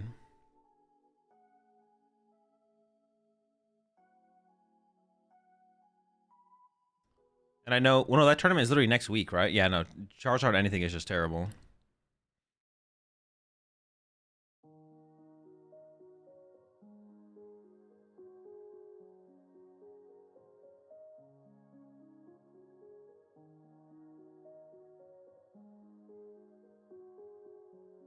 The mist on Shaman. In this matchup, I mean, I guess it's to stop Sob. You can stop the Sob on the Shaman. Not that that matters that much. But yeah, it's to stop. I'm sure it's to stop like Yveltal and retreat locking in general is the reason to play it. I assume they have the knockout here, but they need to get down another Abra as well. If they don't get an Abra down this turn, then KO Alakazam to KO Yveltal is a win condition here.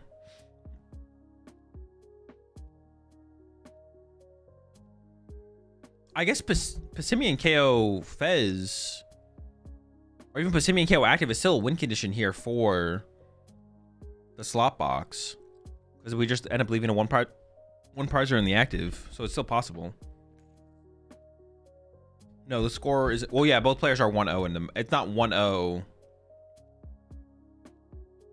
Both players are 1-0. Not but they're not tied 1-1. If that's what you're asking.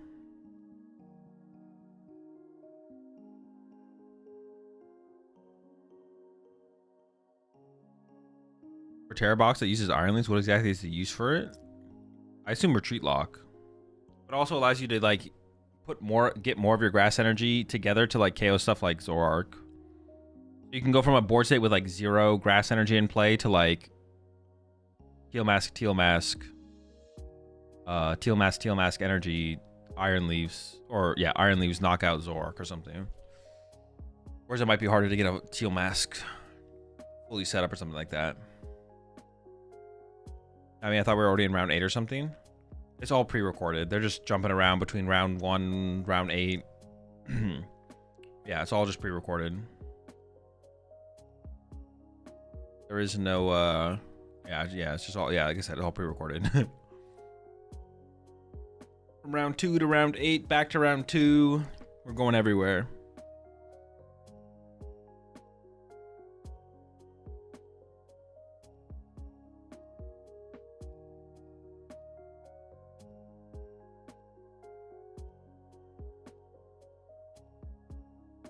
Oh, we didn't get another Abra here? Or we're going with our own special red card. Hold up. I mean, that's not a good sign here for the Alakazam side. This is like actually like a reasonable game to win here at this point. No Abra?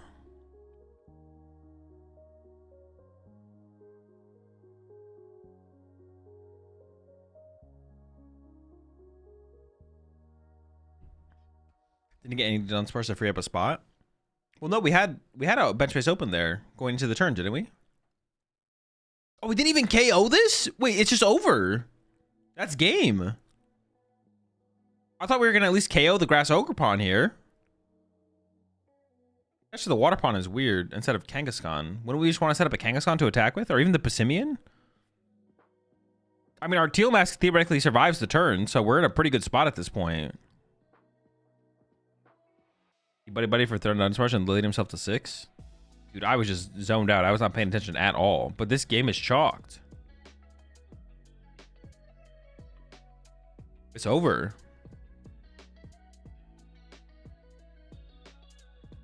I thought it was cooked for sure. The turn was just that bad, though, I guess. I don't know. Damn. I thought Alakazam was in full control. Are we still just dead drawing here? Jeez, man. Oh my gosh.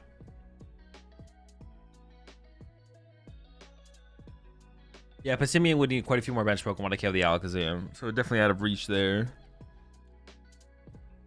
Is there anything to help with tilting at big tournaments? It's a personal mental hurdle you need to get over. Gotta work on it. At the end of the day, it's not that big of a deal. You're just playing Pokemon.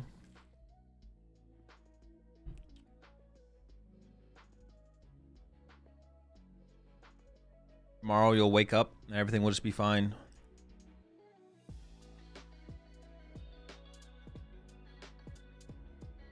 Jeez, man. There's just a pass. Yeah, it's just game over. Wow.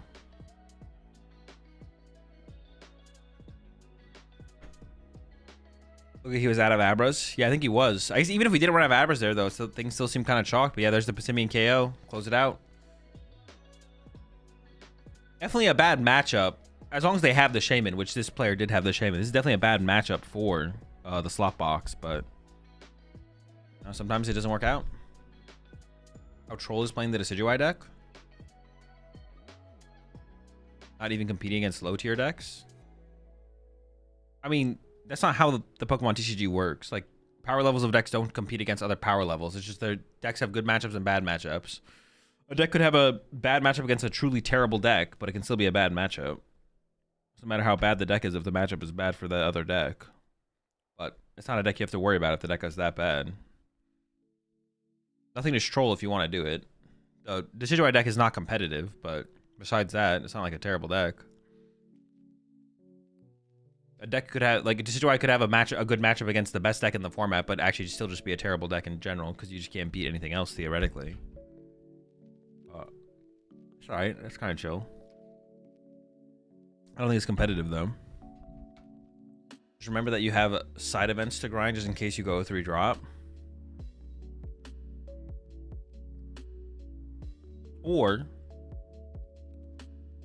dude, wait, this is actually insane. Oh no, it's Raging Bolt. I mean, Raging Bolt is a slop box of its own. Every deck is just big basic slop. Like, dude, what is this format?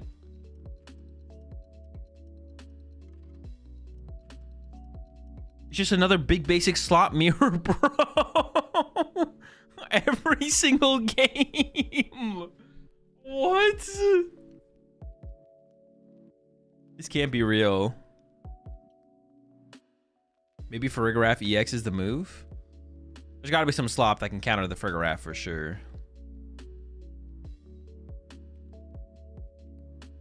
It's not even the fact that it exists. It's just that every single deck is this. Every deck is Raging Bolt and slop. That's it. Holy smokes. Cornerstone counters Farigiraf. I mean, they would play like Jumbo Ice Cream and Monkey Dories though, probably. So I think Farigiraf would come out on top of that, right? Oh no, you can't hit the Cornerstone with Farigiraf. My bad, I forgot about that. True, Cornerstone would be an answer. You're right.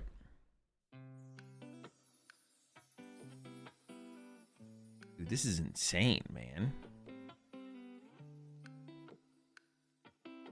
Ooh, we got the E-Switch. Oh, did we just pull that? Double heads?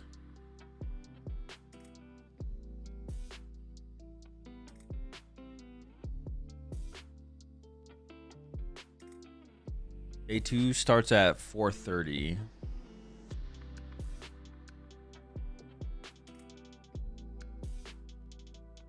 What an insane... everything's just insane about this, to be honest. Yeah, 4:30 West Coast time. All these basic slop decks feel super reminiscent of tag team days, and I'm not sure how to feel about it. Yeah, a little bit with you there, to be honest. I don't want to put too much stock in this tournament. What, did we actually just get 2 heads there? Dude, every Kangaskhan into Kangaskhan attack we've seen has KO'd the Kangaskhan. Dude, what a format, man. Insane. Incredible. I do see a fighting energy in the hand there on the other side. So we could maybe see a knockout on the active here with Passimian. We would need a little bit here, though.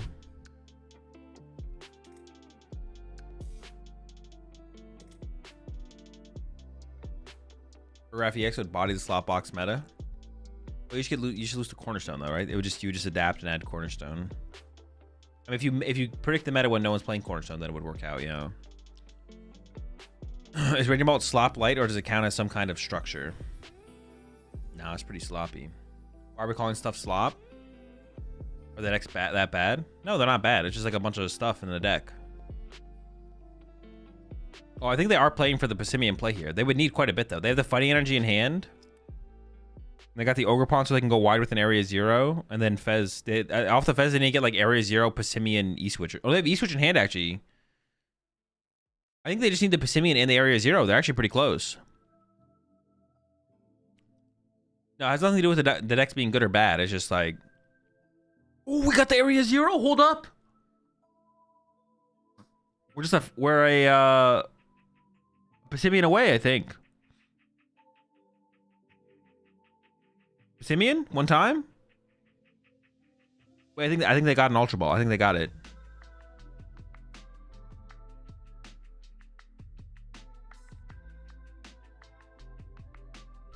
Maybe not.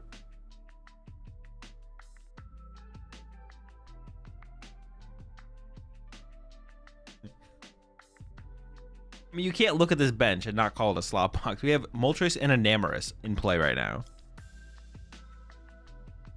You can't seriously look at that bench and then be like, no, it's not a slot box.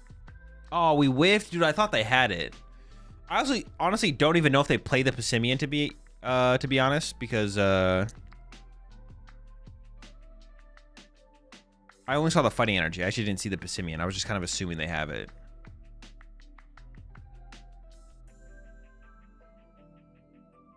All right, well, I guess Clefairy KO Meowth for 2. Would have been better to KO the Ogre Pawn there. This still, things are pretty good. Despite the Clefairy's Pearl there on the active, things are still looking pretty good here for the other side of things, the Ogre Pawn side of things.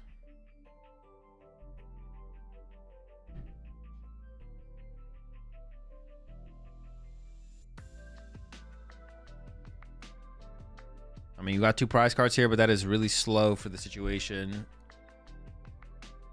Definitely favored for the other side here. And we're about to get unfair stamped probably as well. Jeez, not looking good. Not looking good.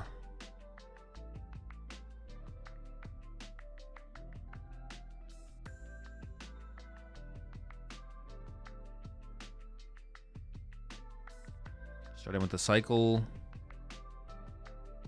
Got a couple Ultra Balls to play. Could get the Fez involved. Maybe another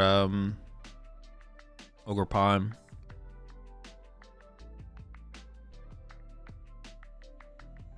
Slot maxing throughout the rest of this turn. Kangaskhan before the unfair.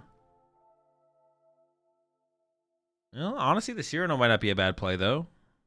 I guess it might work out. Just grab a bunch of stuff. I feel like we're definitely playing the unfair here, though. I would assume we're playing the unfair stamp here. So yeah, Cyrano and then unfair seems fine. KO active, get a prize card. Get a Latias in play, get a Fez in play. Could even grab a second Kangaskhan in case our active Kangaskhan gets KO'd by a Kangaskhan. Then we have a Kangaskhan that we can push up into the active. Oh, no, this is Raging Bolt, though. I mean, it doesn't really make a difference. It is Raging Bolt. It's actually not Slot Box. Oh, we're going for Boss. Why? Do we want 2 prize cards that badly? Is Fez prized or something here? Shouldn't we start with Fez for 3 and then see if we want to go second Ultra Ball for the Meowth?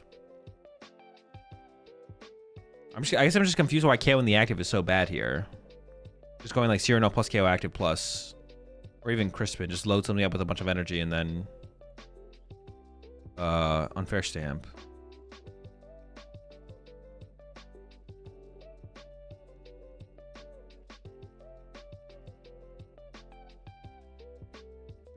It feels like we're doing a ton for... Hey, I don't know why we're doing so much. We could have even Cyrano'd for a Raging Bolt as well, right? And gone like bench Raging Bolt, bench Latias, attach a Raging Bolt.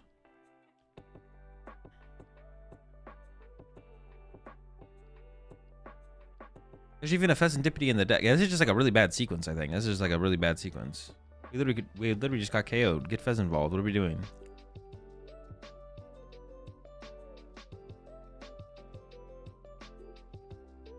We're just doing a lot for no reason.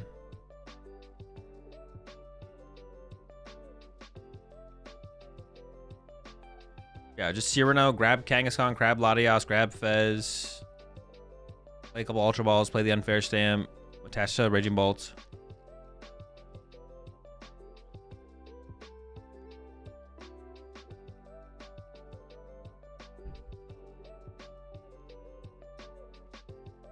We just did all that and somehow didn't end up, like, see, we just did all that, but this somehow didn't end up with a Pheasantipity in play. Which, like, can be one of the lost conditions. Like, if a Kangaskhan is set up on the other side and KOs our Kangaskhan, then we don't have Fez to reach for a boss to get our last prize card around a Kangaskhan, then we just lose.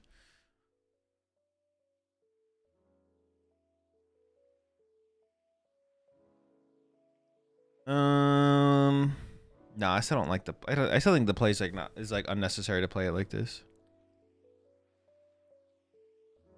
It's just, I think it just gives us more lost conditions here. Just need to go wide and get all of our support Pokemon in play. I guess Latias, like, well, Latias is only necessary if we go wider, but yeah. I think they're trying to play around Briar.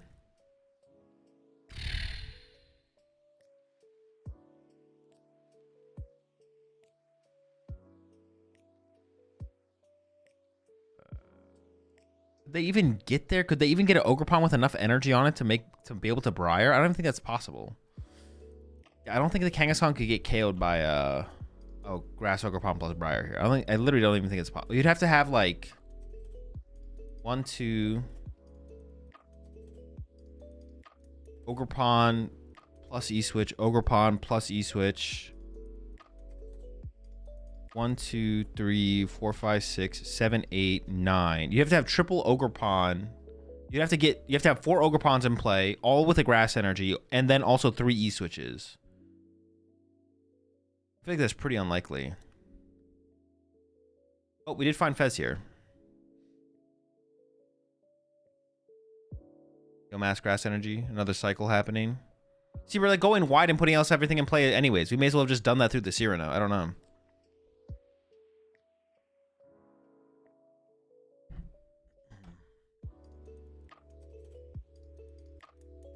I mean, I guess it worked out in the end. We still basically have everything we need, right?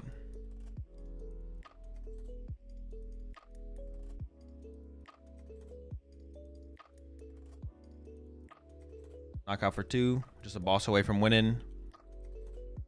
It's pretty much impossible to lose this game still. Well, now it's even more impossible because we did draw into the Pheasantipity there. It was already pretty impossible, though.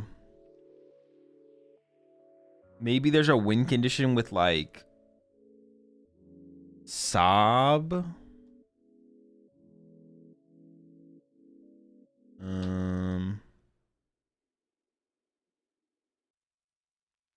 You think basics box will be good? I don't know what deck that is. Like a big basic box? I don't even know what that would look like in this format. Doesn't seem like it'd be very good. Have a good one, Logan.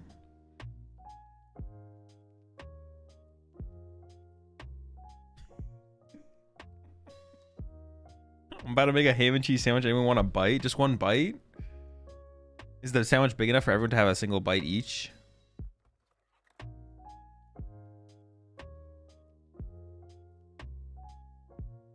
We fezzed. We teal danced. Can we even take a knockout this turn?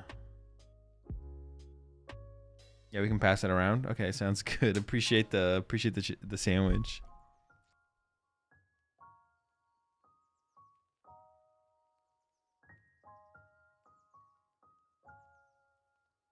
Maybe they're afraid to not find boss for game.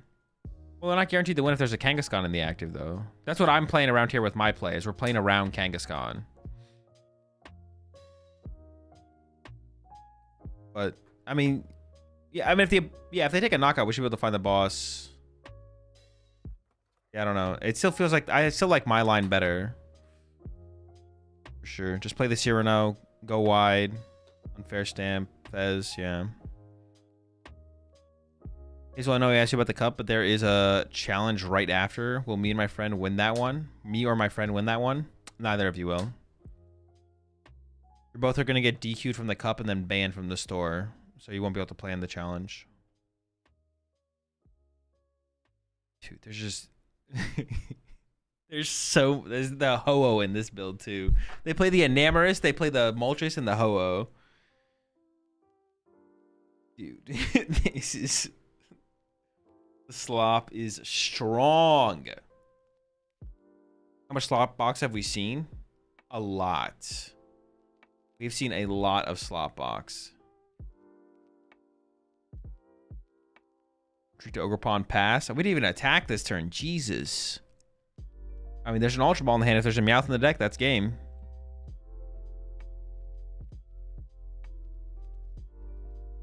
If there's not a Meowth in the deck, then that's not game.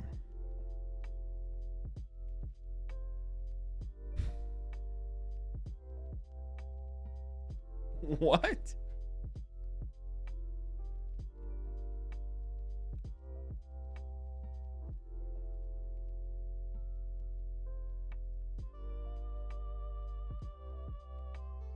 How is this good without owls? You see a lot of cards.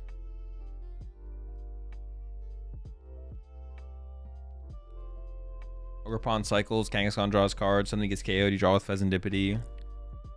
Play a lot of the cards that are good. Play a lot of Crispins, stuff like that.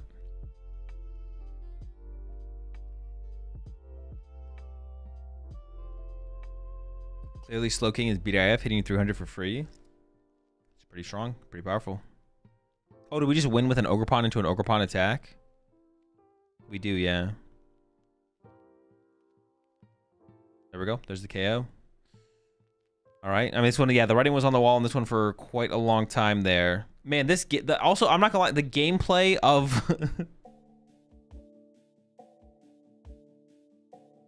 the gameplay specifically as well. The slot box versus slot box gameplay is pretty. You know, it's something for sure. You know, it's something. It's interesting. It's interesting. Definitely interesting. Definitely interesting for sure. Slop v slop. Action.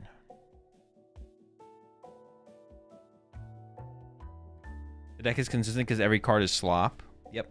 So if your goal is to slop, you're always going to be slopping. What if we re-rotate? Hey, I'm not against that, to be honest, Cuddles. We could let's hit him with a re-rotation there. Get some more. Let's get more cards in the format, not take cards out of the format. Will you ever notice the opponents are tougher on TCG Live at this hour? It's 2:30 a.m. here, 2:30 a.m. where I am. I think it's because there's psychos like me who work nights and don't sleep. Do you just perceive your opponents to be tougher because you're sleep deprived and oh, well, I guess you're not sleep deprived. You said you work nights. I was gonna say, do you think they seem better than they are because you're sleep deprived and probably not playing very well? But I guess if it's no, I don't actually play PTCG Live at this hour, so I have no idea of the skill level of the TCG Live ladder. But my guess would be it's probably actually, I don't know, maybe, I guess it could be harder. I don't know. There could be better players on at this time. It's possible. What would we be DQ'd for? Play in the cup and find out. I think it's a slot box on live right now. If you work nights, you're always sleep deprived. Is that true? Does your clock never adjust? Or is it because you're always like trying to do stuff at normal people hours, normal time hours, that you always just end up with like a poor schedule no matter what? Normal people hours. Yeah, people who work night shifts. Not normal people. Are you testing some slot boxes in the future? No way. That seems miserable. I'm not getting sloppy with it. Just played a cup today and got first out of 60 people. Congrats on the finish. It's even cooler that I'm a senior. I was the only senior at the tournament. No more. I retract my previous statement. So you didn't get first out of 60 people. Your division had one person in it. Yeah, I retract my previous statement. Streaming is the hardest job since you have to do so many wacky hours, right? Well, I technically don't have to do the hours. I choose to do the hours. Like, I don't have to do these, like, I could just stream. I could theoretically stream whenever I wanted, to be honest, but yeah.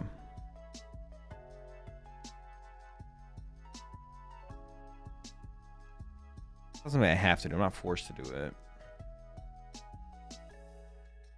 Love of the game, kind of. I like just watching competitive or Pokemon TCG competitions. I mean, the pre-recorded stuff is a little bit more boring. The fact that I know it's pre-recorded and not live definitely makes it less enjoyable to watch. But you know, it's a new format, stuff like that. I don't know. Maybe next Champions League I'll skip the day one stream, to be honest. Yeah, I might skip the day one stream for next Champions League, but we'll see. Still cool to see the new cards and the new decks and stuff like that. So.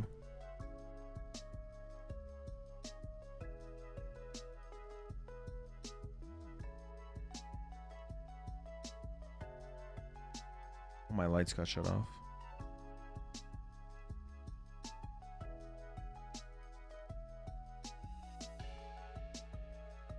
Just Chip live stream? Not anymore. I think he did do a live stream like not that long ago. Yeah. I don't remember why he did it though. But he did it for some reason.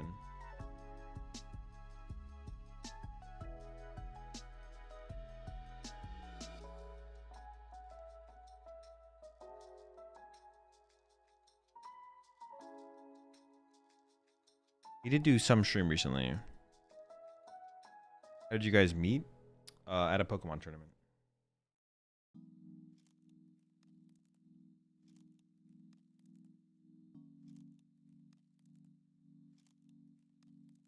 Are you still doing Sevilla too or no? We'll see. I'm currently awake. If I continue to be awake when Sevilla comes around, then I will watch the games of Sevilla as long as I'm awake. Okay, all right. I mean, it's still a Raging Bolt though, man. Jesus, man. It's just infinite slop. This is literally the slop era of the Pokemon TCG. This is insane. Slop on slop, slop after slop.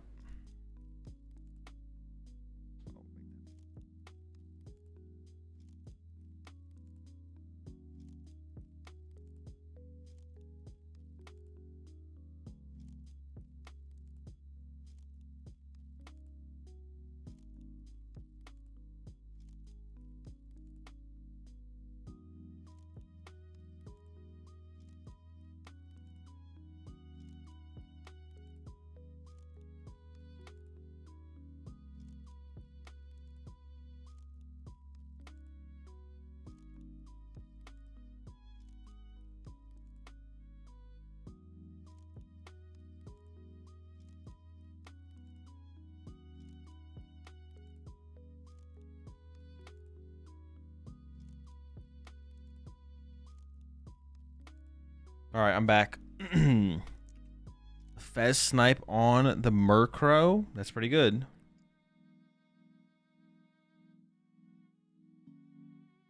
Giovanni to move things around.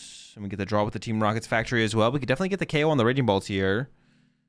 We need a Honchkrow and energy and 4 trainers. I see a couple energy in the hand. I'm not sure if there's the Honchkrow. Oh, I think we actually have the KO here. That's good. Get ourselves out of that Fez trap there. No sniping.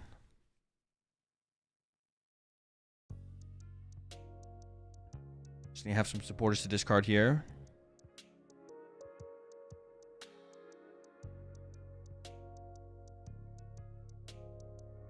One short. I think we have 4 in the hand. I think we have more than 4. We had a Roto Stick in the hand as well. Yeah, I think we're chilling there. Yeah, things could get a little scary there with the Fez, but not happening this time. Azola used to play Grim, but I kept getting beat by Grass, so I switched to the Absol deck, and that plays Ogerpon and Kang. Would that be slop? Because I don't think it is with Monkey Dory. It's pretty close, but I wouldn't call if it's got the Mega Absol in there. I would call it Mega Absol box still, or something like that. I guess it's more of a box now than it was, something like that.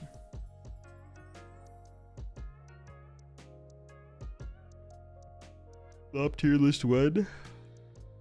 I mean, it's all in the same tier. It's all in the slop tier. There's no tier list to be done.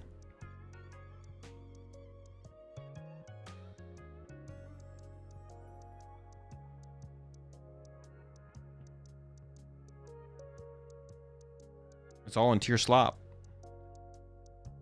Oh my gosh, is that all we have as a Latias?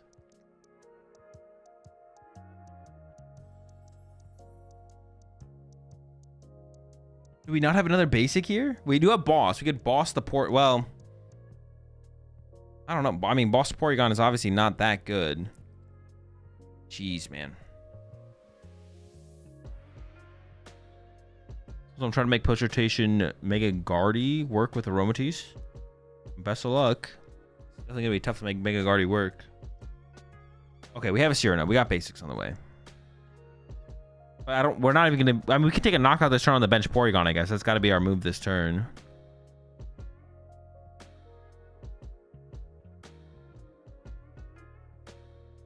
It does seem like the Crown Opal attack would go hard here.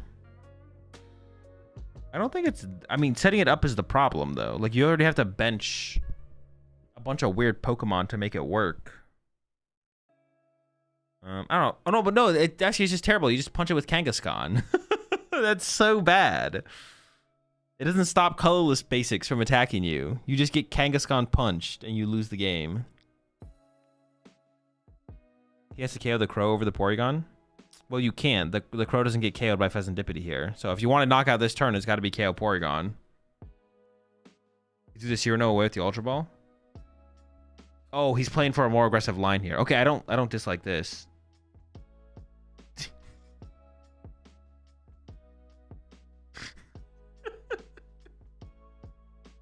Whole format is slot boxes and clowns, bro.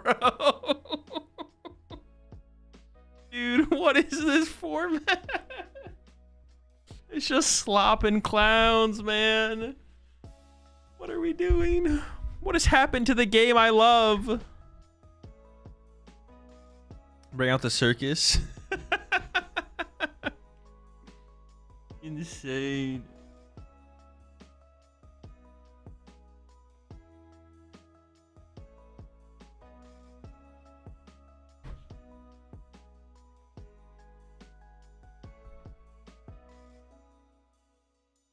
Yeah, I liked your suggestion there, Z-Man Cuddles. We should re-rotate the format. Maybe ban a couple cards, but let's do some re-rotation here.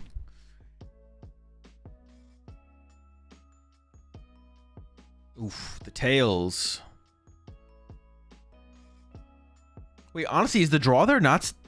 Are they still dead drawing off 5? Also, is that a prime catcher? Roto Stick top deck for the save. Oh my gosh. Yeah, their hand was actually dead. If they had hit heads there, they would have dead drawn for 2 turns. We hit a Roto Stick. This still has to get like an Ariana though. The hand's a bunch of garbage. Oh my gosh. Saved, bro. Oh my. That could have been actually so scary. If we had hit. Yeah, if that was a heads on the Harlequin, that actually would have been really scary for the Honchkrow player.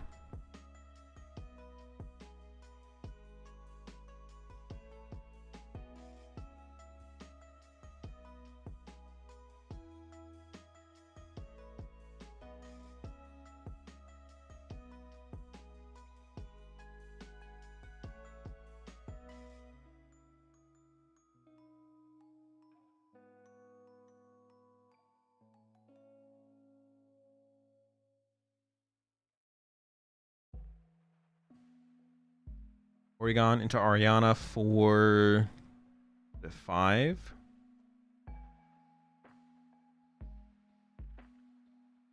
Doesn't Japan still get us twice as many sets as we do?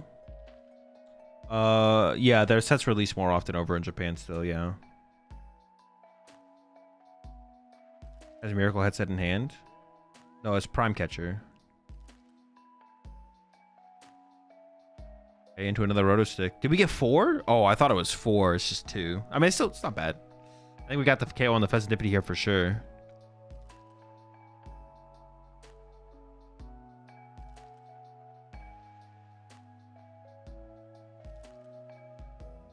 Ooh, we might be 1 short, actually. Or maybe it's all... We have to discard all of our supporters in the hand to actually make it happen. That might be the dilemma here. We want to give up every single supporter. to take the KO, leaving ourselves with a potentially dead hand going to the next turn. Not right now, though, right? Nihil 0 is perfect order, and Ninja Spinner is Chaos Rising. Oh, that's true. I guess we are going 1-for-1 with Japan as of right now. Transceiver? Well, I think we have to use the Transceiver to get the 4th supporter, though, right? We're debating the Prime Catcher? I guess we could Prime Retreat. Yeah, I think the Transceiver would be our 4th supporter. So we're going to Prime the Latias, so we only have to use 2 supporters so we can preserve the other ones. Yeah, it would have been the 4th. I think that makes sense. We don't want a dead draw on the next turn.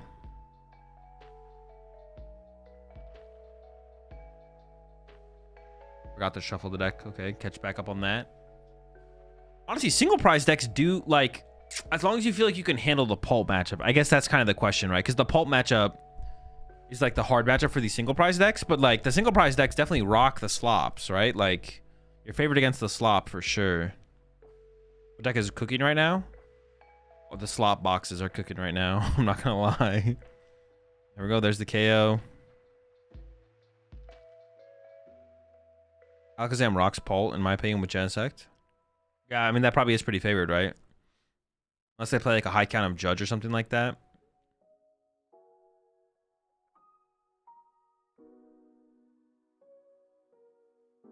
To Judge, but no one wants to play Judge in their deck, right?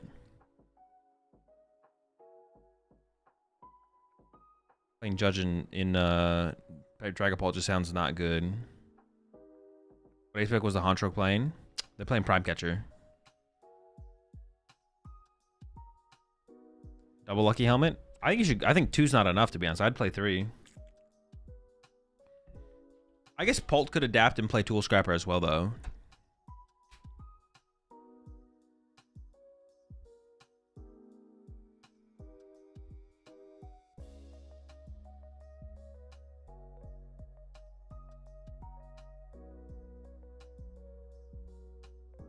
Only 2 prize cards left on the Honchkrow side. 4. I mean, you have so much time as the Honchkrow player as well, though, here.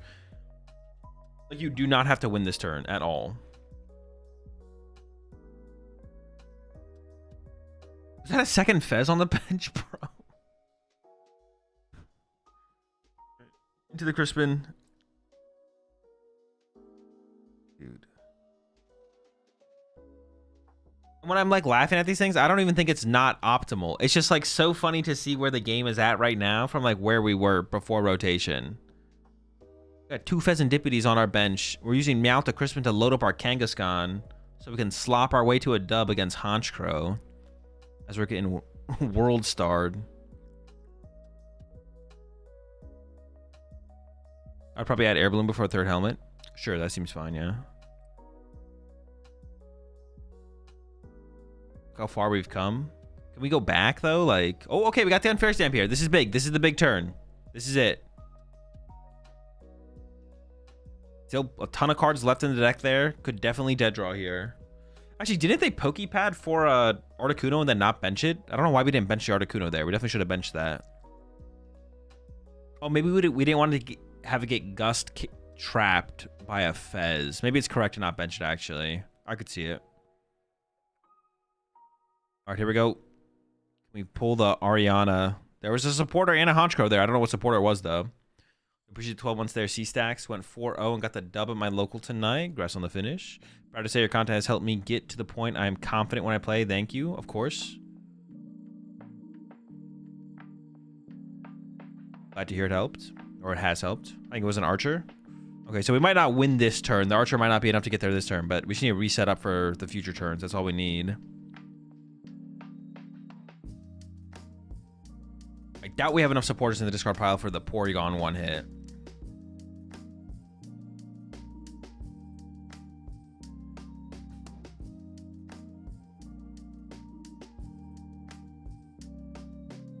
Goes with the Murkrow push. Let's see what they got.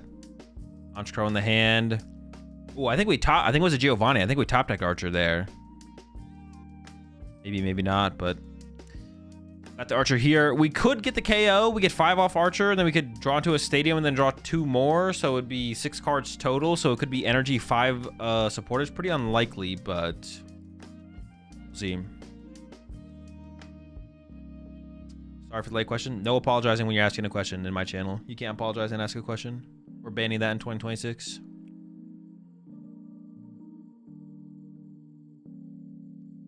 They need energy and lots of supporters. Yeah, they would literally need a perfect draw here to actually get this knockout.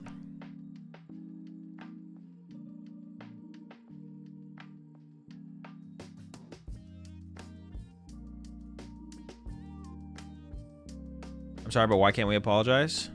Because it's cringe.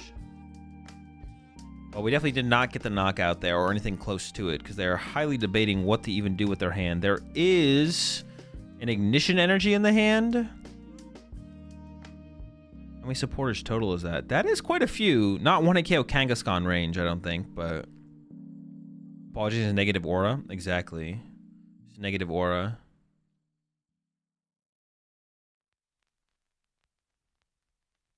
They got double ignition in the hand.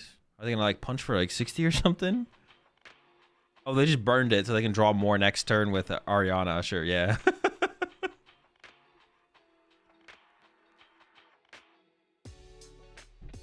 Do you think Relicanth can be good for this deck to use Torment if they can't kill? No, it's terrible.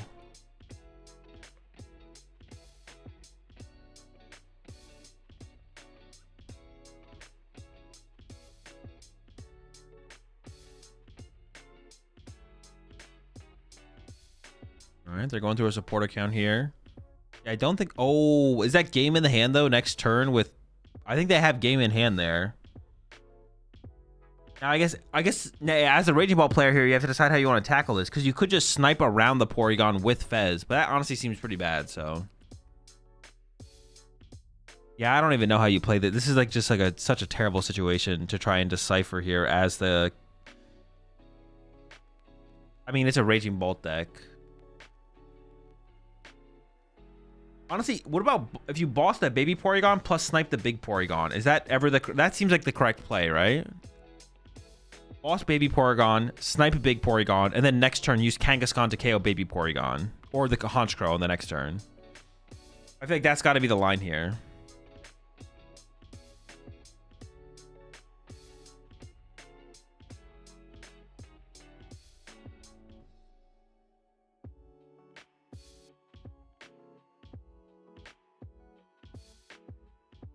Kangaskhan KO but this doesn't feel as good though, right? Because now they can push up Honchkrow and then go Ariana Honchkrow KO. I like the other play a little bit better, but I mean this is like okay as well. You have to get rid of the little Porygon there, I think, for sure, one way or another. I kind of like my line a little bit more. Well, we have the energy and we have Ariana this turn. Plus, I think the other 3 cards in the hand are literally just 3 supporters, so we're pretty close to the knockout here on the active. Actually, we're just like 2 supporters away. We're almost there. Azul, you helped me a lot during my Pokemon journey. I just want to say thank you. Keep the amazing work. Of course, appreciate it. Glad you can utilize the content. Was Luminian V ever played as much as Meowth is played now? No. Meowth is more highly played than Luminian ever was. And probably will be. Like, well, it already is, but like it'll continue to just like be way more popular. Yep, 3 supporters in hand. We just need... Is it literally just 2? Is it just 5 total? Yeah, what the heck? It's not even that many. Yep, there we go. That's 5. I think it might be 5 total there. We got a Stadium if we need to draw more cards, but that should be game here. Honch gets the dub over the slot box.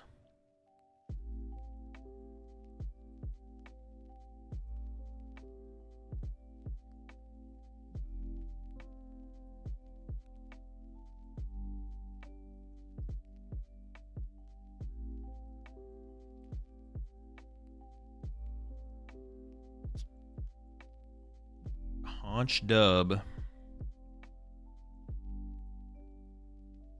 Because we had like Crobat in that format too, right? Did we ever have Crobat and Luminion in the same format? I'm not even sure if we did, to be honest. I actually just don't remember. But even if we did, even when it was just Luminion, Luminion was never that popular. It just wasn't very necessary to play Luminian. It was good in a couple decks, and that's about it.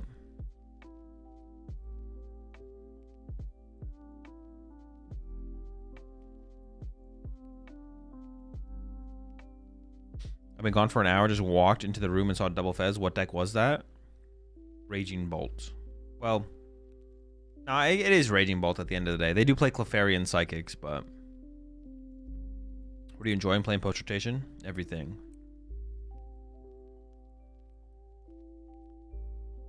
My first day... Oh, Broken Lugia had Crobat and Luminian. After... But then Crobat rotated, right? Yeah. You're right. If you could run 5 Fez, would you? Of course. Wild Luminian was in a bunch of decks. What'd you play? I don't even remember. What'd you play it in?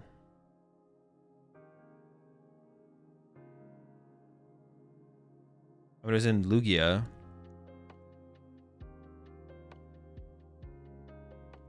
That's literally all I remember is it being in Lugia. Zard? Oh, true. It was in Zard. Yeah, okay.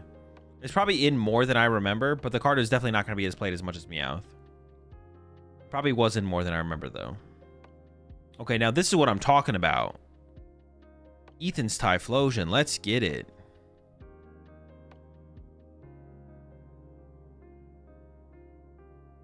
You think any board is lacking in this format? You think on board is lacking in this format? I don't know. It's not something I think about. I just play the game with the cards that we have available to us. Or actually, the correct answer is I'm not paid to design the game. What do you think about Flareonix EV box for this new season? I don't know. It doesn't seem that good still. It's probably like fine, but I can't think of why like that would be better than like some other kind of like Terra box Noctowl style deck. But I mean, it's probably not terrible. I think if you can find a good deck that can abuse Briar well, I think that's kind of like a win for sure.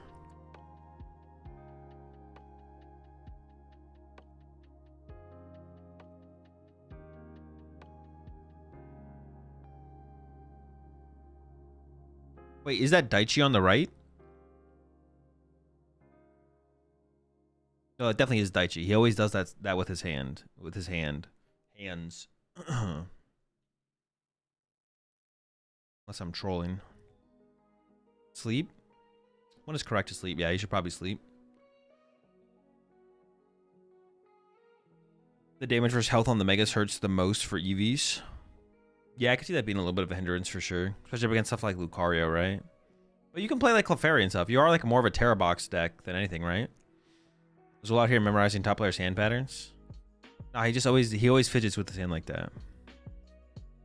Dude, even Daichi's on the slot box, bro.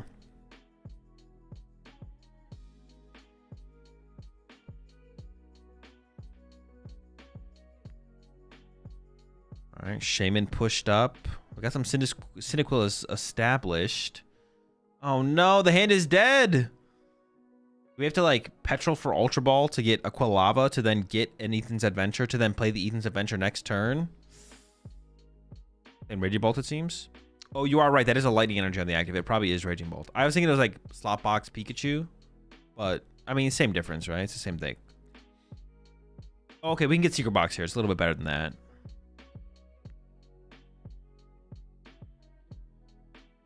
Dude, that seems miserable. Are we actually... I guess we are. I don't know. Dude, I don't know. Are we really playing Petrol, bro? Petrol's...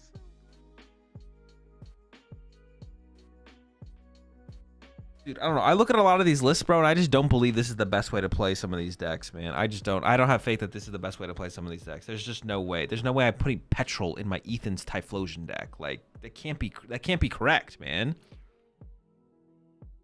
But I'm not even saying I know for sure it's wrong. I'm just saying, like, if that is correct, that's so bad, man. We just played Petrol for a Pokepad to get a Quilava. That's terrible. That's so bad. That can't be the answer, man. That can't be it. There's got to be something better. There has to be something more. This can't be what the PokemonTCG has become. I refuse to believe it. It can't be so. You know there isn't more. There needs to be more. You're not gonna catch me petroline for Pokebad for my Quilava. Azul urine maxing. He deck thinned though, that's a dub. Urine maxing. Yo, appreciate the gift of sub there, Dos Madres. Over to Groovy Mango. Someone didn't like Skyla. Dude, Skyla sucked, bro. Having to play Skyla in your deck was so bad.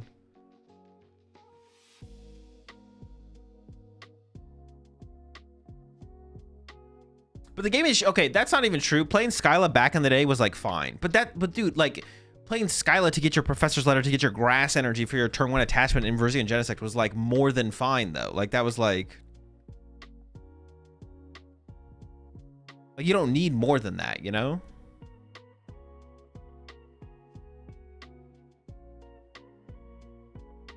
Like that's like yeah,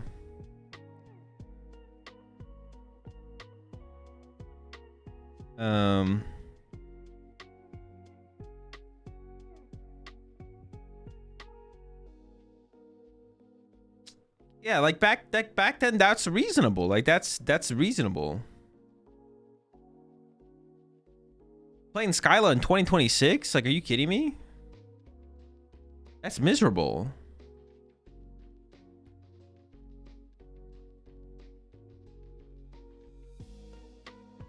This is why we're watching a match where he bricked when matches are pre-recorded.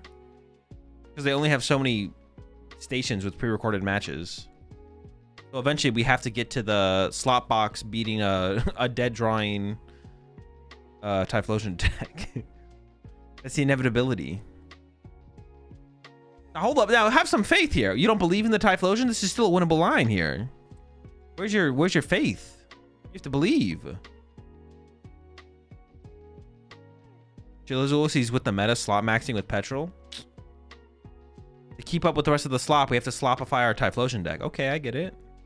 Typhlosion coming back? Yeah, the Typhlosion hasn't even lost yet. We're not out of this at all. Your lack of faith. What is the quote? Your lack of faith is disturbing, or I think that's it, right? Is that a Star Wars quote? I think it is, right? Or am I? No, I might be trolling. I might not be trolling though.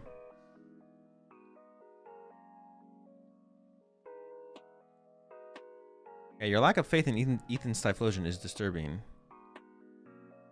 Ultra Ball. Oh, for Meowth, for Boss, for KO Quilava again?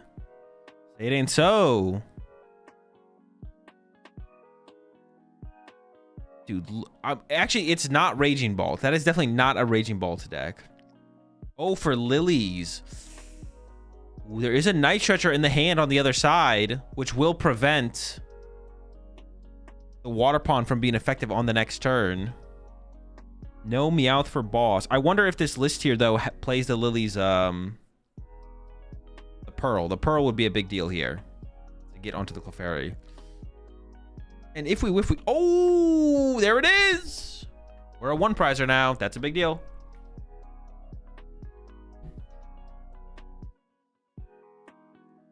See? We have a game. Night Stretcher, Shaman, protect the bench. Ethan's Typhlosion. Or not Ethan's Typhlosion. Ethan's Adventure. Wait, how many adventures in are we though? Do we actually KO this Clefairy? Not KOing this Clefairy would be really bad.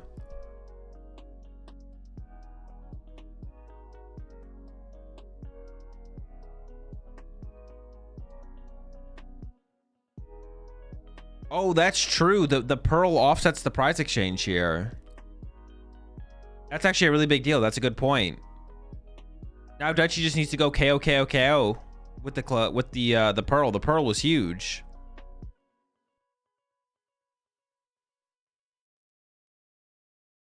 We kind of do need a Tool Scrapper, yeah. Pearl just wins. Yeah, the Pearl was a big dub. An insane dub. And for some reason, I thought we were like one more prize card. Well, I guess I just looked at Daichi's prize cards when he had 4, and I was like, oh, he's at 4. But we didn't draw a prize card yet. If Shaman is not benched, his turn is pretty much over. I mean, even if Shaman is benched, well, it would still be winnable even if Shaman gets benched here this turn for Daichi. Like, it would still be winnable for the Typhlosion player, but it'd be still pretty tough, I think. Is there any way to blink Meowth? I don't know. I don't know what blinking a card means.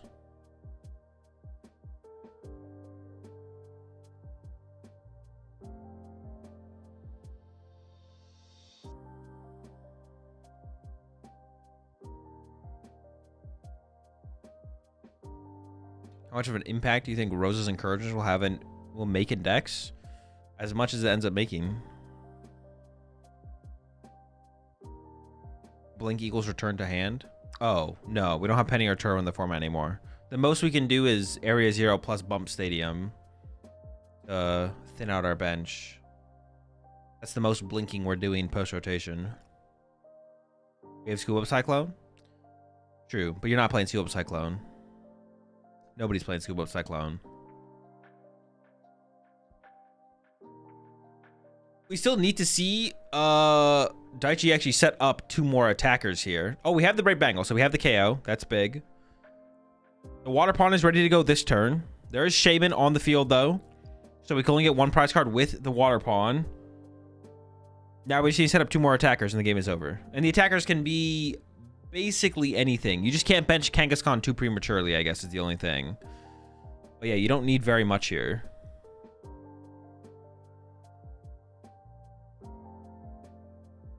He was like hella cooking there. I don't even know what he was trying to think up, to be honest.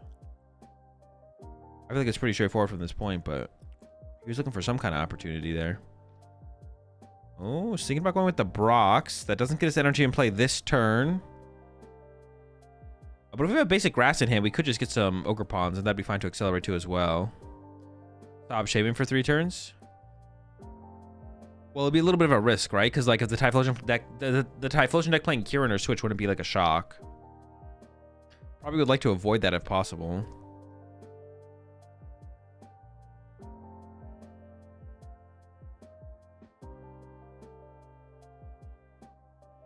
Blink equals pick up and rebench. Is it rebench specifically, or does it mean just to pick up? Do we have to put it back down? What is the terminology for picking up and not putting back down?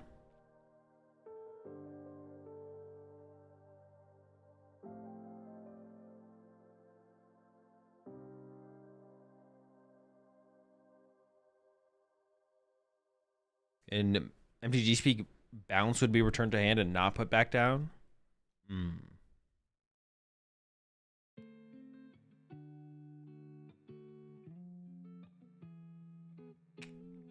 Record for day 2 is X and 2.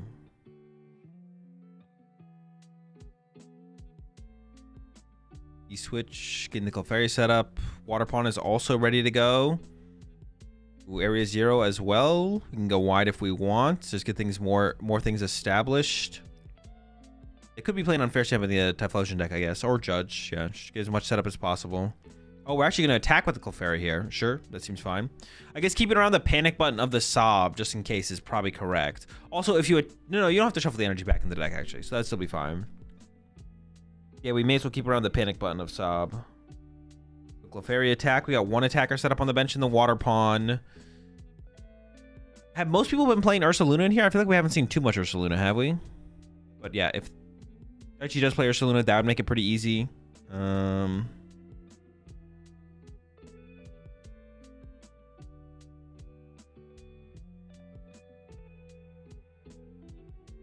Yeah.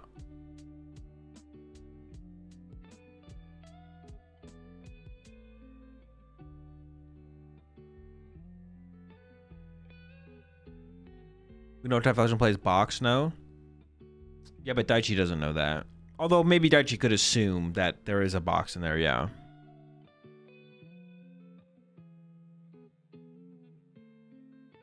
Or at least I don't think Daichi knows that, right? Yeah, it hasn't been shown yet. Blood Moon Stonks have been down for a bit here. It's just not worth ever setting up. Or it's like not, you always have something set up in the late game to win anyways. You just never need the Blood Moon. That's what I meant to say.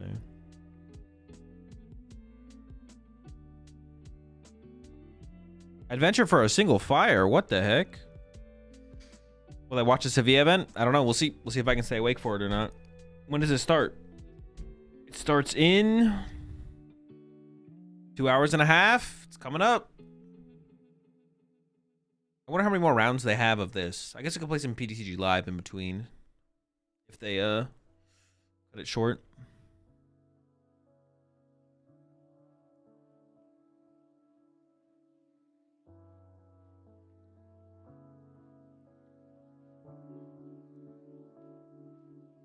All right, there's the KO on the Clefairy. Water Pond is set up to get a return knockout. We should need one more attack set up after that, and that'll be it. One more attacker, and it could even be a Teal Mask, right? We could even set up Teal Mask as our final attacker. You can play a slop box? No, you won't catch me slopping like that. You won't catch me slipping and slopping. There is no Quilava, but you could still get Candy Typhlosion, right? Wait, is there a Raging Bolt in there? Dude, Jesus, man. This is the king of all slop. Raging Bolt, Prism Energy, Water Energy, Psychic Energy. Does not get sloppier than this. I wonder what the Raging Bolt is for specifically. Maybe like Mega Lucario? Because sometimes Clefairy can't reach for the KO. What is this deck list, man? It's a little bit of everything. A little bit of everything. Does the slop eat Pult? I have to imagine if there's this much people playing the slop has to beat Pult. There's no way this much slop is being played and we just lose the Pult. That's just insane. That'd be crazy.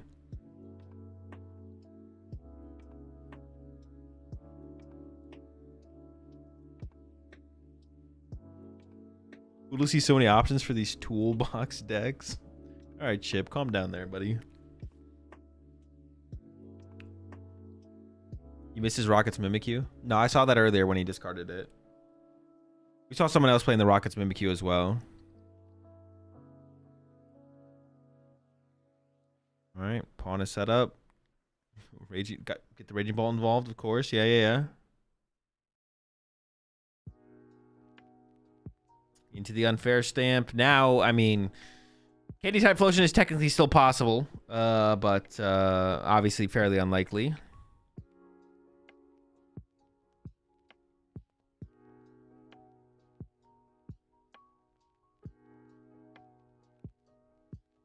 I went to a card shop and asked for a deck.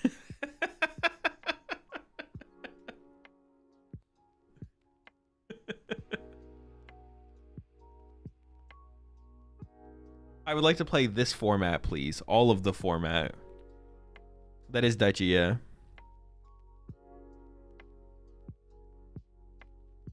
I'm pretty sure the Typhlosion player had ticket Ethan's last turn with a Quilava prize, but didn't play the ticket. They took Quilava off the prizes.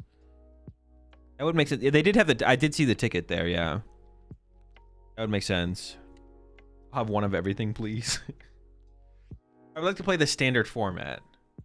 Thank you. All of it. Give me a deck with everything. Not everything. Give me a deck with everything, but I don't want it to evolve. I don't want my deck to evolve. There's an Ultra Ball in their hand. You can get Fez. You draw 3. But yeah, even if you KO the active, it's pretty unlikely to get the victory from there, obviously. Am I smoking something? Or is it really hard to set up Mega Absol in Mega Absol box? Is it really hard to set up Mega Absol in Mega Absol box? It's a lot more difficult than it was. I mean, I assume you're talking about this format. Yeah, setting up, I mean, I don't even know what matchups you set up the Mega Absol in, to be honest. Honestly, I don't think the Mega Absol deck is that good. I think it was just a slop box ahead of its time. And if nobody else was slopping, even if your deck had Absol in it, you just had Kangaskhan Ogre Pawn. So you were just ahead of everyone else, to be honest. I honestly think that might have been the outcome of that previous Champions League with the Absol deck winning. It was a slop ahead of everyone else. No one else was slopping it like they were. So it didn't matter that their build was just not actually good, because the Absol actually might just be terrible in there. everyone else was actually just playing worse decks. So even though if your list is bad, but your deck's better than everyone else's, it doesn't matter.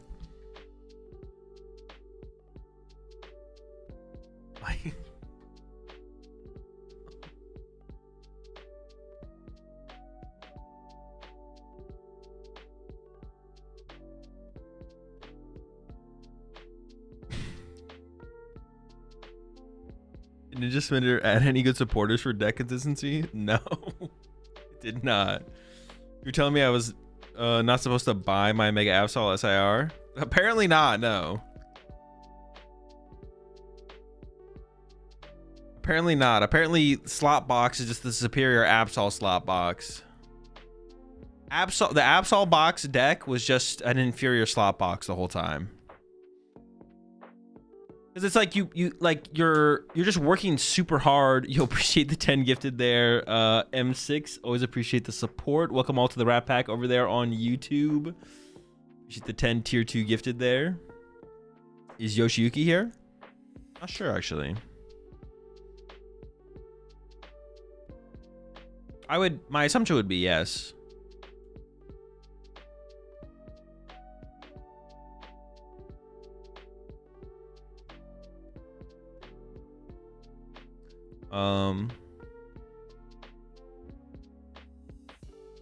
You need a redeemable ticket in Typhlosion? You do, yeah. It's a pretty important card.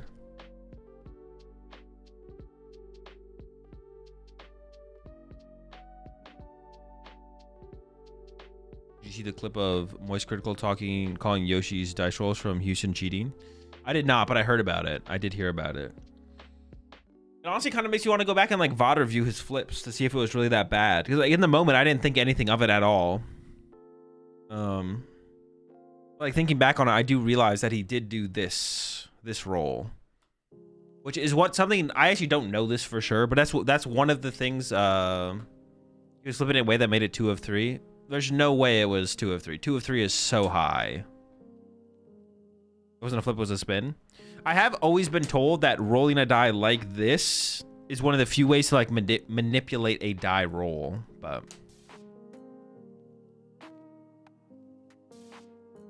so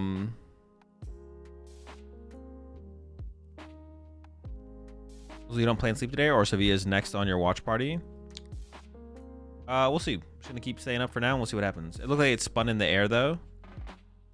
Well, the one thing well, I mean, does that matter though, Jake? The intent is the only thing we really care about, right? I think it's how you hold it or how I've been told. Yeah, that's what I mean. When you hold it like this. Yeah. The only thing that matters at the end of the day is the intent though. I think we all agree on that, right? It bounced. Well, no, it doesn't matter if it bounced. The intent is the only thing that matters. If he tried to cheat and failed cheating, he is still a cheater. That's the only thing that matters. The only thing that matters is intent. Do we think he attempted to cheat? It doesn't matter if he got away with it. But it bounced. Bounce D's. Wait. All right, let me pull up the clip. Wait, I don't even have the clip. I can just go back to the VOD, right? If the intent is all that matters, then you would have to prove that he was trying to cheat live in the finals of regionals in front of judges, which is silly.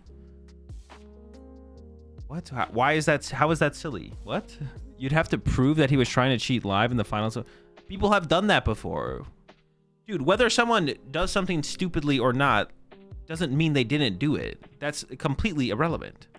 Of course, you can't prove intention. Well, then, if you're saying that, then you're saying I could just cheat throughout a whole Pokemon tournament, and you can't say I cheated. You can't do it. Why? You don't know for sure. So, suck it. It's gonna be the freest Worlds Invite of my life when I go to Melbourne. It'll be so free. I'm just gonna cheat the whole tournament. You can't prove anything. So, fuck you. Let me find it real fast. Wait,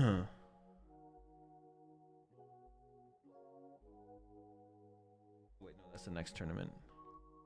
2:30. It's obvious when the intent is there. That's literally just not true, though.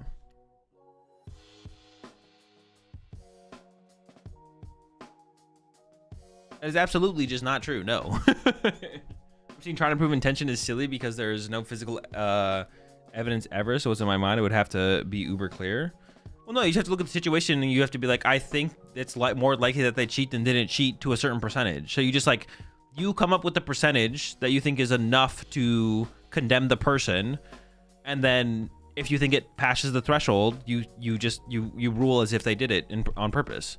So if you're like, if I have to feel like it has to cross a 70% threshold that I think they cheated, then you say, if I think it crosses that threshold, then I'm just going to say they cheated based on whatever factors you want to apply, how they approached the situation, what the situation was, what they actually did, yada, yada, yada. But I think it's still not proven intent. You can never truly prove intent, Blue Orb. So like I said, I could literally go to Melbourne, cheat the whole time, and you can't prove, you don't know for sure that I did it.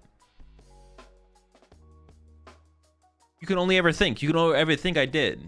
You can never know for sure. You can never know 100% for sure that I did it on purpose. You just need to come up with what is your criteria for being like, that is good enough for me to convict the person. Or not convict, or say they did it. We can brain scan you in 2050. All right, well, but until then, I'm gonna rack up the dubs, so. No, just ask him, he would never lie, especially in that situation. All right, I found the clue.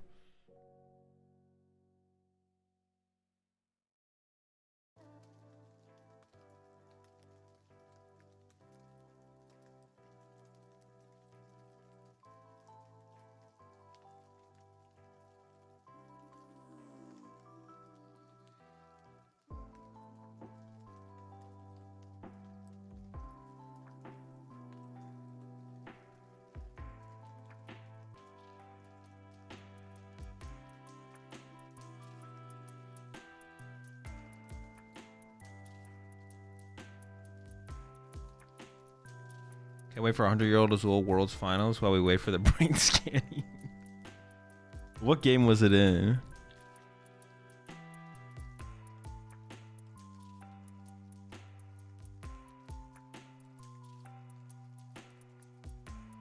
Was it game 1 or was it game 2?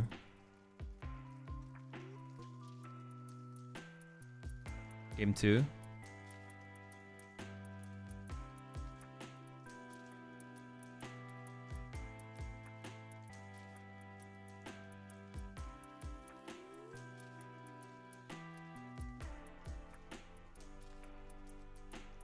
Wait, when did it happen? No, it has to be game 1, right? It's not game 2. Wasn't game 1 after the DPL? Yeah, I think it was game 1. It was game 1 before the DPL.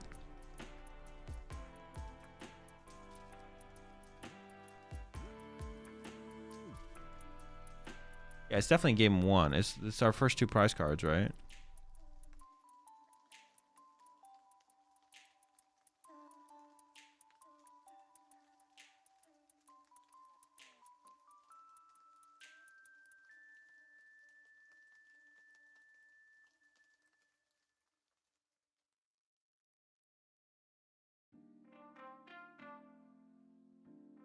We'll get there eventually.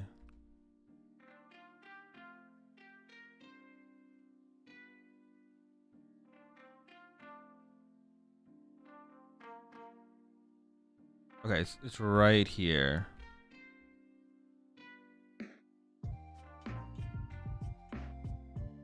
It doesn't look that bad.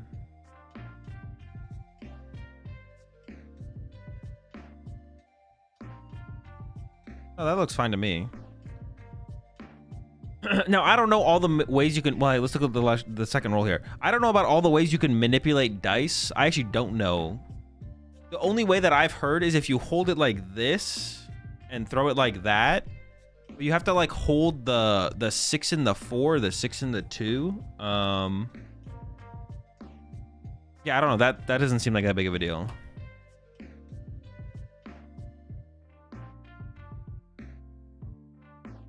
Yeah, I'm not sure.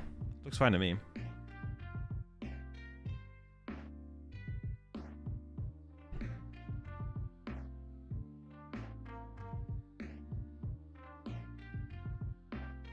I mean, just look at he picks it up and rolls it. Yeah, it looks fine. Did it land on the two both flips? Yeah, it landed on the two both times.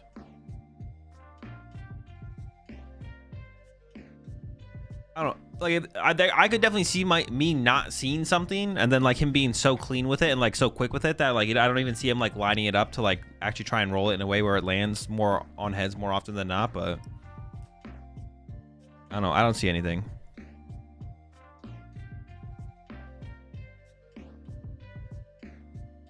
You can't see the intent. Well, I'd have to like see him cheat first. I'd have to see him do something that could be cheating, and then I'd have to be like, do I think he did it on purpose? Like if someone attaches a second energy for turn, it doesn't mean they cheated. We have to be like, okay, they did a thing that's illegal, but now do I actually think they cheated?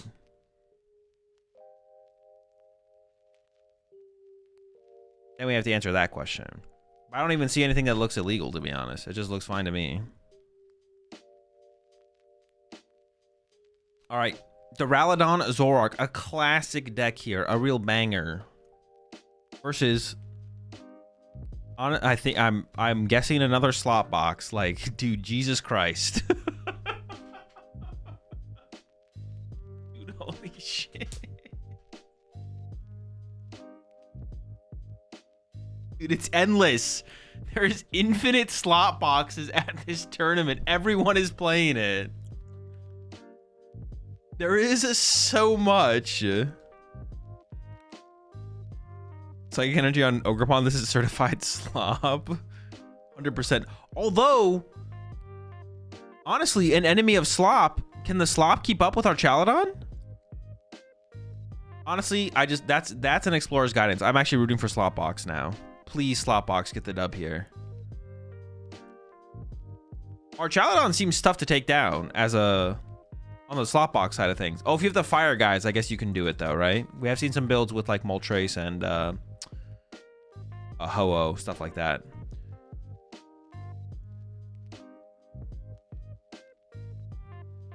Really trying to push his slop agenda? It pushes itself. What do you mean?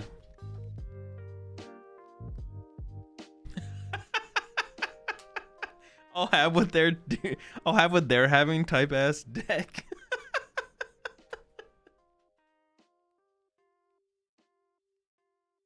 The definition of a slot box deck is you play Clefairy. If you play Clefairy, Grass Ogerpon, and 2 or more Meowth, your deck is a slot box. Archon doesn't have any weakness when he attacks.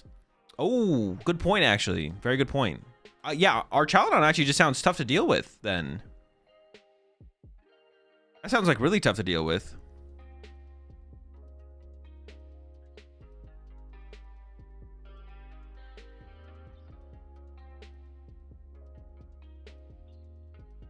Here we go, bench 2 Meowth, bench 2 Fizz.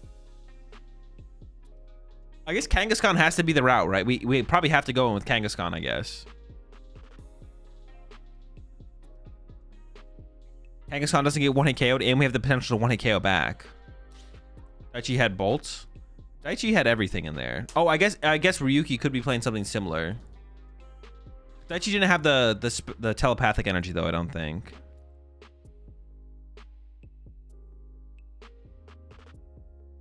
They might have the non-EX Archalon that stops basic doing damage.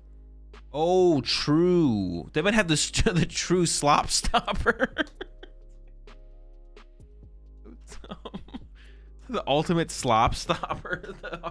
The Archalon that says basics can't hit it.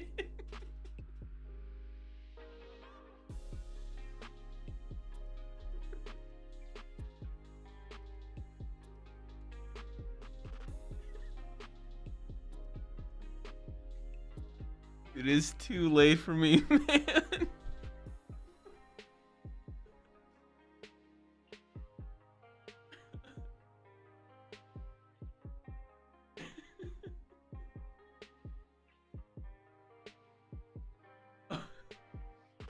All right, I'm back. I've recovered, I think.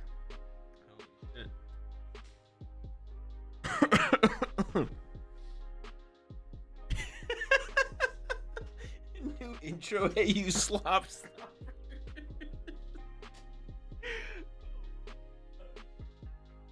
Holy shit. Wait, this format is making Menetrix time to shine? Yo, you could be onto something there. My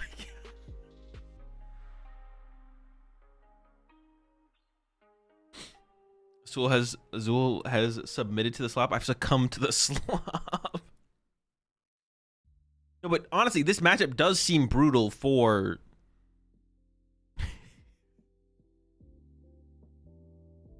No, that's not the slop stopper, dude.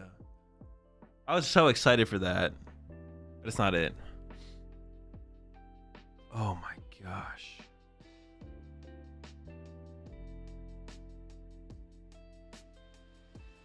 All right, another Arch Challenge getting set up. 220. Yeah, I just don't know how you respond to this at all. For Ryuki here. Like, I mean, we got an energy on a Clefairy. Are we just gonna like punch it? We just like lose the prize trade every single time, right? Going in with a Crispin to begin with. Oh my god.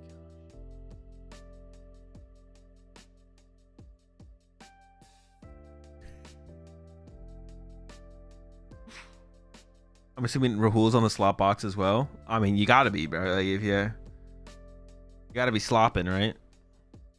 If you're not slopping, what's the point of showing up to the tournament? Kangaskhan for 2 more. And then we got the Clefairy punch. It sets up a 2-hit KO, but... Oh, I guess I mean, it's just gonna be... It would be so tough to, like, chase Zoroark after Zoroark after Zoroark. And even if we chase this first Zoroark, there's nothing forcing him to bench a 3rd Zoroark. So... Okay, finding the Lilies, Clefairies, the Pearls aggressively is definitely a big deal as well. Ogerpon is getting set up. We can start to gust Zoroarks eventually.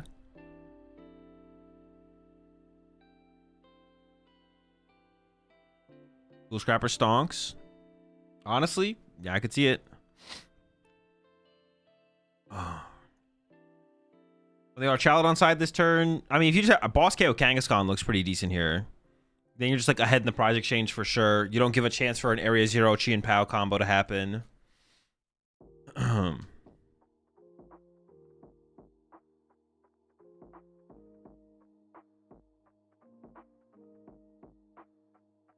Relicanth? I mean, Relicanth doesn't make a difference in this situation, right?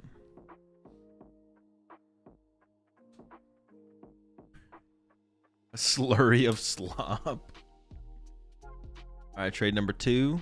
Duck a classic sacrifice to the trade. See a Mega Mawile in the hand. We see an Ultra Ball. Could set up another Archaladon pretty easily. There's a Judge, a Carmine. And there's the boss. The boss is in the hand. We could boss this turn. I think boss KO Kangaskhan gives us just like the flexibility and freedom we need for a turn or 2 down the line. So potentially you need a turn or 2 down the line. So I would go for boss KO Kangaskhan here, I think. Just get the 3 prize advantage so that basically we completely nullify the Lily's Pearl. Because otherwise some kind of Area 0 Chi and Pow combo could discard the damage Kangaskhan, and then if we have to KO through the Clefairy, that's a 1 prize knockout, and that could be the difference maker there. So, although you can't go wrong with a boss KO on the Ogerpon either, but I think this just lines up too well. And there we go. Take the KO. I like this KO. 3 prizes. Not sure what we're getting here, but I mean, we're in such a good spot at this point. On the Archaladon. Yeah, and we have like draw power as well. So like Unfair Stamp, the chance that Unfair Stamp actually sticks is like not likely. My stream room soundproof? No. I never understood the bridge. Why? Eats a slop. As the saying goes, what overcomes the slop shall become the something and rule the world. Does this play Mega Skarmory? I would assume no, but I wouldn't be like shocked if it did. Yeah, I wouldn't be shocked if it did. Well, I don't know. It's like another way to close out games, I guess, right? Snipe Fez for the win or something like that. Yeah, it wouldn't be a shock.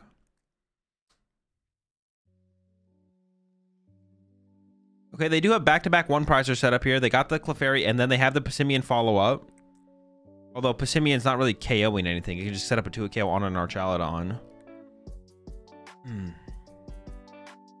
I saw Beedrill in the thumbnail, Azul. You're not for real?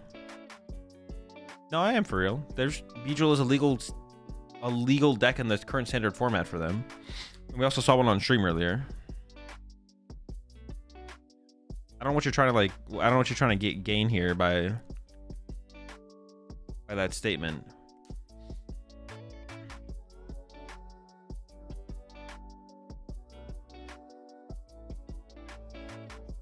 I have no earthly idea what he does if Zoroark gets hit with Retreat Lock. I mean, you just let it die, right? You just let it die. Like, you don't have to move the active Pokemon. If you're ahead on the prize exchange and your opponent doesn't draw any prize cards, but then eventually draws 2 prize cards, you just win eventually, right? You have 4 lilies, right? They're not going to deck you out. The only way you would lose to like Sob on a Zoroark is if you mess up. It would involve you misplaying. He had a Kieran in hand. Apparently he had a Kieran in hand as well. But even if he didn't, you have so much time with lilies. Like, you're not stressing.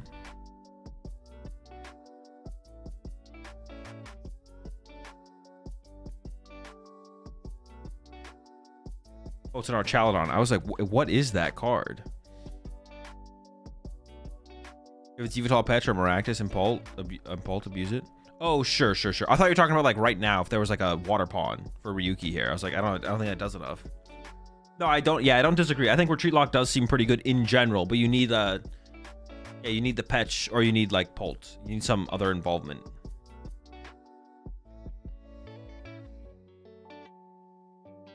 Got to get involved in some other way for sure. That does make me wonder. I wonder if like Pult could just be played as like a Retreat Lock deck instead of a Badoo deck. Like maybe you still play one Badoo, but what if like the rest of the deck was mostly just Retreat Locking? See it. Like just play like 4 boss and 2 Retreat Lockers or something, and then maybe 1 Badoo or something like that. Is he playing black belt or Kieran? There's a Kieran in there. I'm not sure about black belt.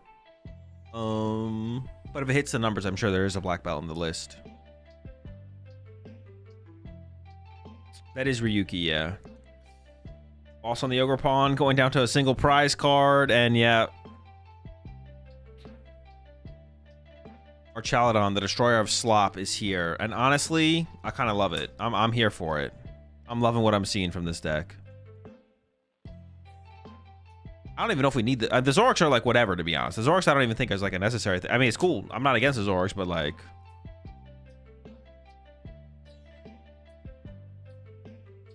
Archaludon by itself just like destroys the slop. Double E-Switch Kangaskhan, double heads, Harlequin to 2, GG. That is something. That is a route for sure. Honestly, not terrible. I could see it. Honestly, thinking about it, I feel like the matchup that Archaludon struggles the most with would be like Dragapult, right? Dragapult doesn't sound like an extremely good matchup. You don't have Monkey Doors, you don't have Turo. Like, how do you deal with... Sounds annoying to deal with them just like going punch spread 60, and then you can't even KO them back, right? I guess you just have to hope to maybe be the aggressor and like find boss knockouts first. Relicanth didn't rotate now. Relicanth throw OK on ball after they punch. Wait, what are the numbers on it? I can completely forget what the outrage attack does. Doesn't do enough, right? Isn't it plus 10? Isn't it like 70 plus 10 or something? 80, I think. It's 80 plus 10 though, right? It's not 80 plus 20.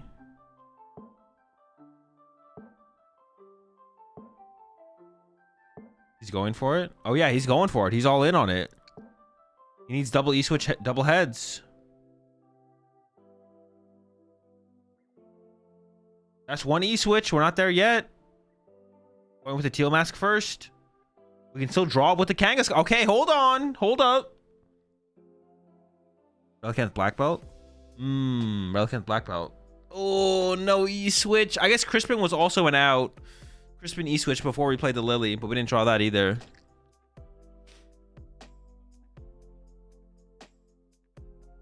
I guess that makes the Zoroarks like a pretty big deal. Oh, wait. He's got the tech. He has Pecharunt. He has infinite mobility.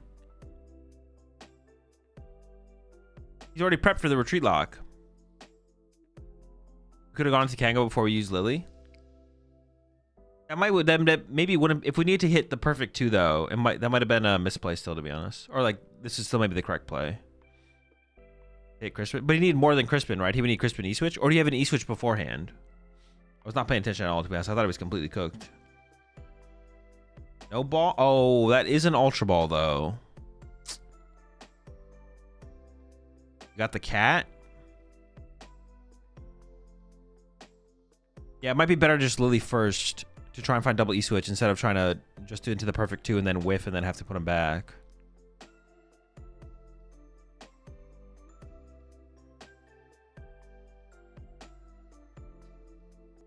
It's not a cap, but that'll do, right?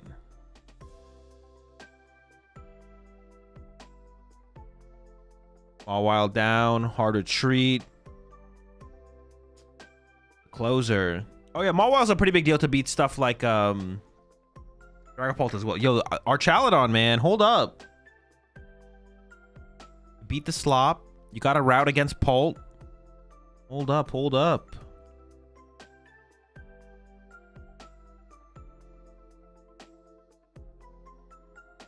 You know the one thing that well, I guess it makes sense we haven't seen it because the slot boxes all play Area 0. We haven't seen the Prism Tower. I felt like I saw a ton of, when I looked at City Leagues the other day with Chip on the podcast, we like saw a bunch of Prism Tower in decks. But I guess when the only deck we've seen on stream basically is slot box and they all play Area 0, it makes sense why we haven't seen many Prism Towers or like any Prism Towers. Although Prism Tower does seem good with Archaludon. If you play Zoroark, that's probably like too much discarding on top of your Ultra Balls already. In a way, Arch Zoro is the answer. The answer to the slot. Even though it looked basic, the deck was kind of innovative, wasn't it? I mean, I wouldn't say it was like extremely innovative or anything like that. We've seen Archaludon Zoroark in the past. It's not the first time we've seen Arch Zoro. You could make an argument that like meta calling is like in some way, some form of, is also like a form of innovation as well. So seems like a good at the very least a good meta call, right? Good choice for the tournament. What is Slop? About 75% of what we've witnessed so far in this tournament. That's what the Slop is.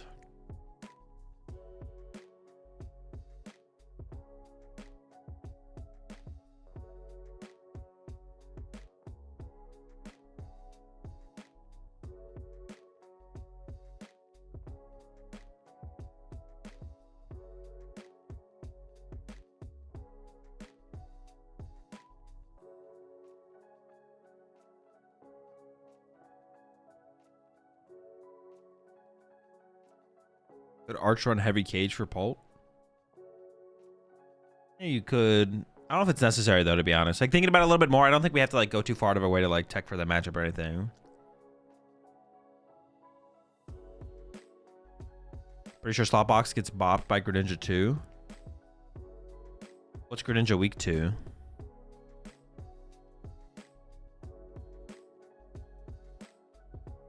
Are you gonna go straight into Sevilla live stream after this? That's the current plan. We'll just see if I can stay awake or not, though, to be honest. I might not be able to. Weak to Psychic? Well, then, no, I think we just get... Oh, no. What is the water one weak to, though? Greninja EX would get bopped, but... Hang on, another match. Alakazam versus... Dragapult? Oh, this is not looking that good for the Alakazam side. We could see Boss KO double Kadabra and the Abra with the energy.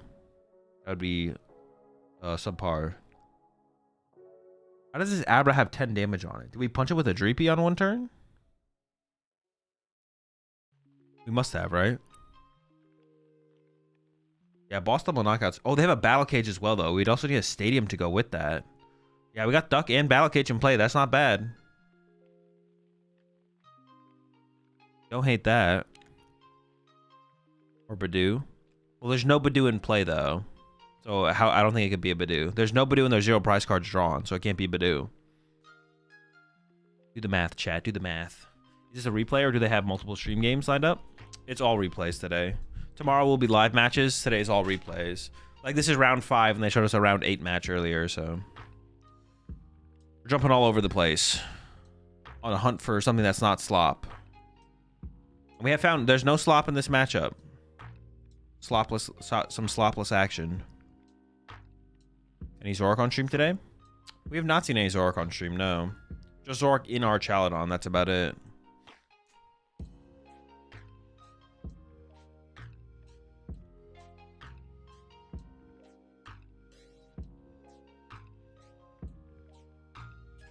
You get the counter stadium, no boss for the double KO on the energies. I think you'd want to KO the Kadabra if possible, but not going to be possible here.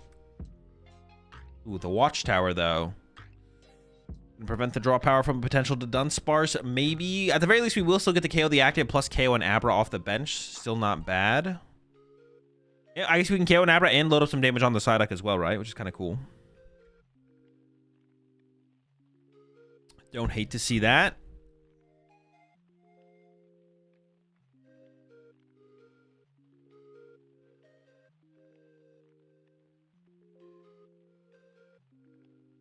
EX just bodies the slop, no. I don't know. You can just boss around it. There we go. Knockout. 5 to Abra. 1 to the Duck. Yep, makes sense. Getting 2 prize cards. You get 2 off the Lucky Helmet.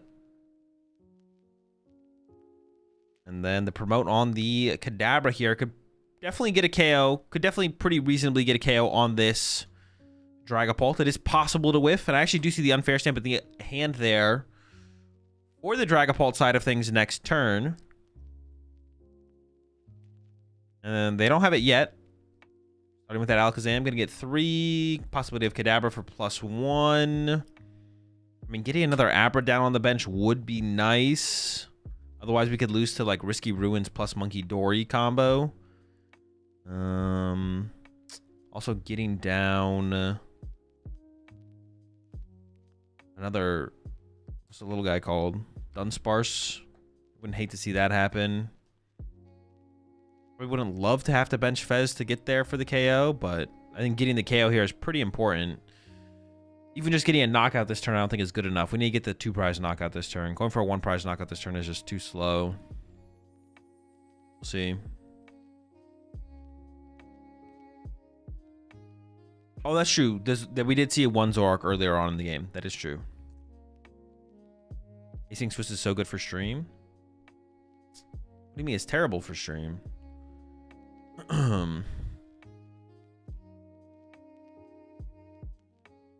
Never downtime? Yeah, but there's some, like...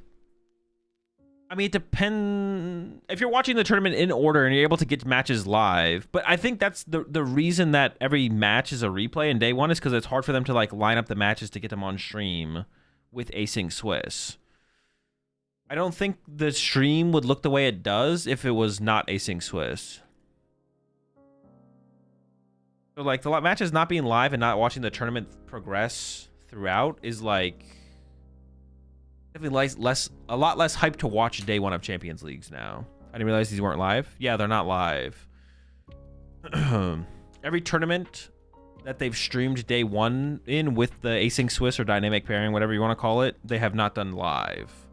Which I can kind of understand why it would be hard to, like, line it all up to kind of progressively work. It doesn't seem impossible to do, but it's definitely harder to do when you're not just lining it up round to round. But day 2 it will be live, but day 2 they go back to like a more standard Swiss structure, so works a little bit better.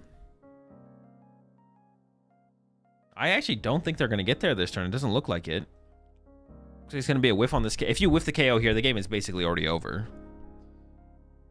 Also, if you attack this turn, you just put damage in play for a potential Monkey Dory as well. They get there? I can't tell for sure, but it doesn't look good.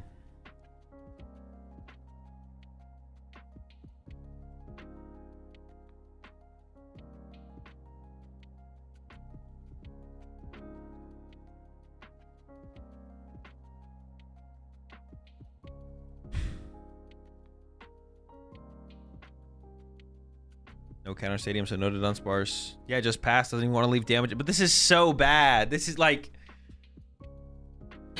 I mean, passing is bad. Attacking is bad.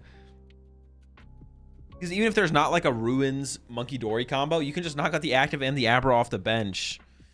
Sheesh, man. This is terrible. Was for the special red card, it looked like. Over the Dragapult.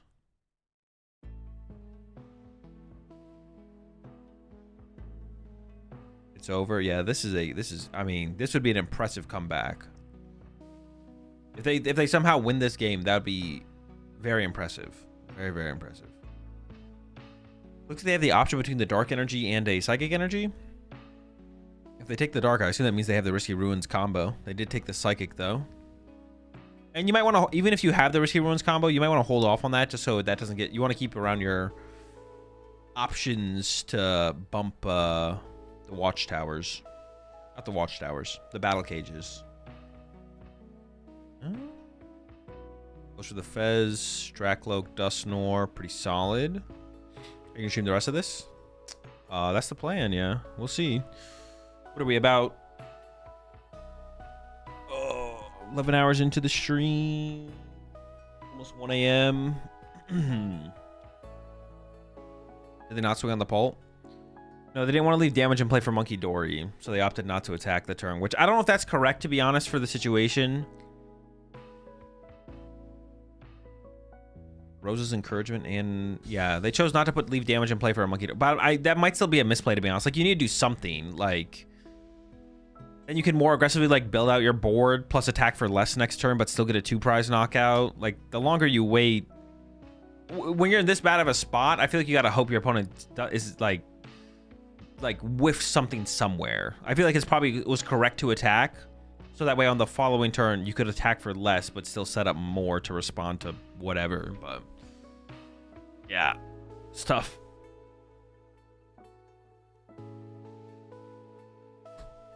If you want a song name, just put command song in the chat.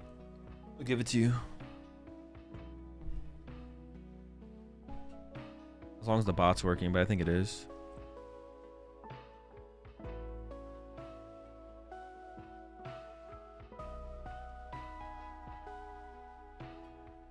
What's going to counter Mega Lucario? Anything. The deck's like fine. You don't need to counter Mega Lucario. You just need to play a good deck. You beat it probably often enough. Name a deck. Consider it countered. All right, we're into the Zam. I would hope this turn we could get the knockout. But we'll see. Still no to Dunsparce access. Watchtowers in play. We also need to find more Abras this turn as well. Ever listened to Alkaline Trio? No, I've never heard of them. My first time. Okay, we got the Battle Cage. So we can do Dunsparce if we want. I also see the Lana's Aid in hand. That can recover some Abras. But our board is still so underdeveloped now. It's still looking pretty terrible. Not looking good. I mean, slot box, hard counters Lucario. Curious to the percentage of play. It's got to be the second most popular deck for sure. If we're like encompassing all slop into the same meta percentage, like it definitely is definitely the second most popular deck, if not the most popular, because we have seen way more slop than we've seen Dragapult, I feel like, at this point in the tournament.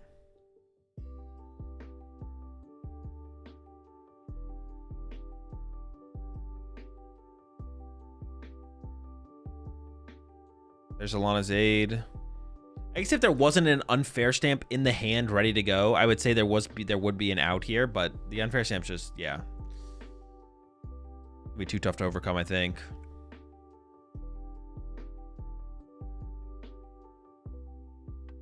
Are Dragon Ball players using unfair in Lily's Clefairy now?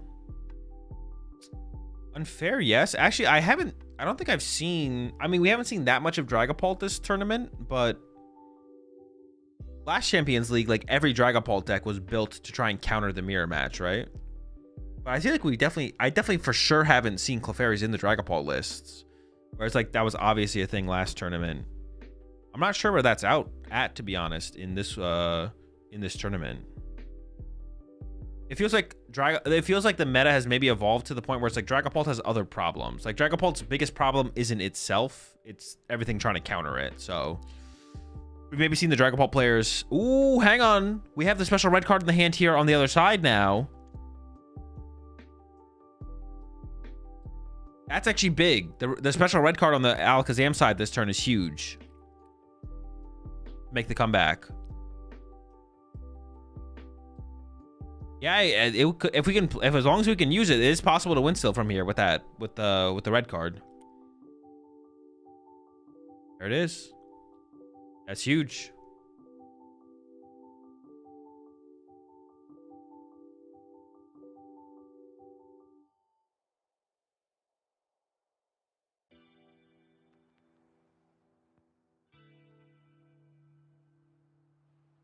Red card says if your opponent has 3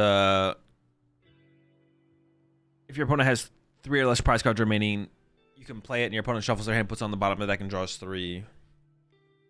Don't they still draw 10 cards? I mean, we're coming up with a line to win the game. Well, why would we give up if there's an out? You know what? You're right. Let's just give up. You know what? Her best play is concede. She can't win. Pack it up. If your opponent has the potential to beat you, just don't play the game. Just don't even try. It's not worth it. All y'all want is slot box, and like, if you don't donk your opponent on turn 1, you just don't want to play the game. Like, I don't know what you guys want anymore. It's over. Y'all have succumbed to the slot meta. That's why I never start any game. Too much of a chance to lose. If it's not slot box, you guys don't want to see the gameplay. You just want to see them pack it up. I hate when my opponent plays cards. I mean, I do see some Ultra Balls in the hand there. Fez. We can win this turn. We don't have to win this turn as Dragapult, though. We have a pretty much infinite time to win this one. And getting a KO this turn is probably puts it in a situation where we're not going to be able to make a comeback here. I'm not going to lie. I might do Sophia. We'll see. If I'm up when the games start playing, then I'll try and stay up as long as I can.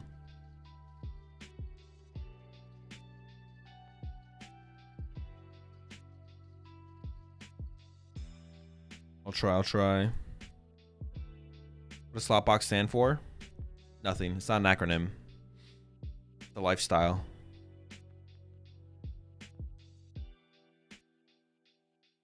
Ooh. That's the ruins, and that should be game here.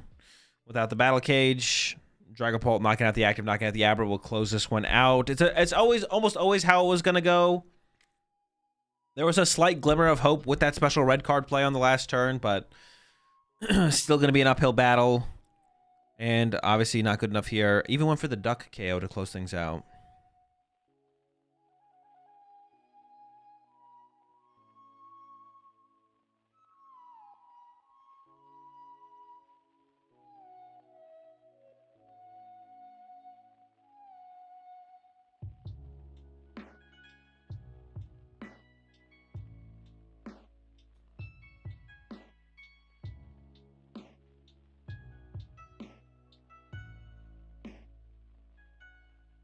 We're becoming Yu-Gi-Oh! Do we need command for slot box? No. You'll know slot box once slot box knows you. Once slot box knows you, you'll understand. Slot box cannot be better than Terra Box. I mean, there's a lot of people playing it for it to be worse than Terra Box, to be honest. But at the end of the day, isn't slot box Terra Box as well? Slot box is an all-encompassing entity archetype in the Pokemon TCG that covers a wide range of your favorite Pokemon.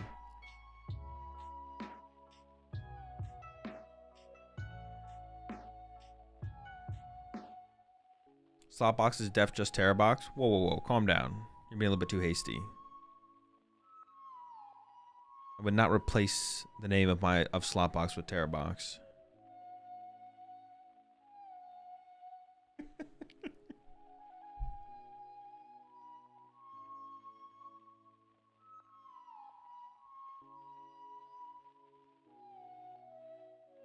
I'm back. Give me a summary of what I missed. A lot of Clefairy and Teal Mask Ogerpon.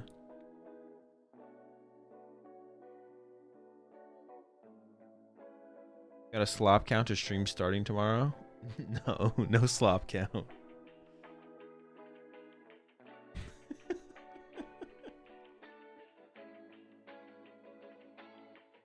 I witnessed double Meowth, double Fez on bench today. We did see the double Meowth, double Fez combo. It was insane. If it has Mega Kang, Meowth, Clefairy, Ogerpons, it's a sloppy deck. Things are getting out of control. Not much, I guess. No, you missed a lot. It was a lot of Clefairy and Ogerpon. Like a lot.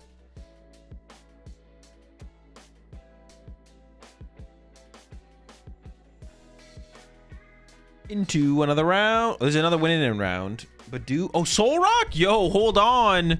They're switching it up on us. This isn't looking too sloppy to me at all. Lucario? It's been a while. Actually, this might be the first Lucario we've seen all day.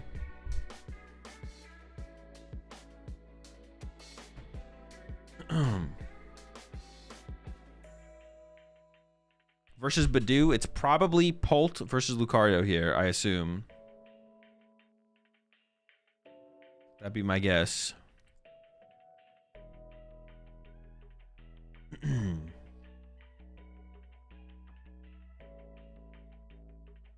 need to switch up from all the slop.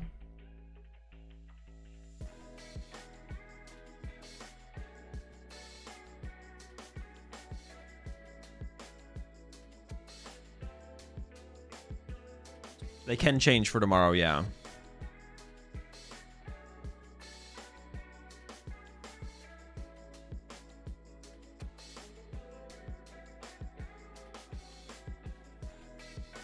Pokepad, Fighting Gong. I didn't see what was grabbed off the Pokepad. I assume Lunatone, but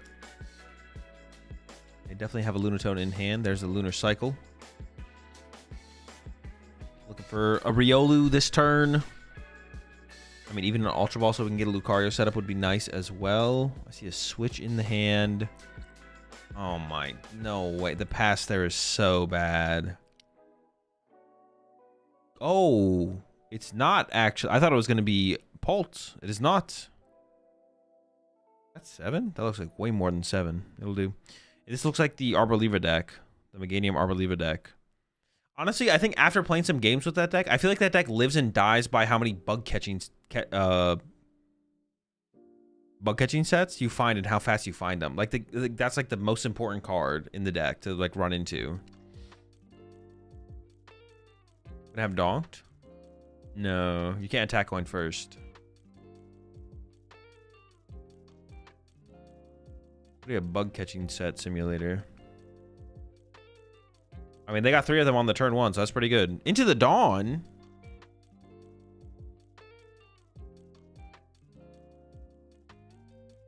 Doesn't that sequencing make no sense? Why would we bug catching set, then Dawn with 2 more bug catching? Shouldn't we just go set Dawn or something? Feels weird. I feel like that's got to be incorrect sequencing there. I think it should just be set Dawn for sure.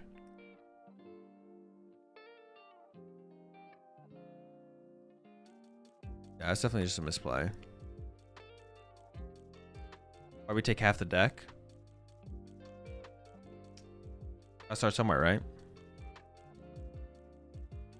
Does it need the other half? Let's have a peek anyways. Just gotta check, you know? Is it a wrong sequence because it makes the catchers worse? Yeah, basically. The catchers are just, yeah, way worse now. And we kind of want everything. Like, we want Meganium pieces. We want Arboliva pieces. We want multiple Ogerpons. We don't want just one Ogerpon. Yeah, this is pretty bad sequencing. Thinking like that is illegal, right? No, why would that be illegal? Nice. 4th bug catching set. Just found all 4 turn 1. Sure. Why not? Another Ogerpon would be nice. Got a Bayleaf there. If he's not prize checking, he really doesn't need the whole deck. This is true, yeah.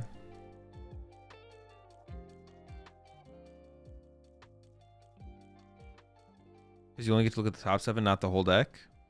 He used Dawn. He was playing Dawn there. I was confused by what you meant. But yeah, he was using Dawn, not bug catching set. Bug catching set number 3. Alrighty. We get another Ogre Pawn. That's what we really want. Okay, Ogre Pawn plus grass or Small Live. Get the Small Live involved. Get the Ogre Pawn. What are you doing? All right, lock in. Was probably wanting to thin the deck. Is why he used Dawn. No. For the cards he had in hand for what he's trying to do this turn, he missequenced. I don't care what he wanted to do. He misplayed. I'm too tired to fully explain it though, so you can trust me or not. Honestly, I don't really care. I'm too tired to explain it. But I can tell you he is wrong and misplayed. But we're still in a pretty good spot. Like I don't hate the positions he's in, but he also did draw 4 bug catching set on the first turn of the game. Like if you're not in a good spot, if you do that, then I don't even know what to tell you. He didn't throw bad enough to ruin 4 bug catching set turn 1. That is for sure. We're chilling. All 4.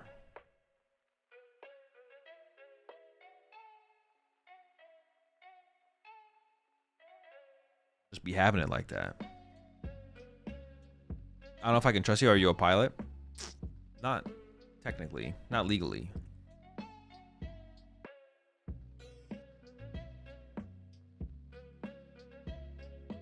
That Small's getting ready. And there we go. Itchy Pollen for 20. Why'd you ever play all 4 turn 1 anyways? I mean, he didn't get the Chikorita. Like, you're still a Chikorita short from where you want to be, I guess. But honestly, the third one, we could have maybe held off on the third one for sure. The third one might have been an overextension. All right, into the Meowth. I imagine this has to be for a Lily because we just have nothing. Even if we have if we could Meowth for boss KO on the Small Live, there's no way that's good enough here. We need to find some Riolus, and we kind of need multiple Riolu as well. Why even bench the Olive? So we can evolve it next turn naturally. You don't want to have to 100% rely on Forest, so I think it makes sense to still bench a Small Live there for sure.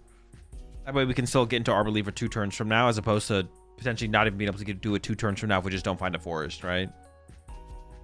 You run the risk of it getting boss KO'd, but with how slow of a start your opponent had, you know your opponent does not want to boss on their next turn. They want to play something like the Lily so they can find Riolus and stuff like that. And it looks like there was a Riolu found and a Watchtower. The Watchtower, honestly, actually, I don't hate the aggressive Watchtower to take away the possibility of a Meowth, but it's probably, I don't know, saving it to bump Forest is so low value. Like once your opponent finds their first Forest, they play 4 of them. Like I think the Watchtower here is probably fine, actually. I think it's probably fine to throw out the Watchtower. Considering benching another Solrock, I guess we are taking a knockout this turn. Wait, don't they have a Riolu in hand? Bro, what if we just get unfair stamped? Is that not 2 Riolu in hand? Am I trolling? Or is that 2 Solrocks? Dude, I hope they get unfair stamp. We gotta punish this. What the heck? Where's that unfair stamp? It might just be 1 Riolu, 2 Solrocks. But I'm still benching that Riolu there that turn, I think. I don't know. If we're not benching the Riolu to play around our opponent setting up Arbor Lever, if our opponent just evolves to Arbor Lever this turn and well, they don't even have to do that. They can just go Ogre Pawn KO or active. We're not even forcing the Arbor Lever out of them. We're forcing nothing out of them. I don't know. I guess they're holding on to it because next turn they want to bench 2 at the same time, which I can kind of understand. But I mean, I can understand. I can kind of understand that, right? We want to bench 2 Riolus at the same time so that the lone one can't just get sniped. Sure.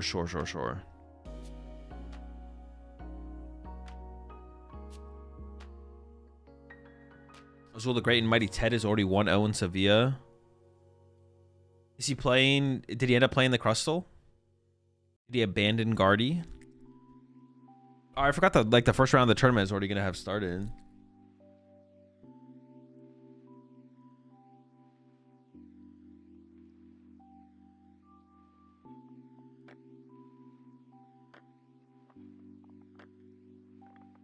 No, 1,300 players. I thought it said 2,000. I was like, oh my gosh, nah, 1,300 makes some more sense.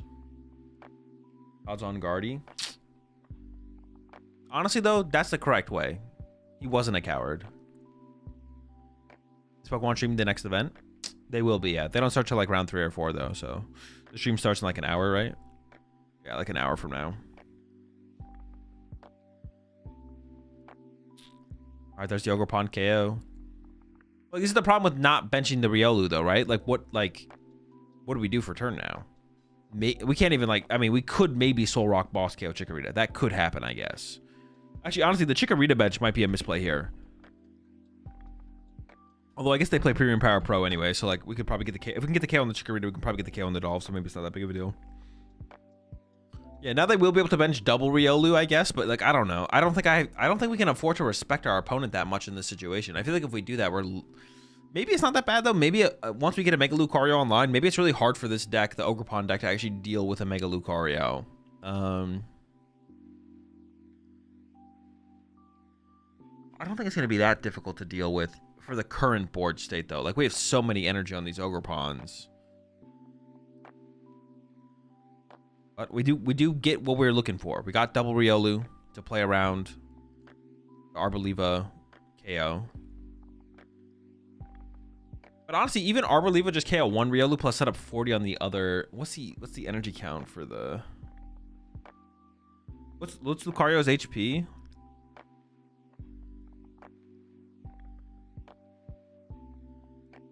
I guess it wouldn't really matter, actually. Yeah. 60. No. The 40 on the Lucario probably doesn't matter, right? Because if Lucario's using its big attack, it's going to have 2 energy on it anyways. But I guess the 40 could matter on a Riolu if they go Boss KO Fez for 2 with the first attack. So, honestly... Yeah, the Arboliva lineup here is still going to be pretty nice. Because we're going to go KO Riolu, 40 on other Riolu. And then if they go like Lucario, 1 energy, Boss or Hariyama KO Fez, then we can go 1 energy, 30. Does that math line up? No, I'm actually second guessing myself. No, the math would line up, yeah. We still need a lot of energy, but... Yeah, I guess the Lucario is pretty tough for us to take down. Yeah, Lucario would be pretty tough for us to take down. Maybe it's still winnable. Maybe it's still winnable. And maybe that makes the play of just getting double Riolu in play like that much more valuable. Just get our Riolu established, get our Lucario set up, and then we're feeling pretty comfortable from there. Should we be setting up a Makuhita so we can get a Hariyama to KO Ogerpon? I mean, we got to worry about Lucario first, though. I mean, I don't hate a Makuhita getting set up, but... We gotta get an energy on a Lucario first. I mean, getting a Makuhita down this turn is nice, yes. I'm with you for sure.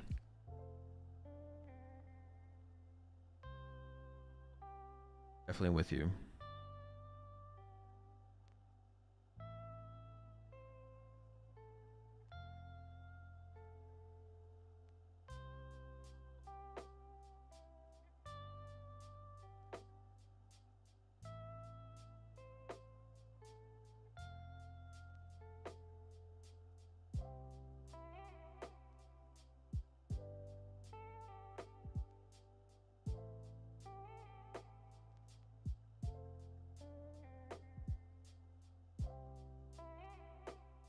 I guess maybe we shouldn't attach to the Riolu, because if the Riolu is going to lose its energy anyways, we may as well just punch with Soul Rock, right? And that sets it up for the active to get KO'd by a Lucario next turn, I guess.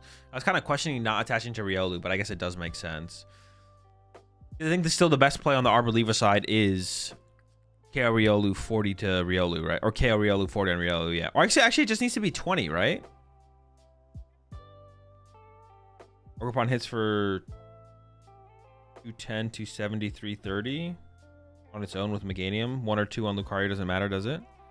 Yeah, it does, because Lucario has... You said 330, so it'd be 340, right? Lucario has 340 HP.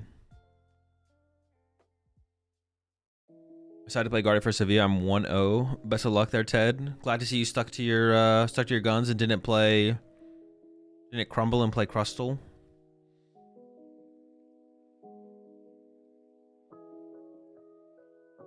Yeah. It can matter. If the Lucario has 1 energy, it matters. If it has 2 energy, it doesn't matter, right? but you want to play around the one energy situation. Oh, I see what you're saying by the 102. I see what you're saying there, Denshin. Yeah. Makes sense. Do research as well. I mean, makes sense to me. It is the land of Pult. How's Alakazam at the moment competitively? Post rotation, it seems pretty decent for sure. It seems pretty decent right now. Yes. Sevilla is a special championship, but it's basically just a regional championship in terms of like competitiveness.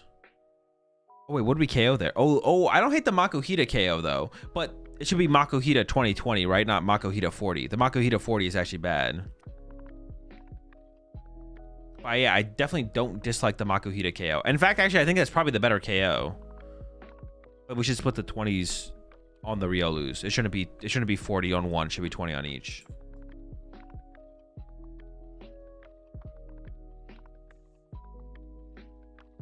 Where's the special event taking place? Spain. Yeah, things are looking pretty good here. Still on the Ogerpon side of things. All right, double Mega Lucario established. I mean, if they have like Air Balloon Boss KO Fez here, honestly, that seems like not a terrible situation. But also to go with that, anything short of that, I don't know, it seems kind of tough. Punching the active is really bad. We need like a KO, I feel like, this turn. Even if it's a one prize KO. Even if we just KO the Bayleaf on the bench. I wouldn't hate for that to be our turn. Yeah, the Boss on the Meowth was a very good play. I like that play a lot.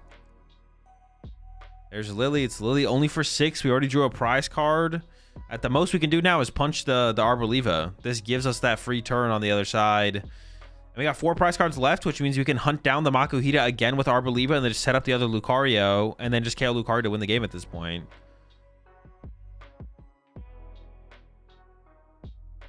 So things are looking very, very good here on the Arboliva side of things.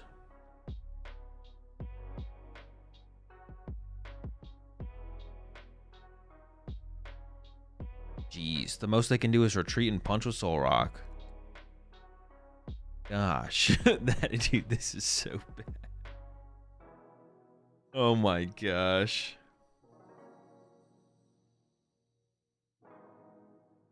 The active for 70. We can't even.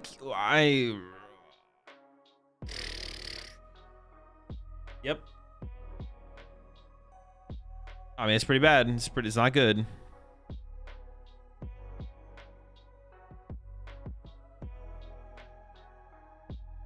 Oh, did they play a Premium Power Pro?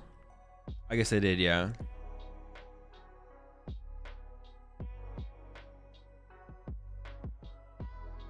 We got Meganium established. Cycle with the Ogerpon. Split the energy on the Ogerpons. Go 3 and 3. Yeah, I think doing the split makes the most sense. So one can't get focused over the other, but...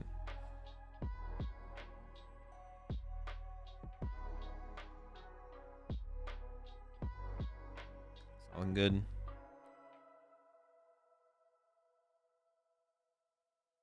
Just do the same play, KO Makuhita, but now we put the 40 on the other Lucario VMAX, or Mega, excuse me.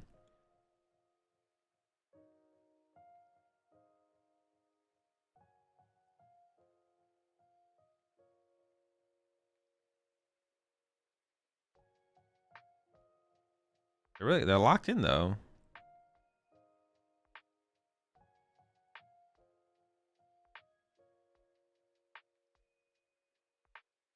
Okay, there we go.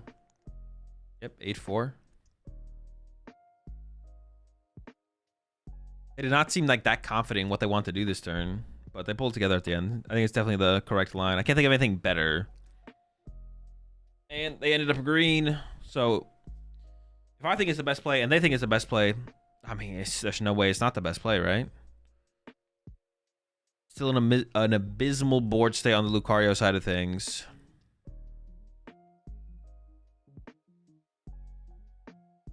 Watchtower. Which is, what else do they even have in the hand?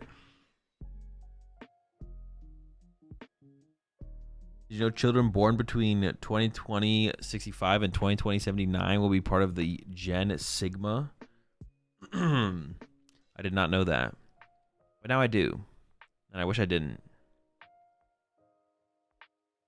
Lily for another 6. Not even 8. Was it really worth even KOing that Badoo? Maybe we just shouldn't have even KO'd the Badoo. Maximum belt, no energy. Dude. Dude, it's just bad. Oh my gosh. Back it up. It's cooked. Technically, you don't have to concede yet, but this game is basically over.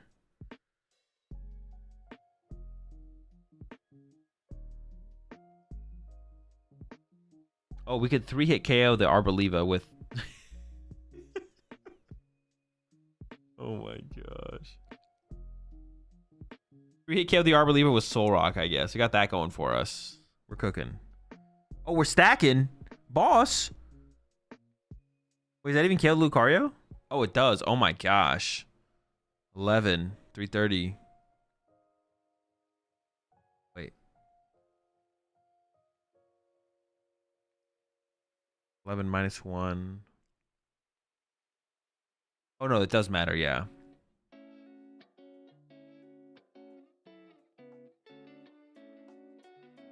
Yikes. Cooked.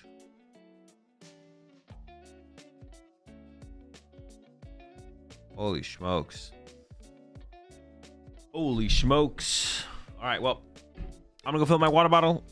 And I gotta move the laundry along. I'll be right back.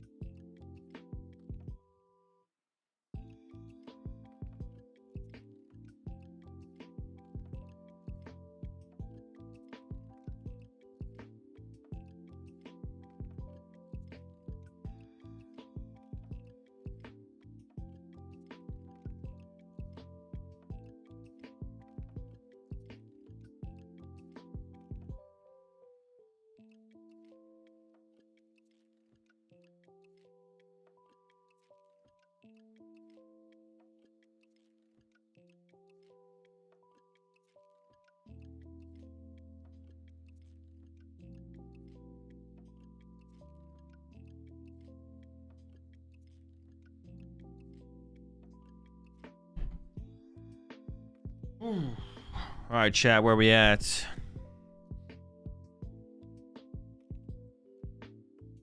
Why does Slotbox do this well in Japan? Is it just because it's best of one? It's because they're playing a completely different format than we are. They're playing a different format. Trying to compare it to why a deck doesn't do good in our format to comparing it to why it does good in their format is not comparable. It's two different formats. Same spot as when you left? Perfect.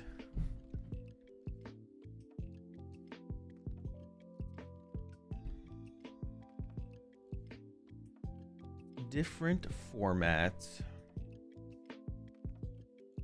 Thoughts of the Lilies Ogre Pond deck? I don't know what deck is that. What is it? I don't know what that deck is. Starmie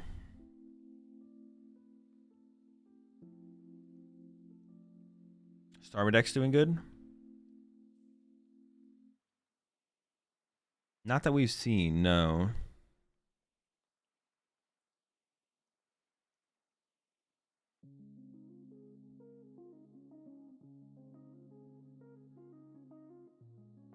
Yeah, not that we've seen.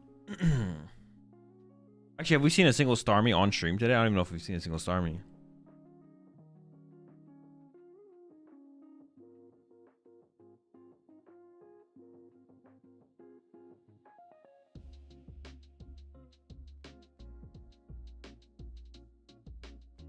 Rocket's Honchko is Dango. I feel like Zam fits the description best, to be honest. When I was talking about Clefairy Ogerpon, I'm not familiar with that deck. I don't know what deck that is. Slotbox OP or what? I definitely don't think it's OP. I think it's just kind of like another deck. Yeah, I think it's just like another deck or something like that. Nothing too crazy.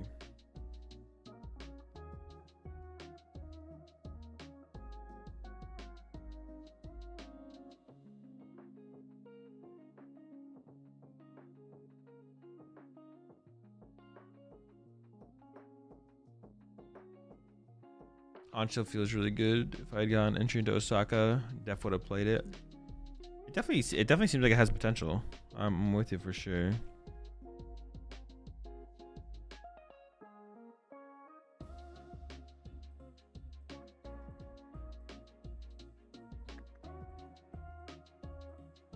Are they done for the day? It might be done for the day. We can go play some BDCG live until the Sevilla stream starts. Or do I just go to bed? I gotta make that call. Do I try and stay up for Sevilla?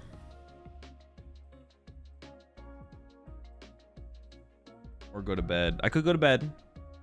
I could stay up for Sevilla. Or I could attempt to stay up. I'm not gonna commit to, like, I might not be able to stay up.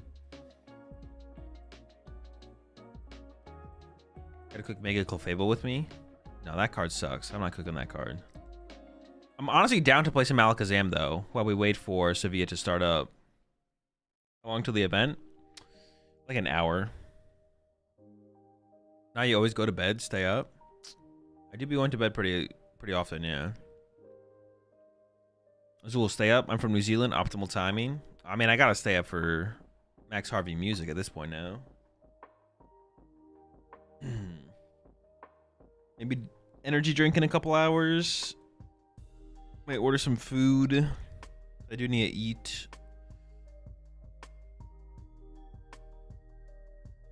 It does seem like they're signing off for the day here. I'm kind of down to play some Alakazam, though, to be honest, right now. Alakazam's fun. I'm in an Alakazam mood. I would sleep the first rounds are not that exciting anyway. It also might only be an 8-round day as well. Does Straight Pult want to go second? I keep seeing Pults choose to go first on ladder. I don't know if it's actually better or just ladder being ladder. I don't know, to be honest. I'm actually not. I don't know. From basically every deck that I played, besides the Starmie, besides Mega Starmie, every other deck that I played with, going second just feels way better than going first. Like going first just actually feels terrible. I have to imagine it's probably pretty similar with Pult. Like, I assume playing with Pult, it probably feels better to go second than first. Yeah. It just does not feel very good to go first. The Starmie deck? It was pretty solid. The Starmie deck was pretty solid. Right, Crustal in post-rotation format. Deck you can play in the standard post-rotation PokemonTCG format. Playing Lily's turn 1 feels so awesome. Exactly. I'm playing Pokegears to find your Lilies. Increase your odds of finding Lily, which is pretty cool. So I guess the one thing about Pult is you actually don't play that many draw supporters. So I could see it being correct for Pult to choose first, to be honest, because you just don't play that many supporters at all. So. All right, I'm gonna switch over to TCG Live for a little bit while we wait for. What are we waiting for? Sevilla.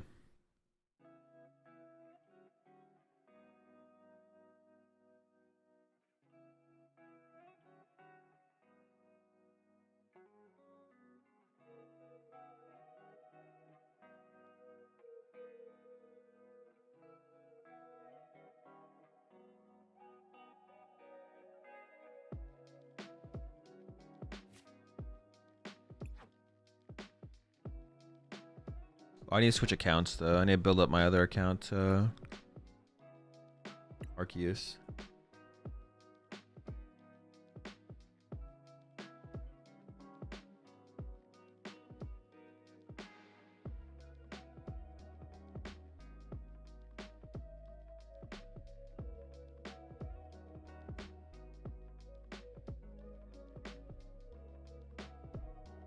Goes up Sting.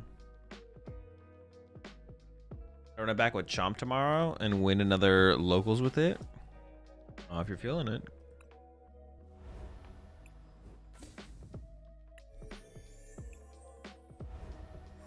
I think I've deleted all my. I don't think I have deleted all my decks on this account yet.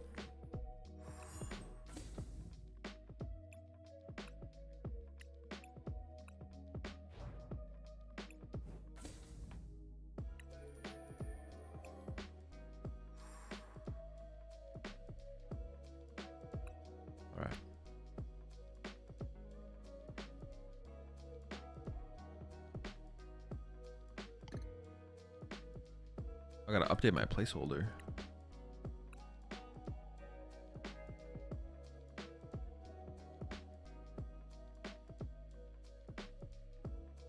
There was some decks containing Mega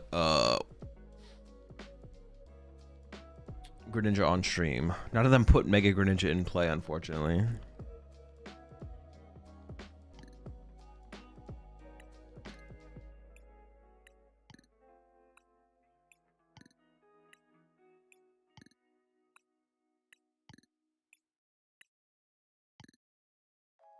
Day 1 is over, yeah.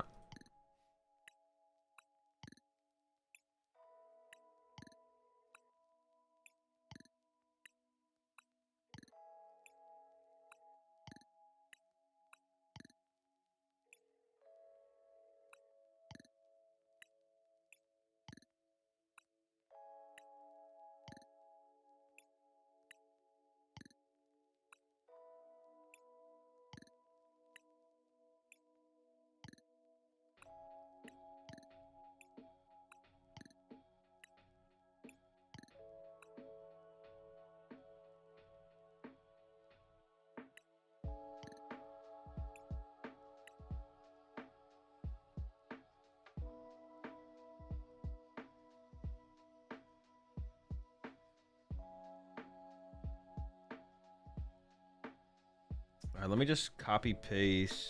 Let me see this for a second.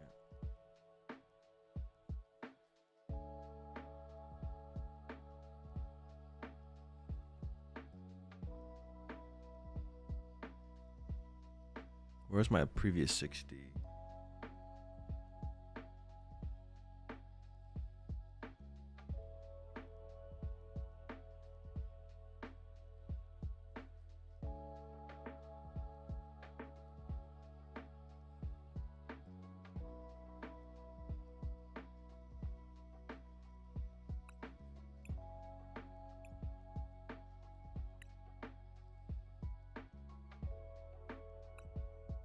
Wait, I did not have Togekiss in my last build.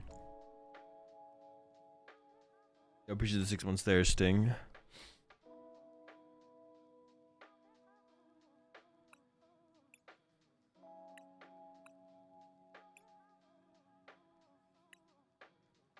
Oh, this one rotated. I didn't even realize that.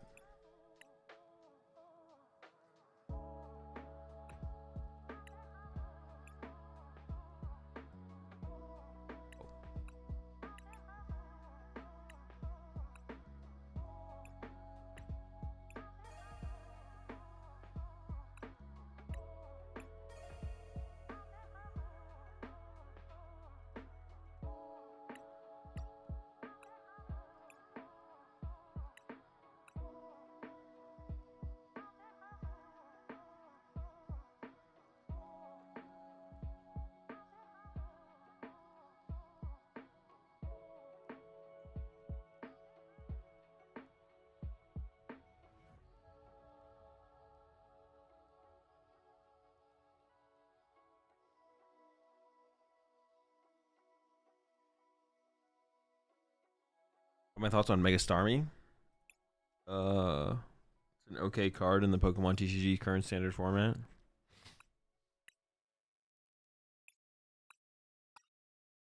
What is this list? So do we even play Wondrous Patch anymore? What do we even play in here?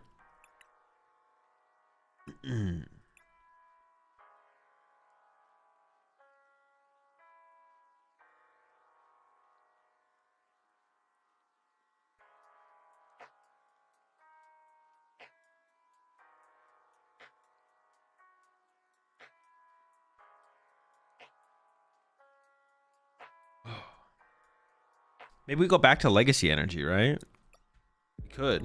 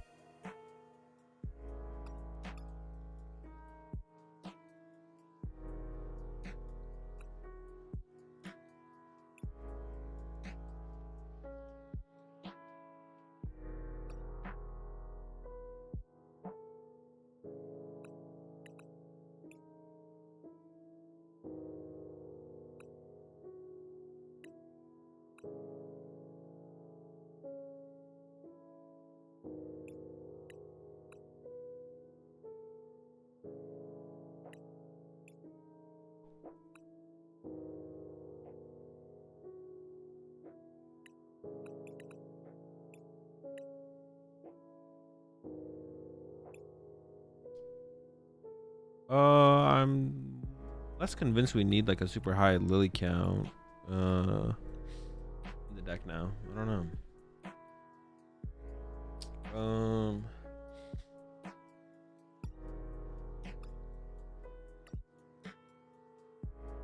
Does she need some bases use multiple Zams? Oh, sure, I guess. Well, I could play Legacy. I'm gonna try Legacy.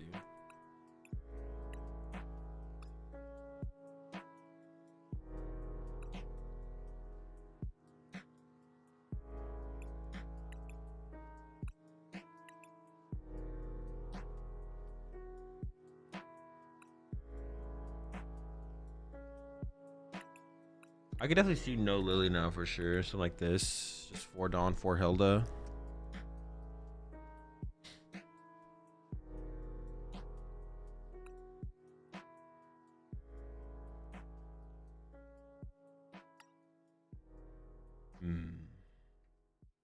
Yo, what's up, Rahul? Any patch or what? Well, no, I'm not going to play patch if I'm not going to play. If I'm going to try Legacy, I'm not going to play patch for sure. How late are you going today? I don't know. We'll see.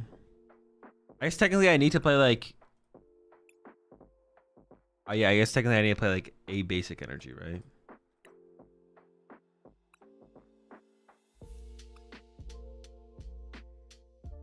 Two spaces left.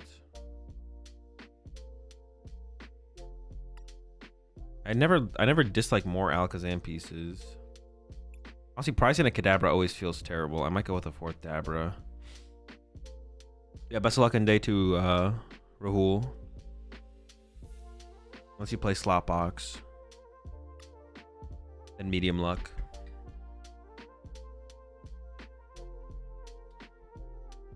Four through 4, surely. No, the Kadabras are more important. But Slot Box? Don't worry about it. Oh, I do need E-Hammers, yeah.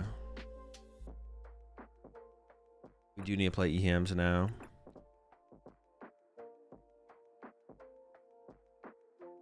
Is 60 HP sparse is okay? There's a free retreat sparse. It's not okay. It's too much pulp. Take Fez out? No, Fez is pretty broken. Okay, we need EHAMs.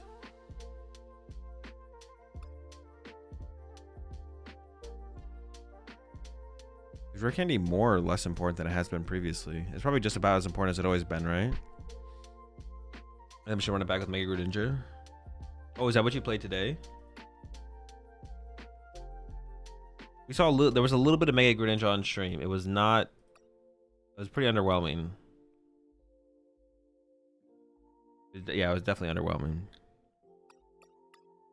I tried cutting a hill though, to be honest. But I hope it goes good for you. All the Mega Greninjas that made it on stream never put a Mega Greninja in play, so it was disappointing.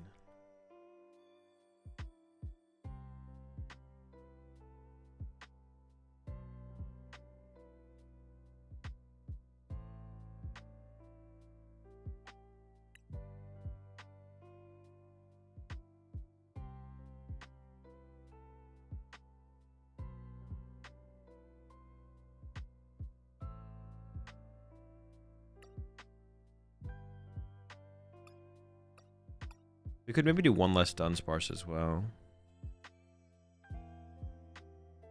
Kind of matchup dependent though, I guess, as well. Like some matchups we have more bench space, some matchups we have less, right? Does Am not run Clefairy? Usually not, no. You could play like one if you really... Well, no, you only play it if you play Wondrous Patch, so... Not great. Definitely not great.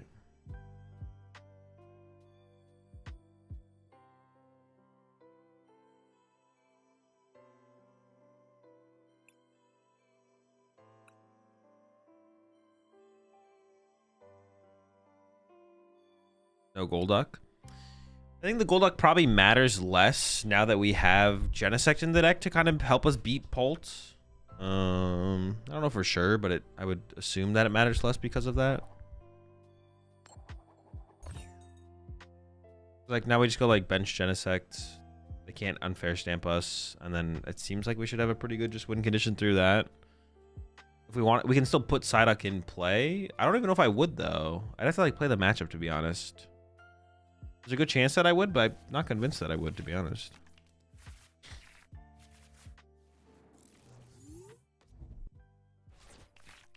Also, do I want to go first or second? I almost feel like I want to go first, right? We just have so much basic Pokemon search now. I feel like going first just seems so much better than it has previously.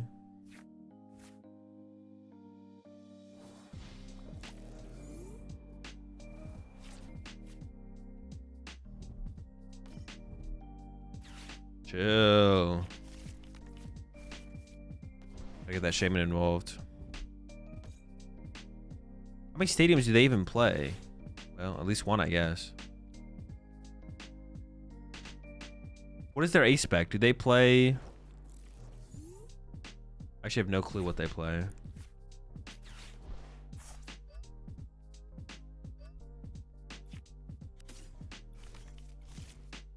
Legacy or Stamp?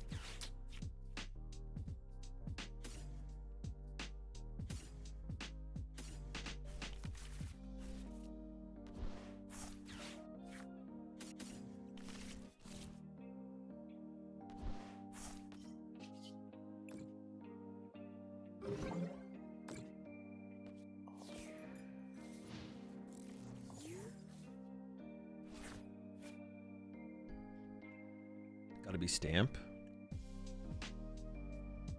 See, it's I like the idea of the Genesect, but I don't like the idea of putting like Genesect plus Shaman or Genesect plus Psyduck in play. Like that sounds okay, well, it's Legacy Energy.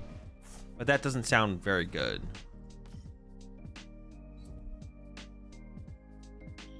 I mean, it doesn't sound like terrible, but I just feel like kind of mid. I don't know.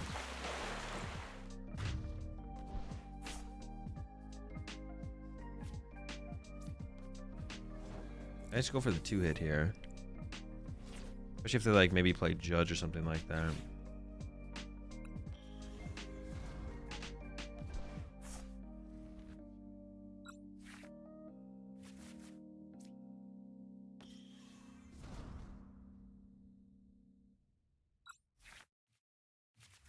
Yeah, Legacy's basically just for the price train.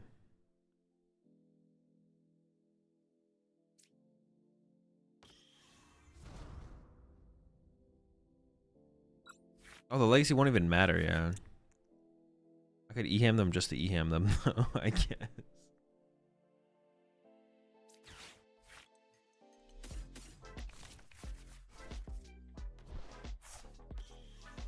I could just, yeah, just to be obnoxious, I could hit him with the E-ham.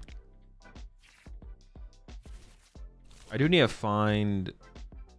Wait, 1, 2, 3, 4, 5, 6, 7, 8, 9, 10, 11, 12. Would I have actually gotten there if I had played this differently? I feel like I actually could have got there if I had actually played this. If I had gone like Dawn for Fez. I'm pretty sure I actually could have got there. Let me find my recovery. I think I could have got there. I think I could have got there.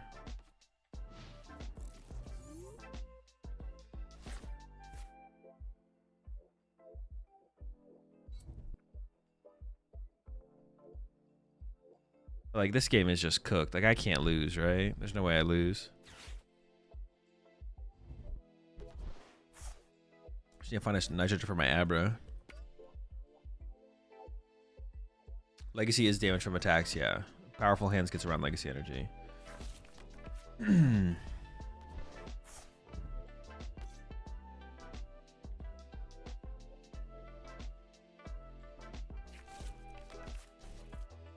Gonna boss my Shaman here? Not even that good. I don't even have to bench Shaman back on this turn. This only does like a 50 slime. I have no Abras on my bench.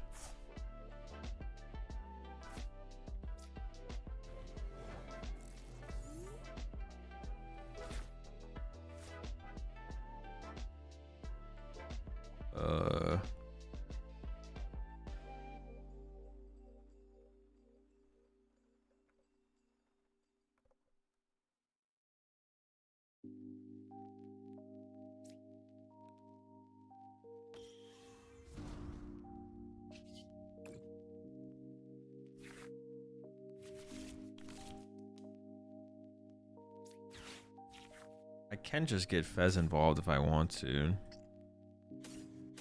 Which honestly, I don't see a reason not to. I'm just gonna get Fez involved here at this point. I'm so far ahead, I don't think it matters.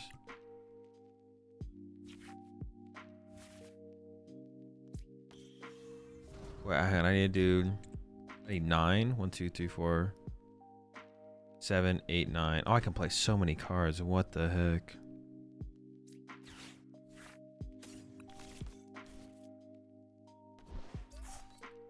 Three, 6, 7, 8, 9. Oh, dude, I can just...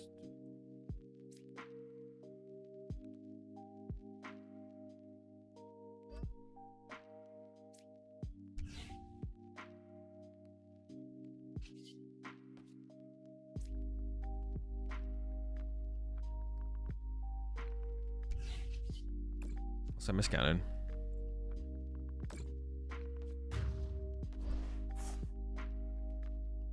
Game can potentially deck out, yeah? No, not really. If you decked out, you messed up. You didn't deck out because the deck can potentially deck out. If you deck out, you messed up. On you, not the deck.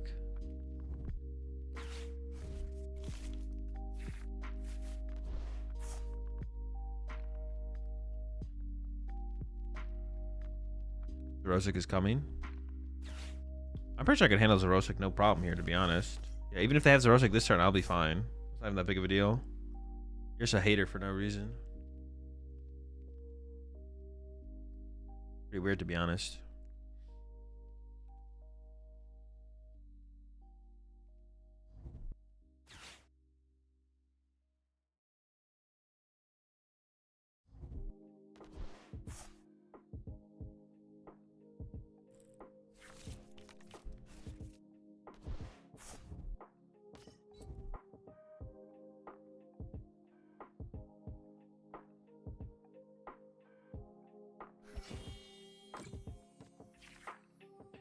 Why is Lucky Helmet on the Cadaver with Legacy and not the other ones with the resources? No. I'm gonna attack with the one with Legacy energy. I want the Lucky Helmet on the one I'm attacking with.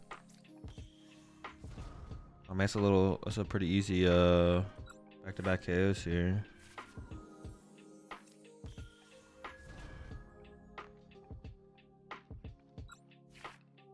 Makes no sense for me to put the Lucky Helmet here if I want to attack with the one with the Legacy energy. Then my opponent just KOs the one with the Legacy energy. Which is what I don't want.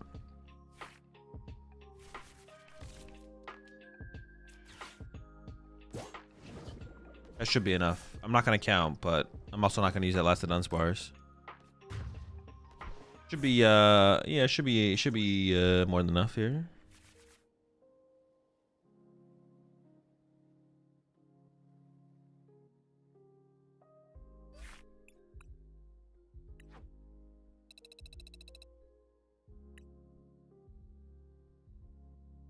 I maybe do want a 4th Battle Cage in here, to be honest.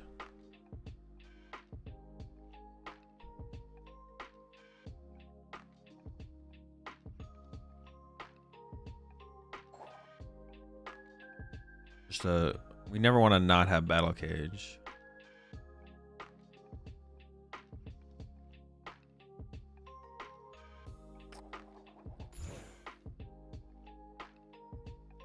Or 20 off the vibe is a little wild. Gotta trust. More than enough. I could have just like not popped the Sparse, right? We still would have got the KO.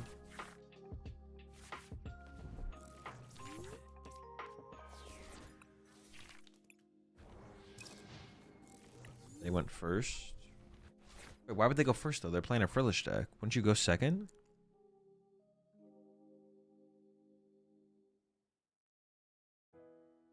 What would be your answer if you play against a Team Rockets deck with Articuno? Probably just concede, I guess. I don't know. Doesn't seem winnable.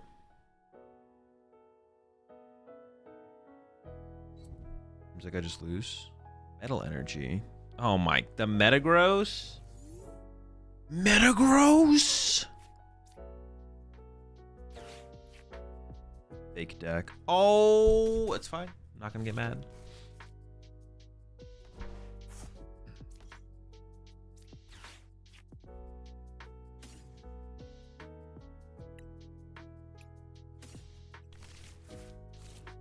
Unless this doesn't let me get them, then I am gonna get mad.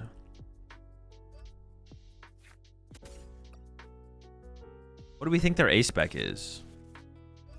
Do we have any clue what their A spec would be?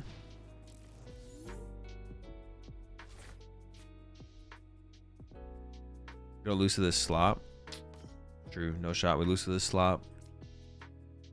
Chrono Burst. So one prize that hits for 160. Damn, Legacy Arcade.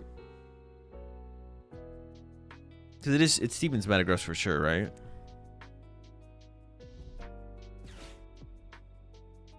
The Frillish build is often Trolley. Do they like turn 1 item lock you with Oceanic Loom or something? Latias, turn 1. Putting down Latias aggressively like that seems kind of terrible.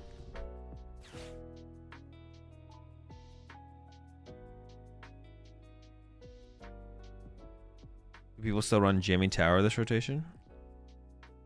It's definitely less popular. It's not as strong in Pult, and it's like Pult was the only deck that was playing it previously. Not really. There's not that much Jamming Tower running around now. Probably Arcade. But do they play 0 hand disruption, or do they play like some judges or something?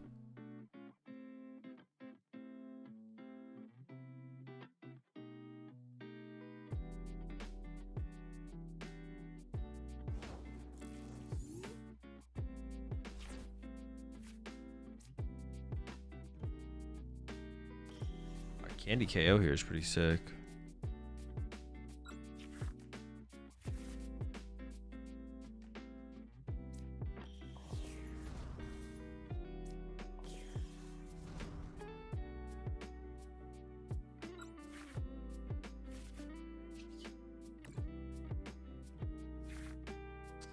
No candy.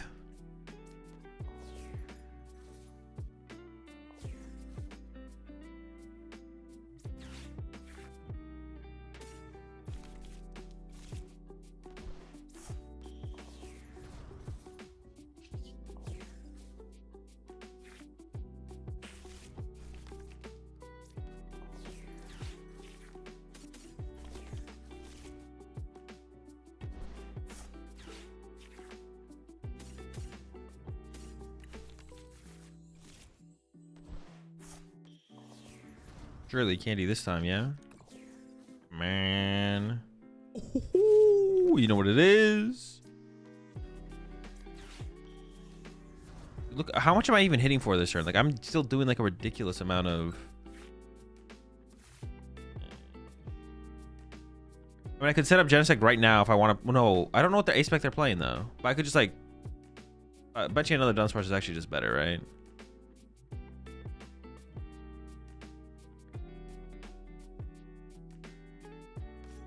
Dunsparce. These on the bench ones. Okay, why not Genesect? Because then I have one less bench space for Dunsparce and Fez. What do you mean? Wing.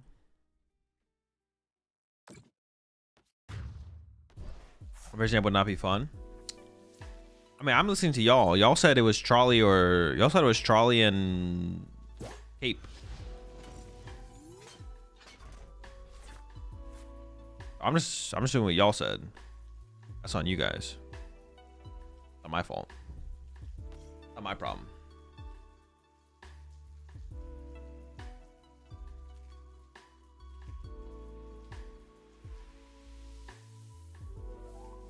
I can still do it next turn if I can redraw into my air balloon, I guess, but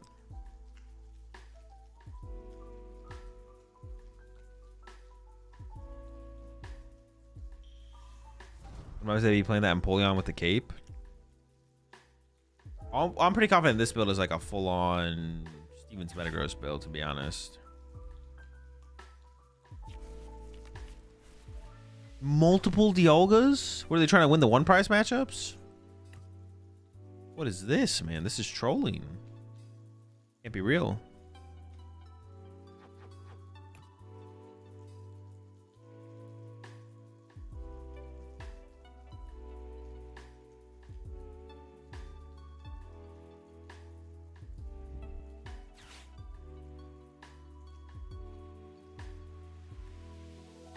Hey, they're setting up over there. You know, they're doing things. They're doing stuff. Double Dialga. That Chrono Burst. Who also crushed the one time too many? They had to whip out the Dialgas. Which ace spec would you like to have in real life? I have no clue to be honest. I don't even know how they would apply. Like if I had a secret box, what would the secret box do for me? Yeah, how would that line up?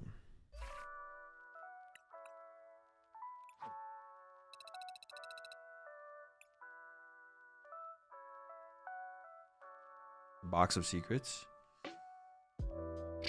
You appreciate the 14 months there, Lyric. Box of secrets. I don't know. I mean, I guess that would...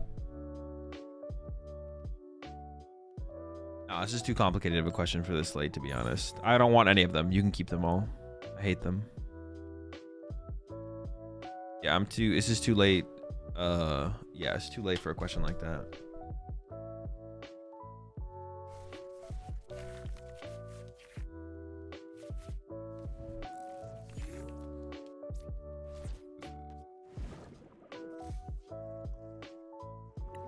Well, I think we lose this one. I think this one's maybe a little cooked.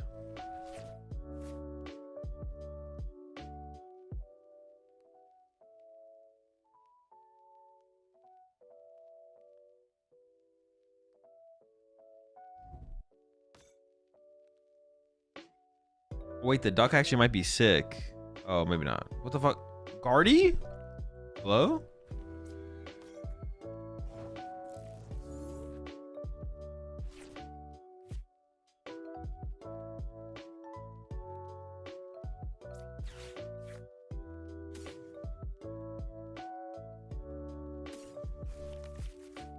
I mean, if they want Oceanic Gloomy, I want some cards out of it. I'm just gonna let them rip me off.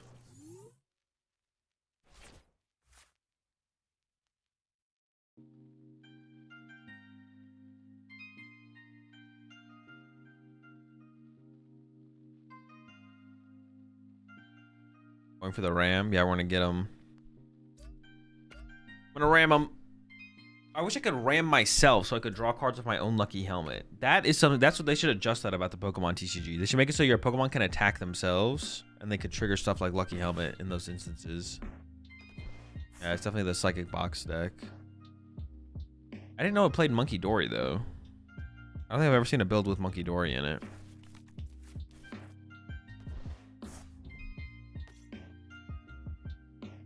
They win this turn. They might play Crispin then, right? If they play Monkey Dory, they maybe have Crispin in there.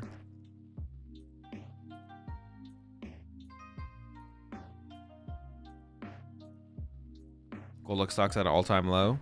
They've definitely gone down. Yeah, definitely gone down. Right, Legacy and Zam, because your opponent drawing one less prize card is pretty good. I knew it. Do they have the Jellicent? Oh, they must have game with Jellicent here. Yeah, because they had Clefairy, and they didn't just... Did they just miss game? Rondo, hello? They threw.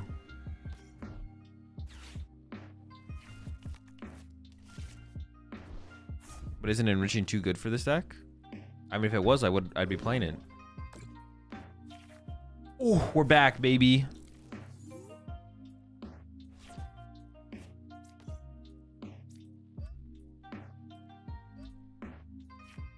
Shout out to my opponent for throwing.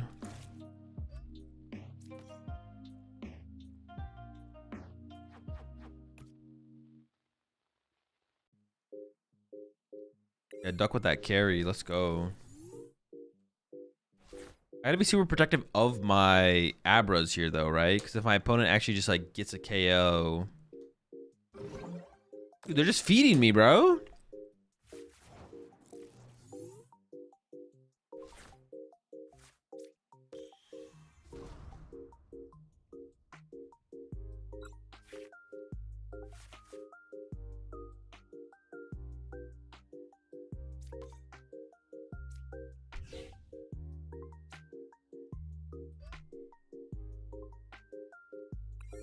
Chilling, we're chilling.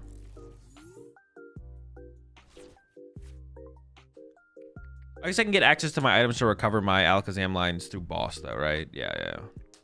In my head, I was thinking like I couldn't recover anything ever, but that's just not true.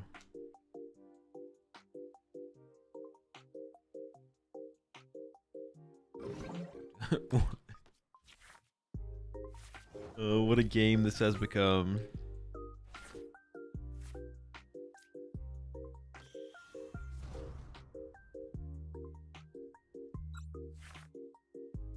Okay, pretty chill.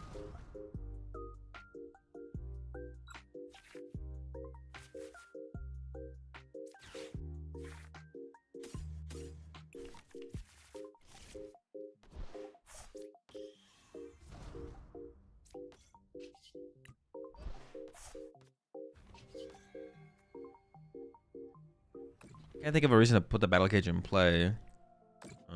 Yeah, I think just chilling is probably correct.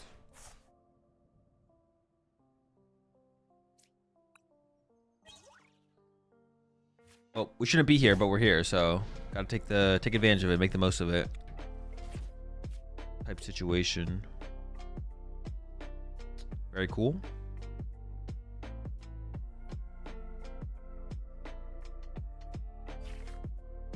Looks like they're gonna be starting with oh geez. Gonna be starting with round 3.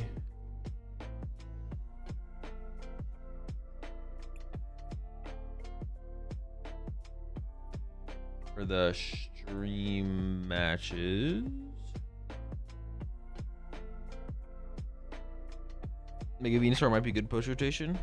It doesn't seem like it, no. Seems like it's still gonna be kind of mid.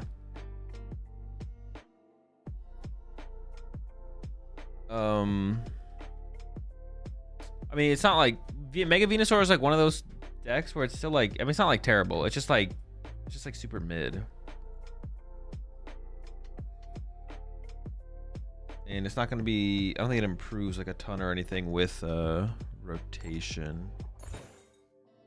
Still going to be pretty mid. Might have been a not so turbo Mega Diancie deck.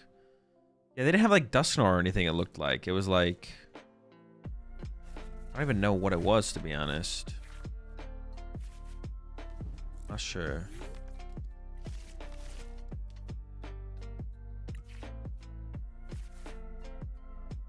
Dude, these starts are something.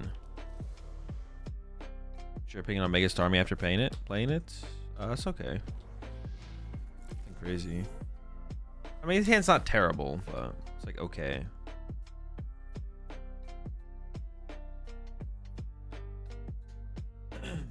Any deck list for Team Rocket's Pokemon outside of Mewtwo and Honchkrow?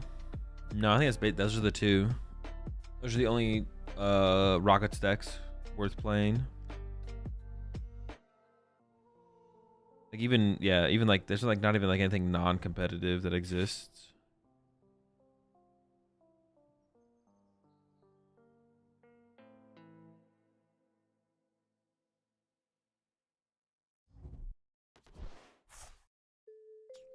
Zork. This is a matchup. That's Toxel. I'll say this is a matchup where Genesect seems really good.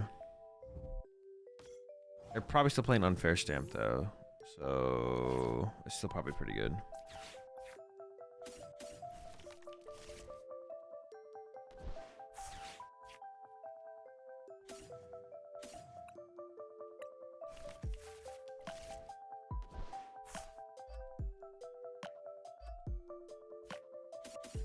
I think I priced an Abra literally every single game so far. Abras just stay priced. I'll get the Genesect set up later. I don't have to worry about it yet. We'll figure it out though.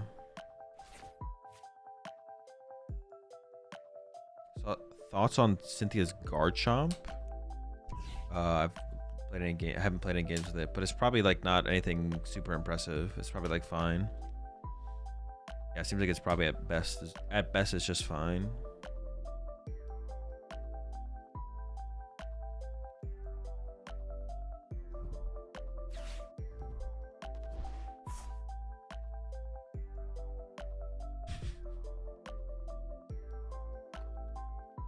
Yeah. Okay, alright. Larry's skill action.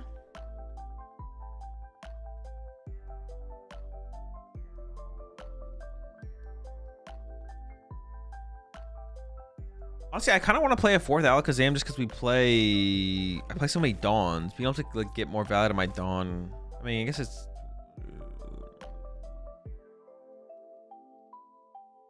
sure. Getting more value out of my Dawn seems kind of cool, I guess. That's what I was trying to say. That's what I was gonna say.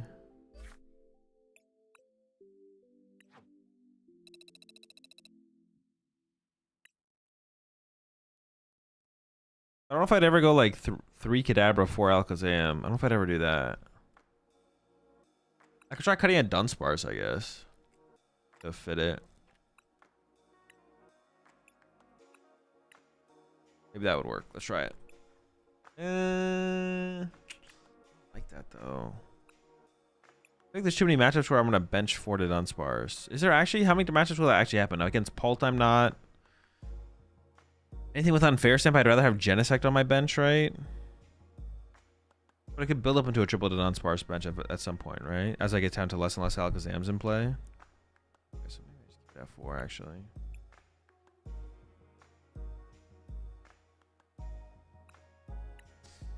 Yeah, I'm not 100% sure.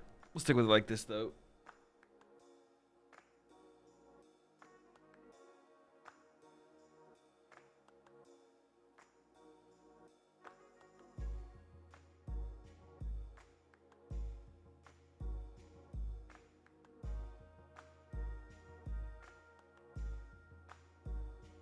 Champions League is over. Currently waiting for Sevilla, but I don't know if I'm gonna how much longer I'm gonna hold on for, to be honest.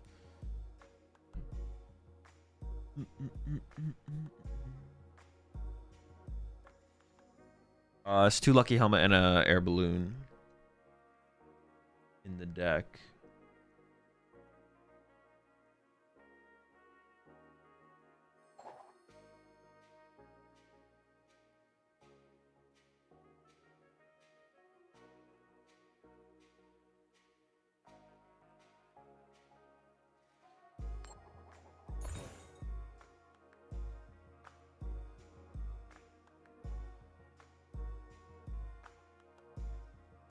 The VA should be streamed on the main Pokemon channel.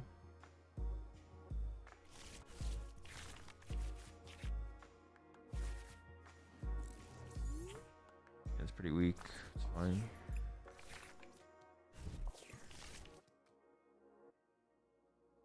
Fighting Crispin Dark, Judge Lily? I have no clue.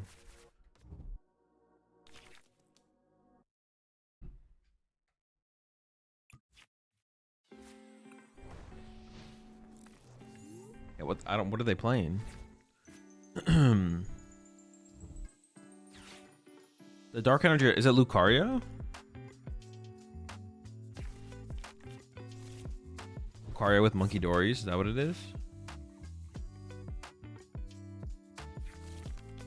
Yeah, Lucario, Monkey Dory. So they play judges.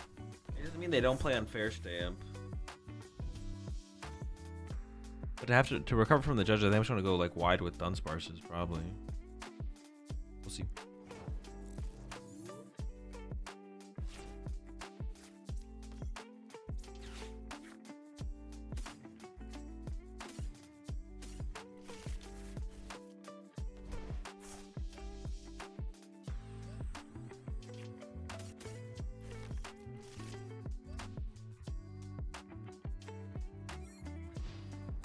I feel like the format's a little bit slower where I should favor more Kadabras before candies, right?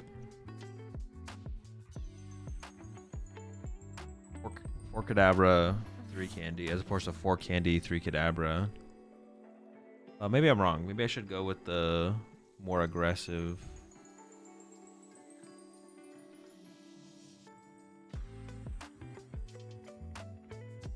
I don't know. It's possible.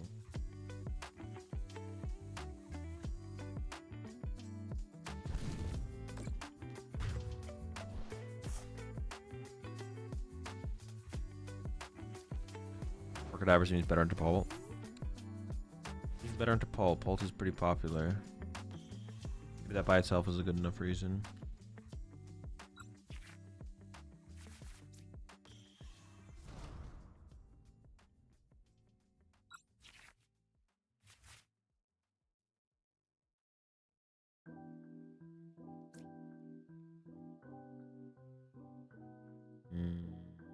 I kind of just want a teleportation attack, right? What am I going to teleportation attack into? Maybe I just sacrifice a Kadabra? They should probably be able to kill whatever they want though. Well, I kind of want to eat up one of their premium power pros, right? I could teleportation attack into a Genesect here.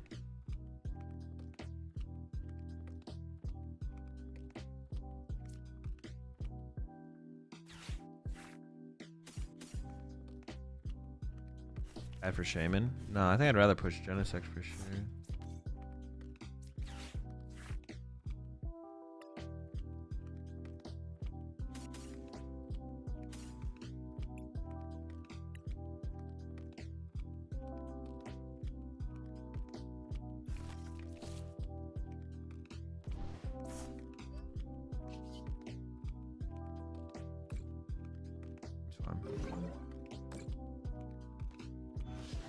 If they don't KO the Genesect, then I can take away their ace spec. If they KO the Genesect, then something.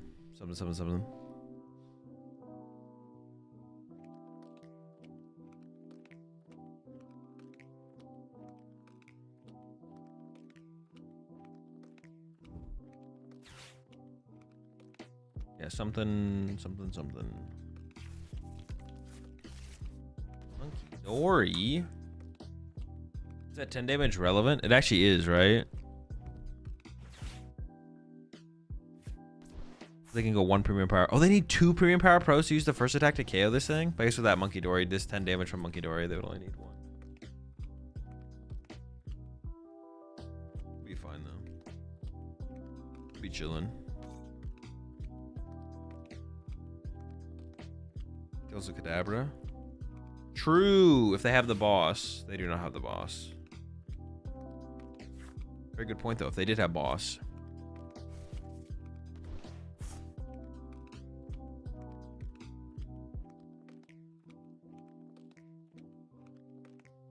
Ice also lets them go Premium Power Pro, Cosmic Beam, Knockout. Maybe I should have harder treated instead of hitting. The 10 damage here is actually like super relevant. Maybe I should have just harder treated. I don't know.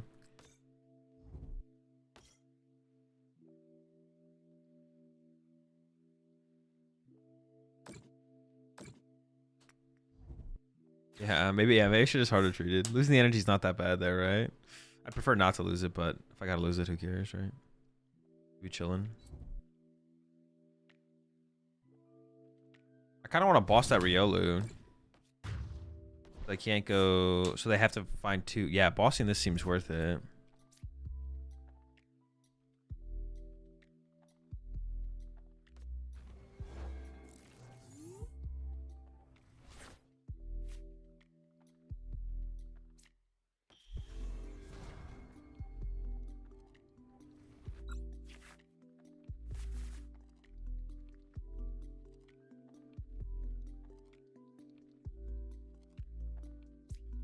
I kind of want to get my bench out of range of Soul Rock possibility, right? Or like make them work harder for it if they want a Soul Rock.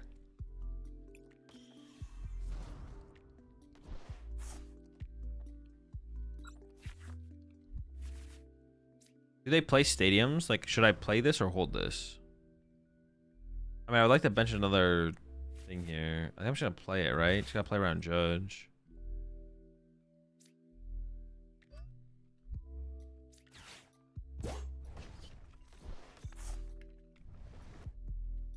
Gravity Mountain. Sure, yeah. It would be nice to bump Gravity Mountain, yeah. But if they judge me here, I don't want like another Battle Cage in my deck either, though. So this is still probably correct, to be honest.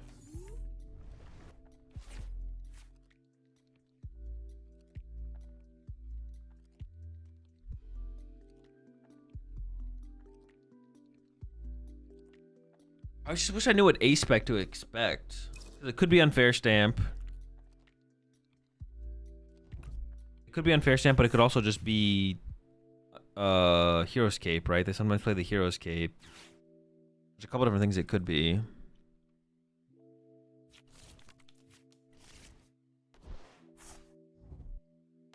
Belt. I feel like this build probably doesn't play the belt, though. Yeah, I feel like this build does not play the belt. Because they got the Monkey Dories to help make up the damage that Pulp puts into play.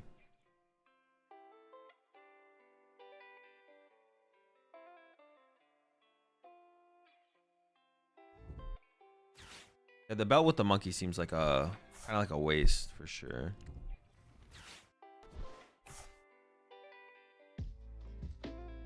I feel like I kind of have to bench stuff this turn. Can't boss that many more times anyways, though, so they have to go through my legacy energy eventually. I just gotta be able to one-hit KO. Probably cape with monkey. That's what I'm thinking. I would like to take away their cape though, right? Because that makes it way easier to KO Lucario if they don't have access to cape. So I think I'm maybe gonna Sacred Ash all this back and then bench Genesect, put the Lucky Helmet on it. We'll see.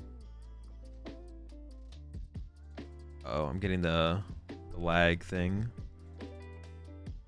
Wi-Fi lag.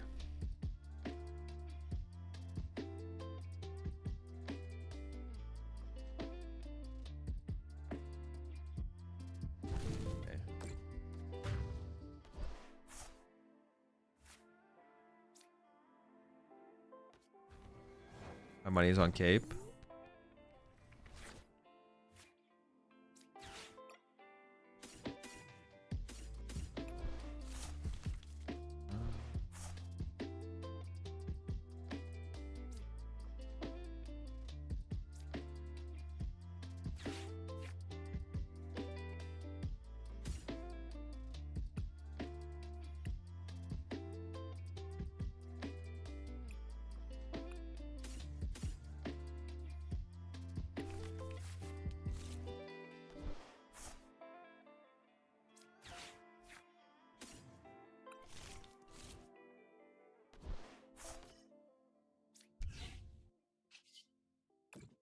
Swinging.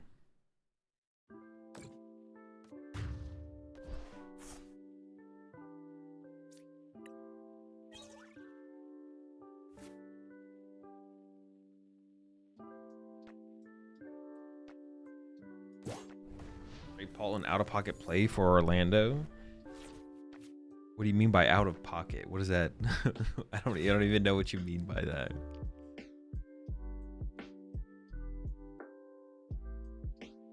Battle Cage does not stop Starmie now. Bad play. I mean, like, Pult Nor is better than straight Pult. Like it's all. What's it called? What are you trying to achieve? What is your goal at the tournament? Like it's all. What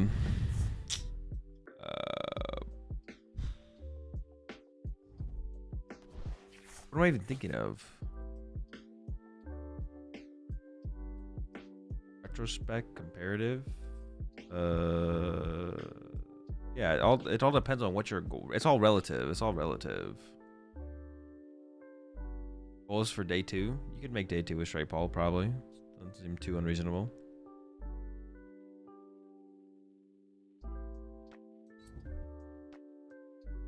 Okay, we maybe found where we need to be in this game right now.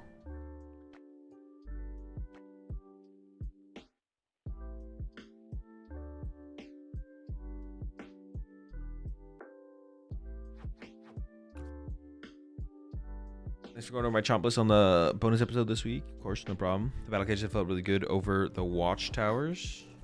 Glad to hear it. Yeah, the watchtowers are super low value right now. Glad to hear it helps. I could boss this Riolu again. Yeah, sure, why not? Here, buddy. Here, friend.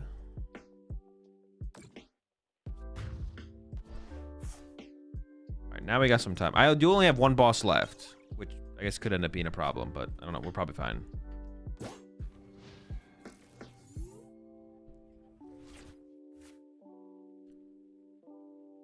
Yeah, it's definitely just like all relative to what you're trying to achieve.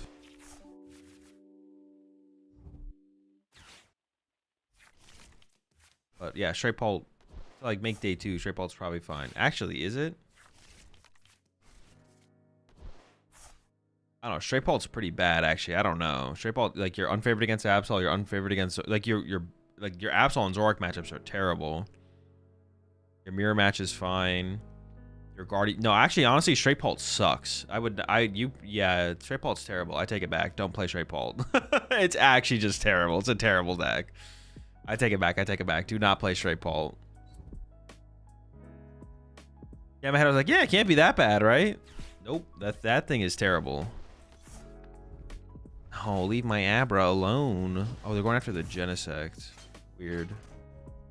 Are they KOing it, though? I think I'm not going to be able to retreat this thing? That's disrespectful.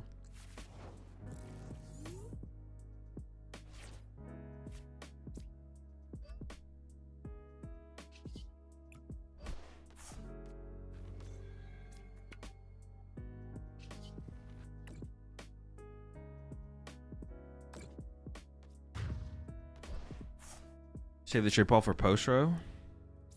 But even then, I don't know about that.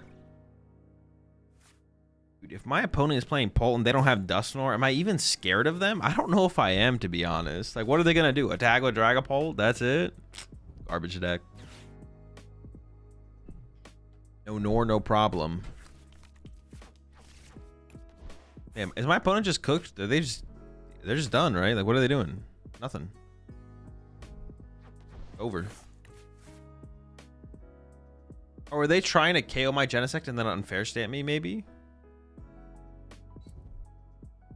This deck is not standard, right? No, it is. Man, they hate Genesect. What the heck? Maybe I should have held this. I didn't realize they were going this hard for my Genesect. I need to get like an air balloon. Or I guess I could just bench Dunsparce, but I have the Nitrogen for it. I just need to get my air balloon. Wow. I'm saying it's not standard? Like the list I'm playing right now? This is standard.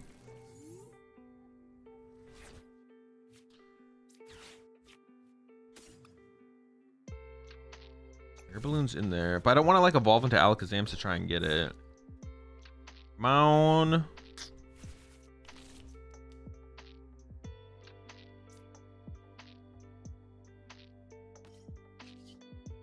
They got me in this one, I guess. Yeah, they're definitely trying to set up a stand play for sure. I maybe should have just held this other helmet because of how aggressive they were going after it, to be honest. Right. I mean, they have to KO through legacy energy. I have so much time. They're going to have to KO through my legacy energy here. Infinite time to reset up, to regain.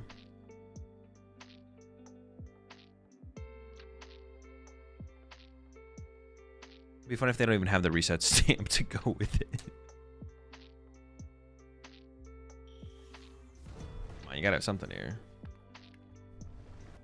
This is why we play the legacy energy. Without legacy energy here, I mean, I could definitely still win with enriching, but legacy energy, think about it. Pretty cool card.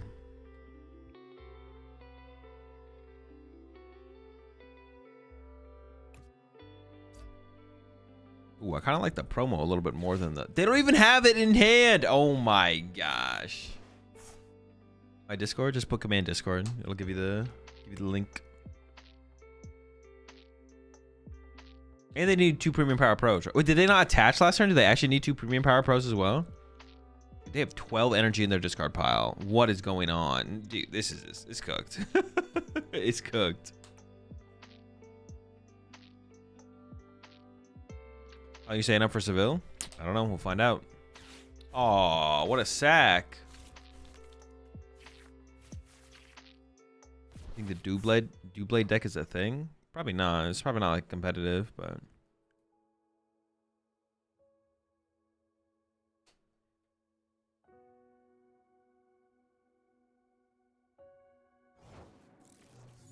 Oh my gosh, not gonna lie, it's pretty pathetic.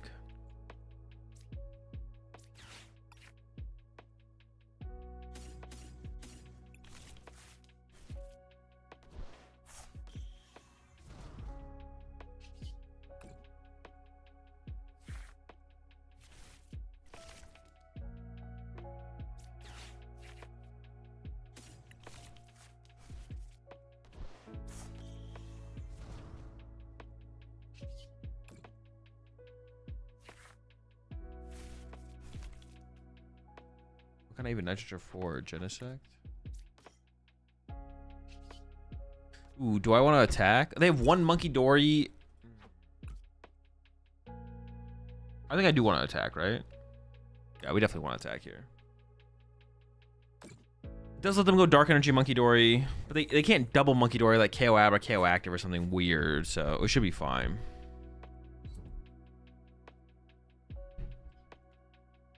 Sure, buddy, sure.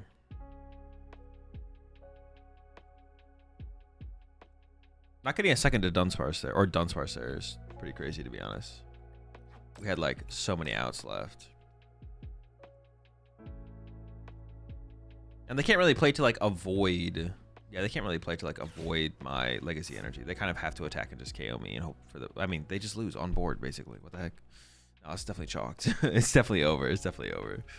They are not... They're not winning here. There's no way. Or is there? Oh! The judge? Ooh!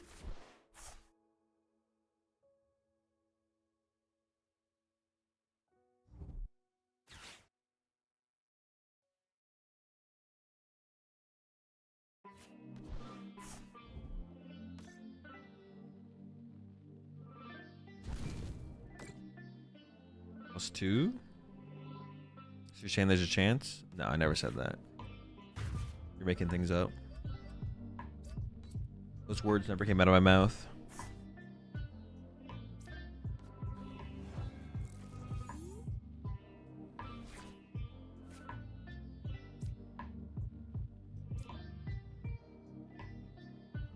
One, two, three, four, 5, 6, 7.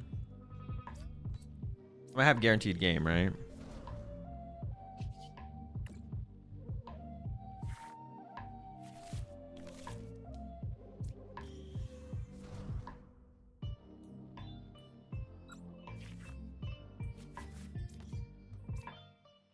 I'm not gonna do the math.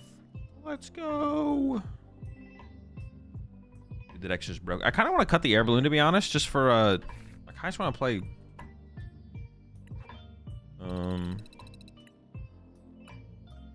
Just a third. I just kind of like the lucky helmets. I don't think we need the mobility.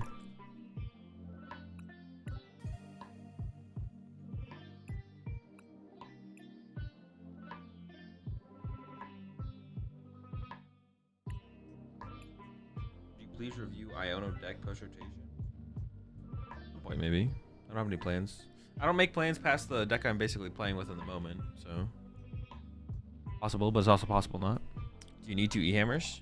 I mean, if we want to tech for Mists and Rocky Energy or whatever they're called, then yes. One's not enough because most decks play multiple. If we don't, then no. But there's like there's enough Mist Energy going around right now, whereas we're taking 4 probably.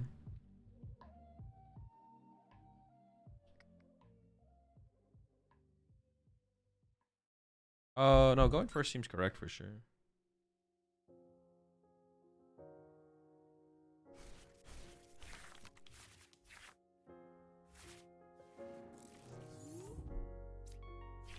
Not a bad hand. Not bad at all. Ooh. Noctowl deck could definitely be Water Pond. I don't want to bench a Shaman until I know what they're playing though.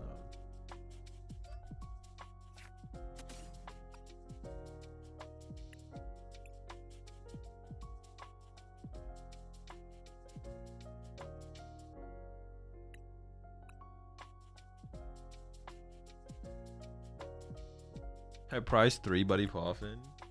I just had to price something, right? Sure. Not my legacy energy, dude. What the heck? That's too far. Why are you going too far, buddy?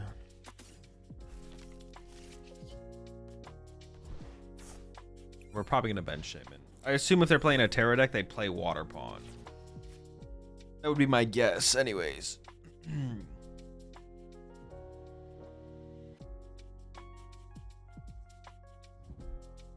My assumption. Lily in a Terra deck? Just off the rip like that? Pretty good.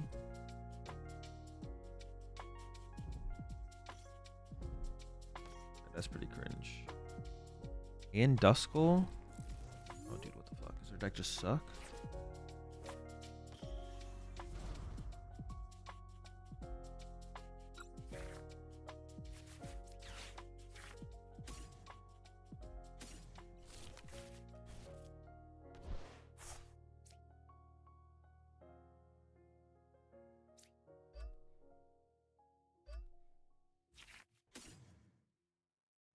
Oh, maybe I should have benched the duck, actually. I mean, I could still get there. But...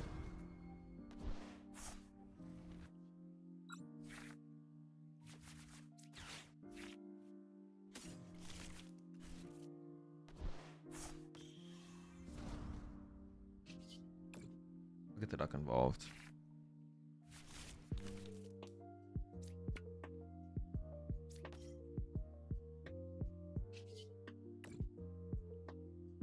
What is his hand? They could definitely play Watchtower, so I should hold the thing there. The battle cage.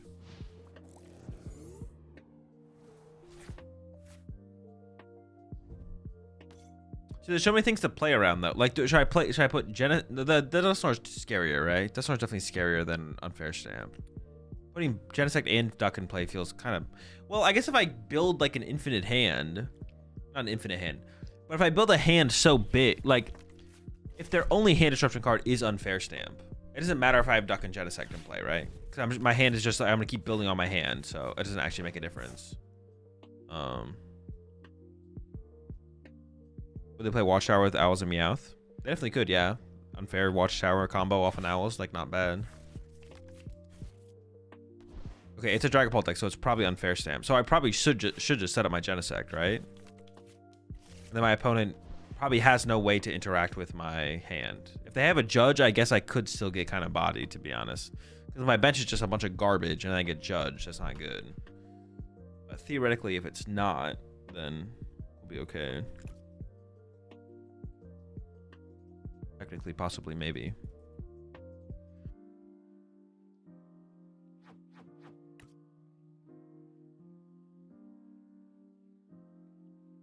Oh, if they Itchy Pollen me, I get 2 free cards. Yo, Itchy Pollen to Lucky Helmet is so bad. That's so funny. Where are they ultra balling right now? What are they grabbing? Fez? Maybe the Psyduck is the misplay here. 3P, sure. Yeah, maybe the Psyduck is a misplay. I don't have a great read on what they're playing. Yeah, the free 2 is kind of crazy there. It's so good. Yeah, I'm just gonna send it back and bench the guy, I guess.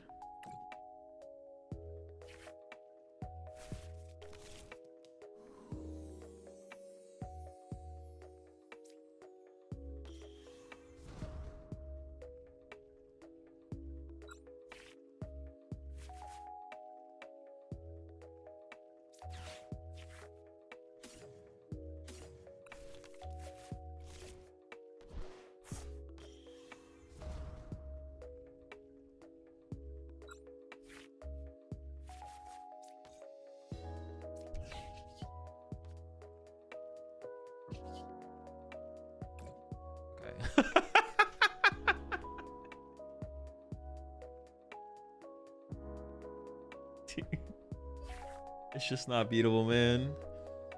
We're invincible. The duck, the Genesect. Armed.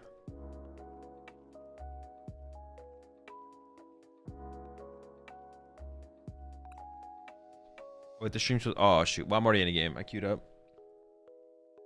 Stream's supposed to be starting soon. Well, they're gonna do like the countdown though. It's gonna be like the 20-minute countdown or whatever, so it's not like starting instantly.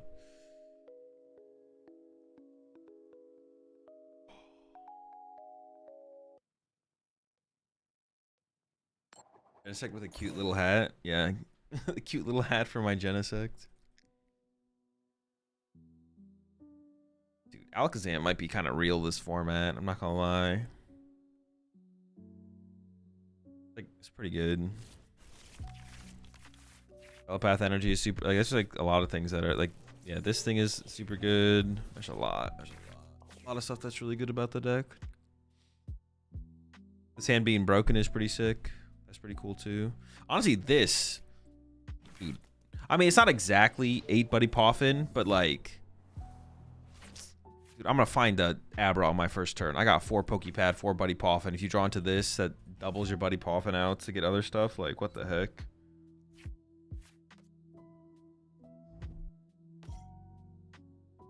Kind of insane. I think it's real until you shuffle it in paper. It's true. They do stack the odds for you online. That's a good point.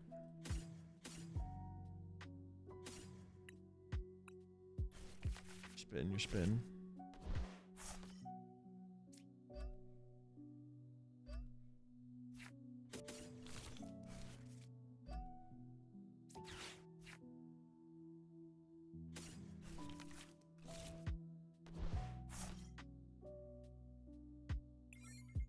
You think you need Fanrodom? No, that guy sucks. Fanrodom's terrible. Fanrodom's always been pretty bad in this deck, to be honest. It's just now everyone except me, the only knowledgeable player about this deck, can afford to not play it.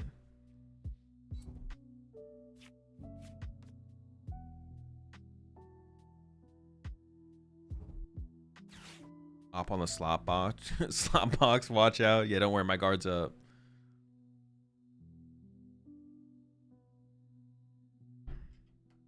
I'm ready to handle the slop. The plan is to stream Sevilla, yeah. Oh, water pond? Yo, chill. Hold on. I'm not ready. No. No. Don't do it. No, there's no way they got it like that. You don't have double E-switch attach. Okay, I knew it. Nice try. Your deck sucks. Are they gonna sob my Shaman? But who cares if they sob my Shaman, right? They just eventually KO it, and then I knock out the water pond and rebench a Shaman. You can sob my Shaman all you like. I don't care. What am I trying to do here? Trying to get an Abra. And actually check if my Shaman's in here. It is. Okay. But I gotta find it. Good odds though.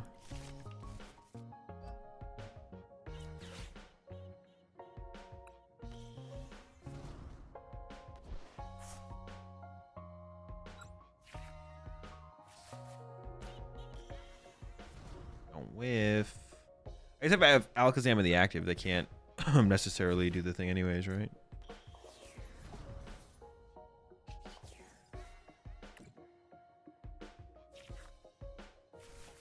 Holy cringe, man, we're whiffing.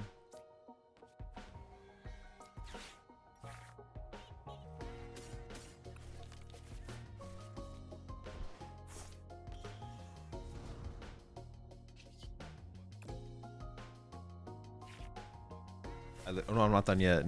I could still get there. Hold up.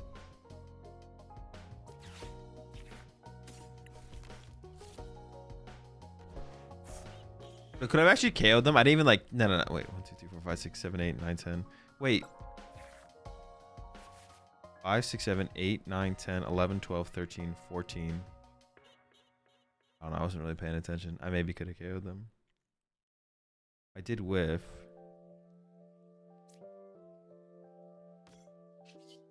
Punching their active still seems fine.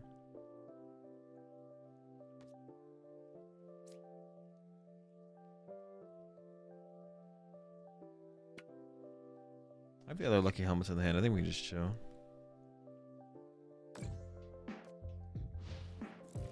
I was actually so close to KOing them. What the heck? That's insane. That's absolutely absurd. My hand does kind of suck though. Like, what is this? Got a cup today. Had a solid 1 hour of sleep. Should be a good one. Good time. It's a little bit rough.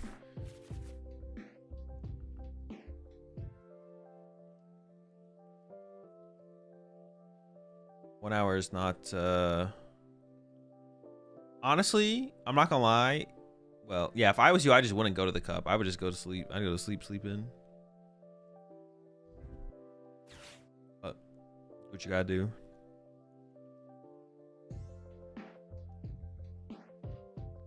What are they gonna do here for an attack? An hour is better than none? Yeah, but you could just not go. That sounds way better. Like, if I had to pick, I wouldn't go. If I was picking, I wouldn't go.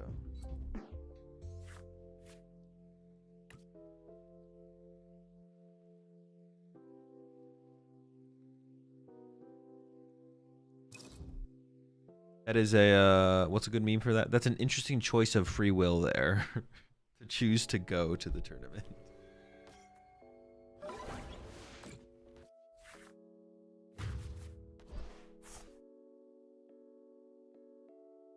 I do want the Genesect and the Shaman this turn, for sure. Interesting use of free will. You would. Very chill there, Shaman. Thank you for showing up. Very chill of you to do that.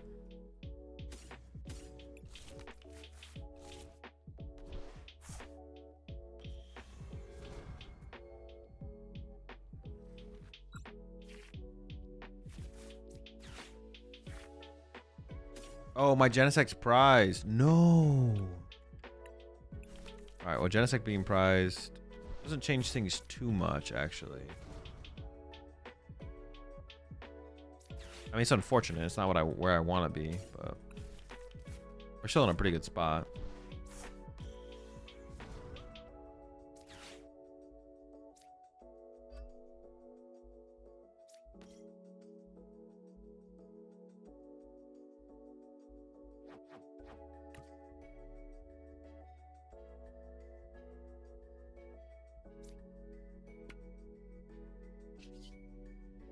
Wait, did I miss the KO because I attached this? Okay. I just didn't count at all. I was kind of assuming we got there.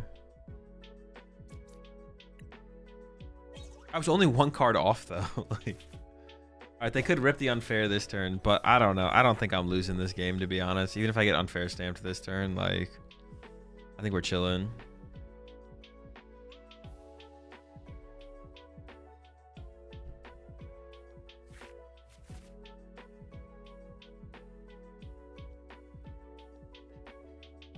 I think we got this slot box on lock. I don't think they even know what's happening. They're just kind of cooked.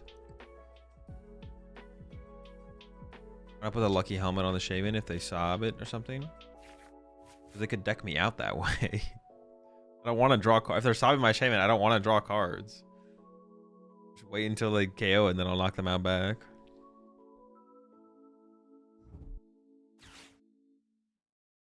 Is it actually going to be the Sob Shaman line? Dude, this line is crazy. I guess this works if they play Monkey Dory though, right? I'm kind of just assuming they don't play Monkey Dory, but I actually don't know.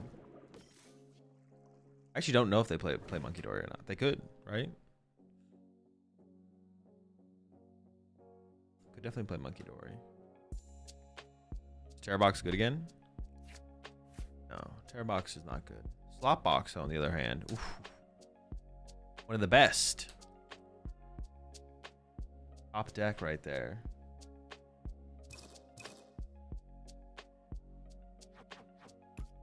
One of the greats.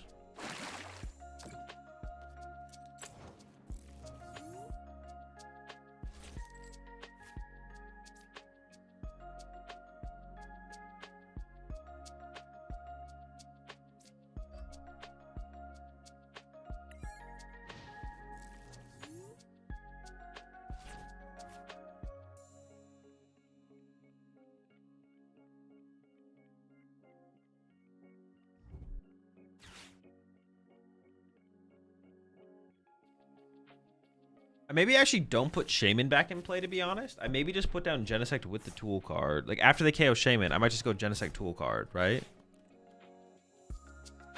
All I need to do is play around on Fair Stamp here. I don't care if they go KO this with Water Pawn to go to 4. I don't care if they use Water Pawn next turn to draw 2 prize cards. I just win the game on the next turn, right?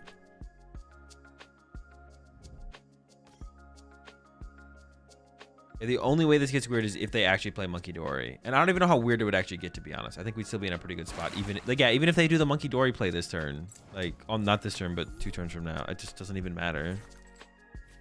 They're completely irrelevant. One thing I want to be scared of is Judge. I'm just gonna, like, throw this out there. Because I just don't, yeah. If they judge me next. The only thing I'd be not weirded out by, scared of is Judge, for sure.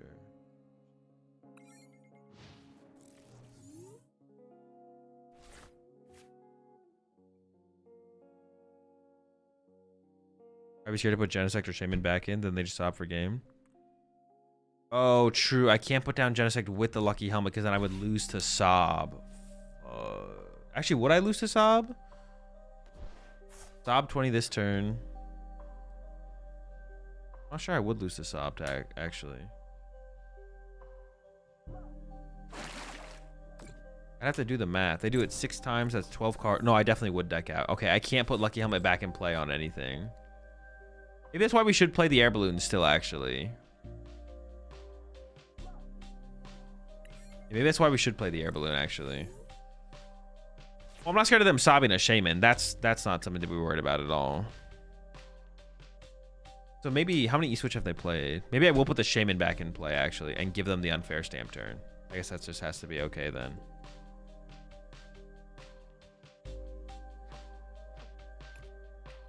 Yeah. I have to be okay with that. But that seems reasonable.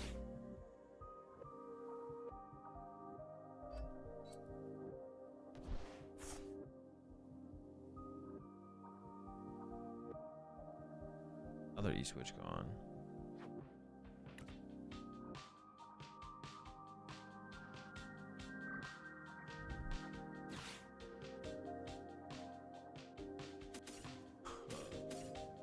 Incredibly, and just an incredible rat, man. Dane.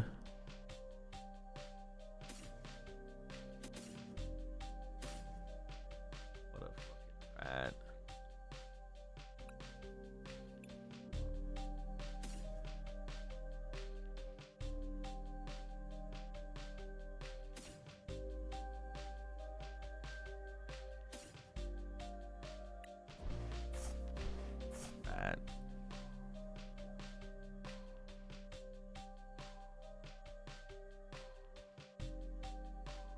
Gonna attack with Kangaskhan.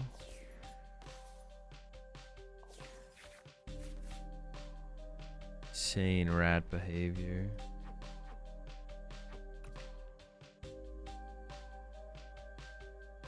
Hey, click my discard pile, please. What the fuck? I actually might just Sacred Ash everything back because I just want the cards back, right? Maybe. Such absurd rat behavior, though.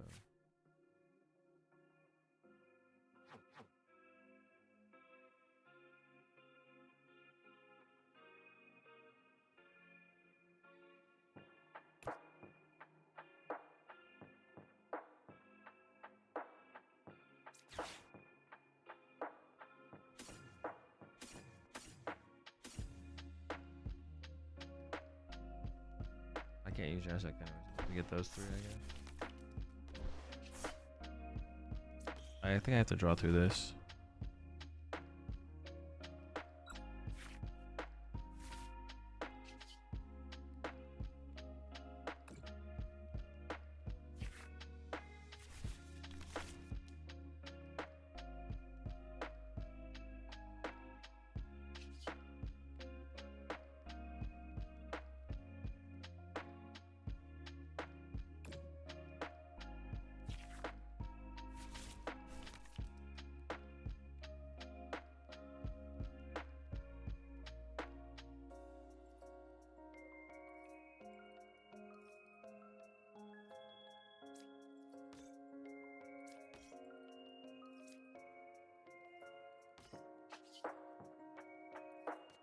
I don't even want to like play the Dawn here, do I? I just want to attack, kind of. Just punch. I don't know. I mean, if they play multiple Xerosic, they might have me, to be honest. Even the damage Kangen play would have been good to boss KO here. Yeah, would have been nice. I didn't expect the game to play out this way, though. I wasn't really playing around Xerosic at any point. Not predicted, not gonna lie.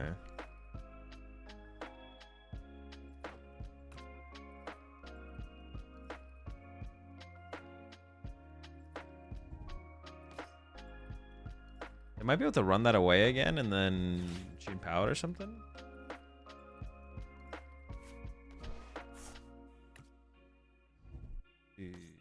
They still have 2 E-Switch left, so they could get into a... They could...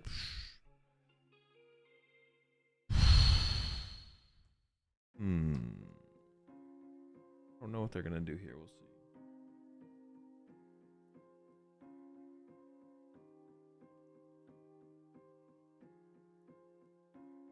Want to add the side deck also with Sacred Ash since you need cards to attack? I don't think I need that many cards though. And then it's just like a dead card in my deck. So probably not worth it.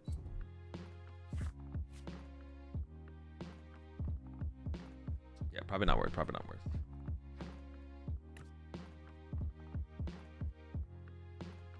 But it could be.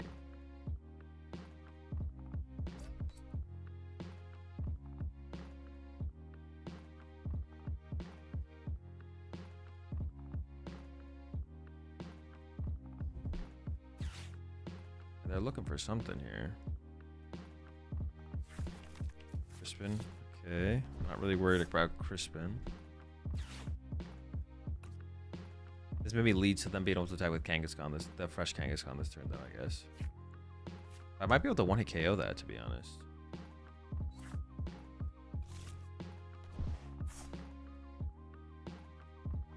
We'll see. I don't really want to one-hit KO it, though. I think I'd rather just boss KO this. As long as they don't have Chi and Pow to heal this turn, which they could have. We'll see.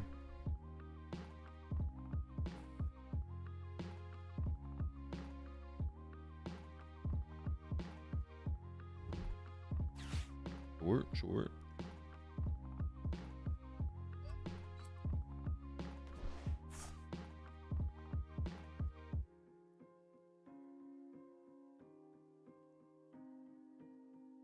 Why do they have 4 energy on their active? I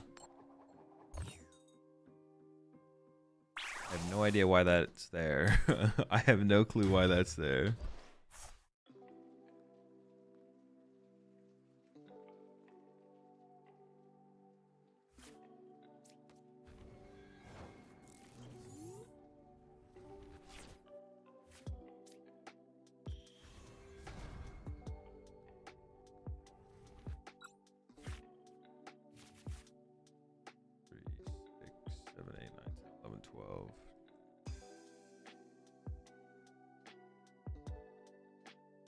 Can I just go play?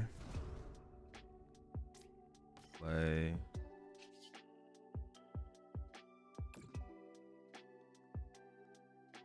Now I'm gonna get unfair stamp attacked here, I guess.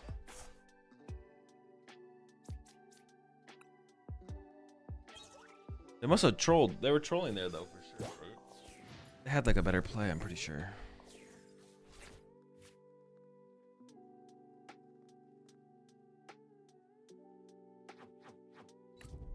They definitely might still have a judge after this as well. But we'll see.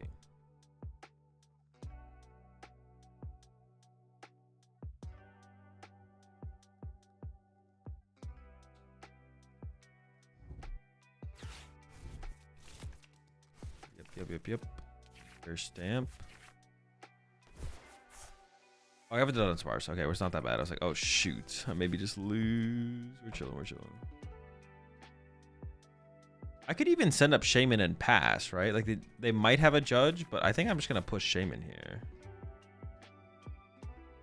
I don't even have to like push the Kadabra and put that in the line of fire. I can like make them work for that if they really want to go chase it.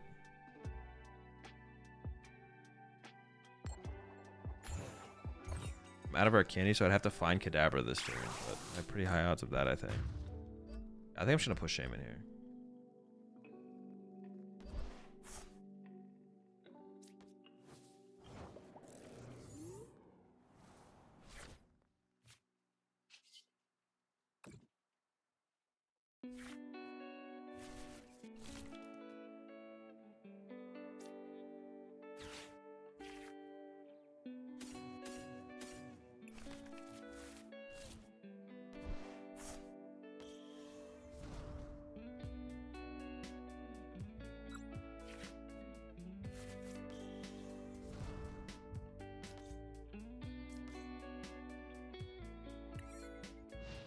Find Legacy better than Enriching?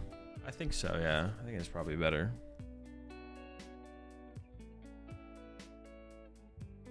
Seems better.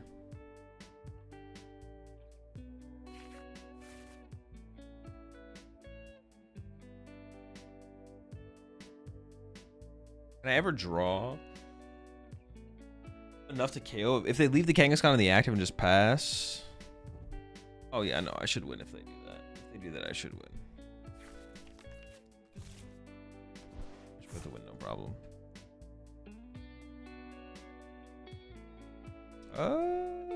No, I think I should win here. I'm not playing to counter Articuno now. I have no counter for Articuno. Yeah, they're just reaching for the win here, but we should have game.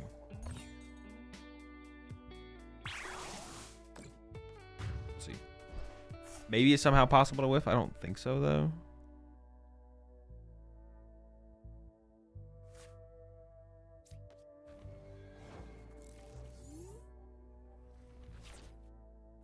Now it's definitely not possible to whiff, right? Early.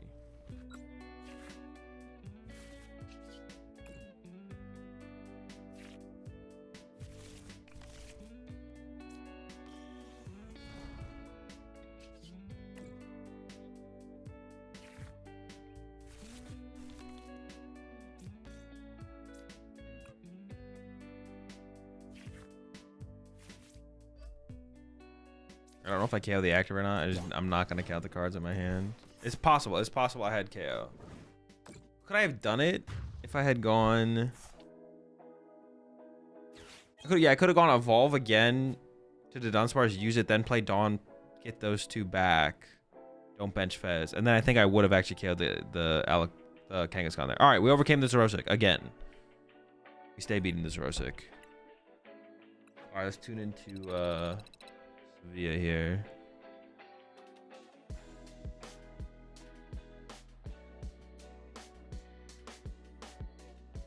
See what's going on.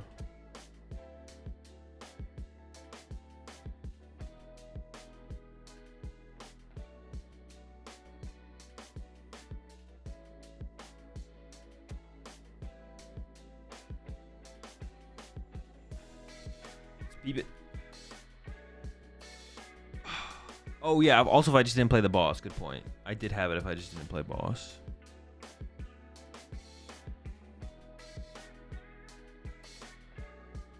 Well, the stream still hasn't even started yet. What the heck? How is the stream not started? I thought for sure the stream would have started.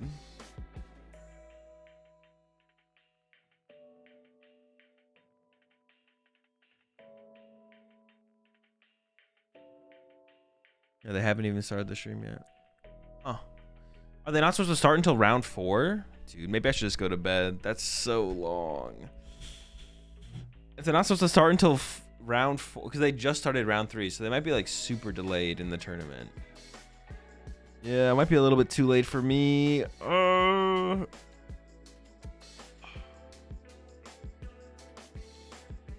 hours. Yeah, I'm pretty tired. Usually starts round 4. Yeah, I think I'm just gonna have to skip Sevilla this time around. Back-to-back tournaments like this is too much, too tough. Well, it's still a pretty good stream. Yeah, I'm gonna head off chat. I haven't started the stream up yet. They're not even ready to go. What the heck? But yeah, I'll be back tomorrow for day 2 of Champions League. Maybe I'll try and stay up for day 2 of Sevilla. We'll see. Not sure. Yeah, I'm gonna head off. Have a good one, chat. See y'all tomorrow. Peace.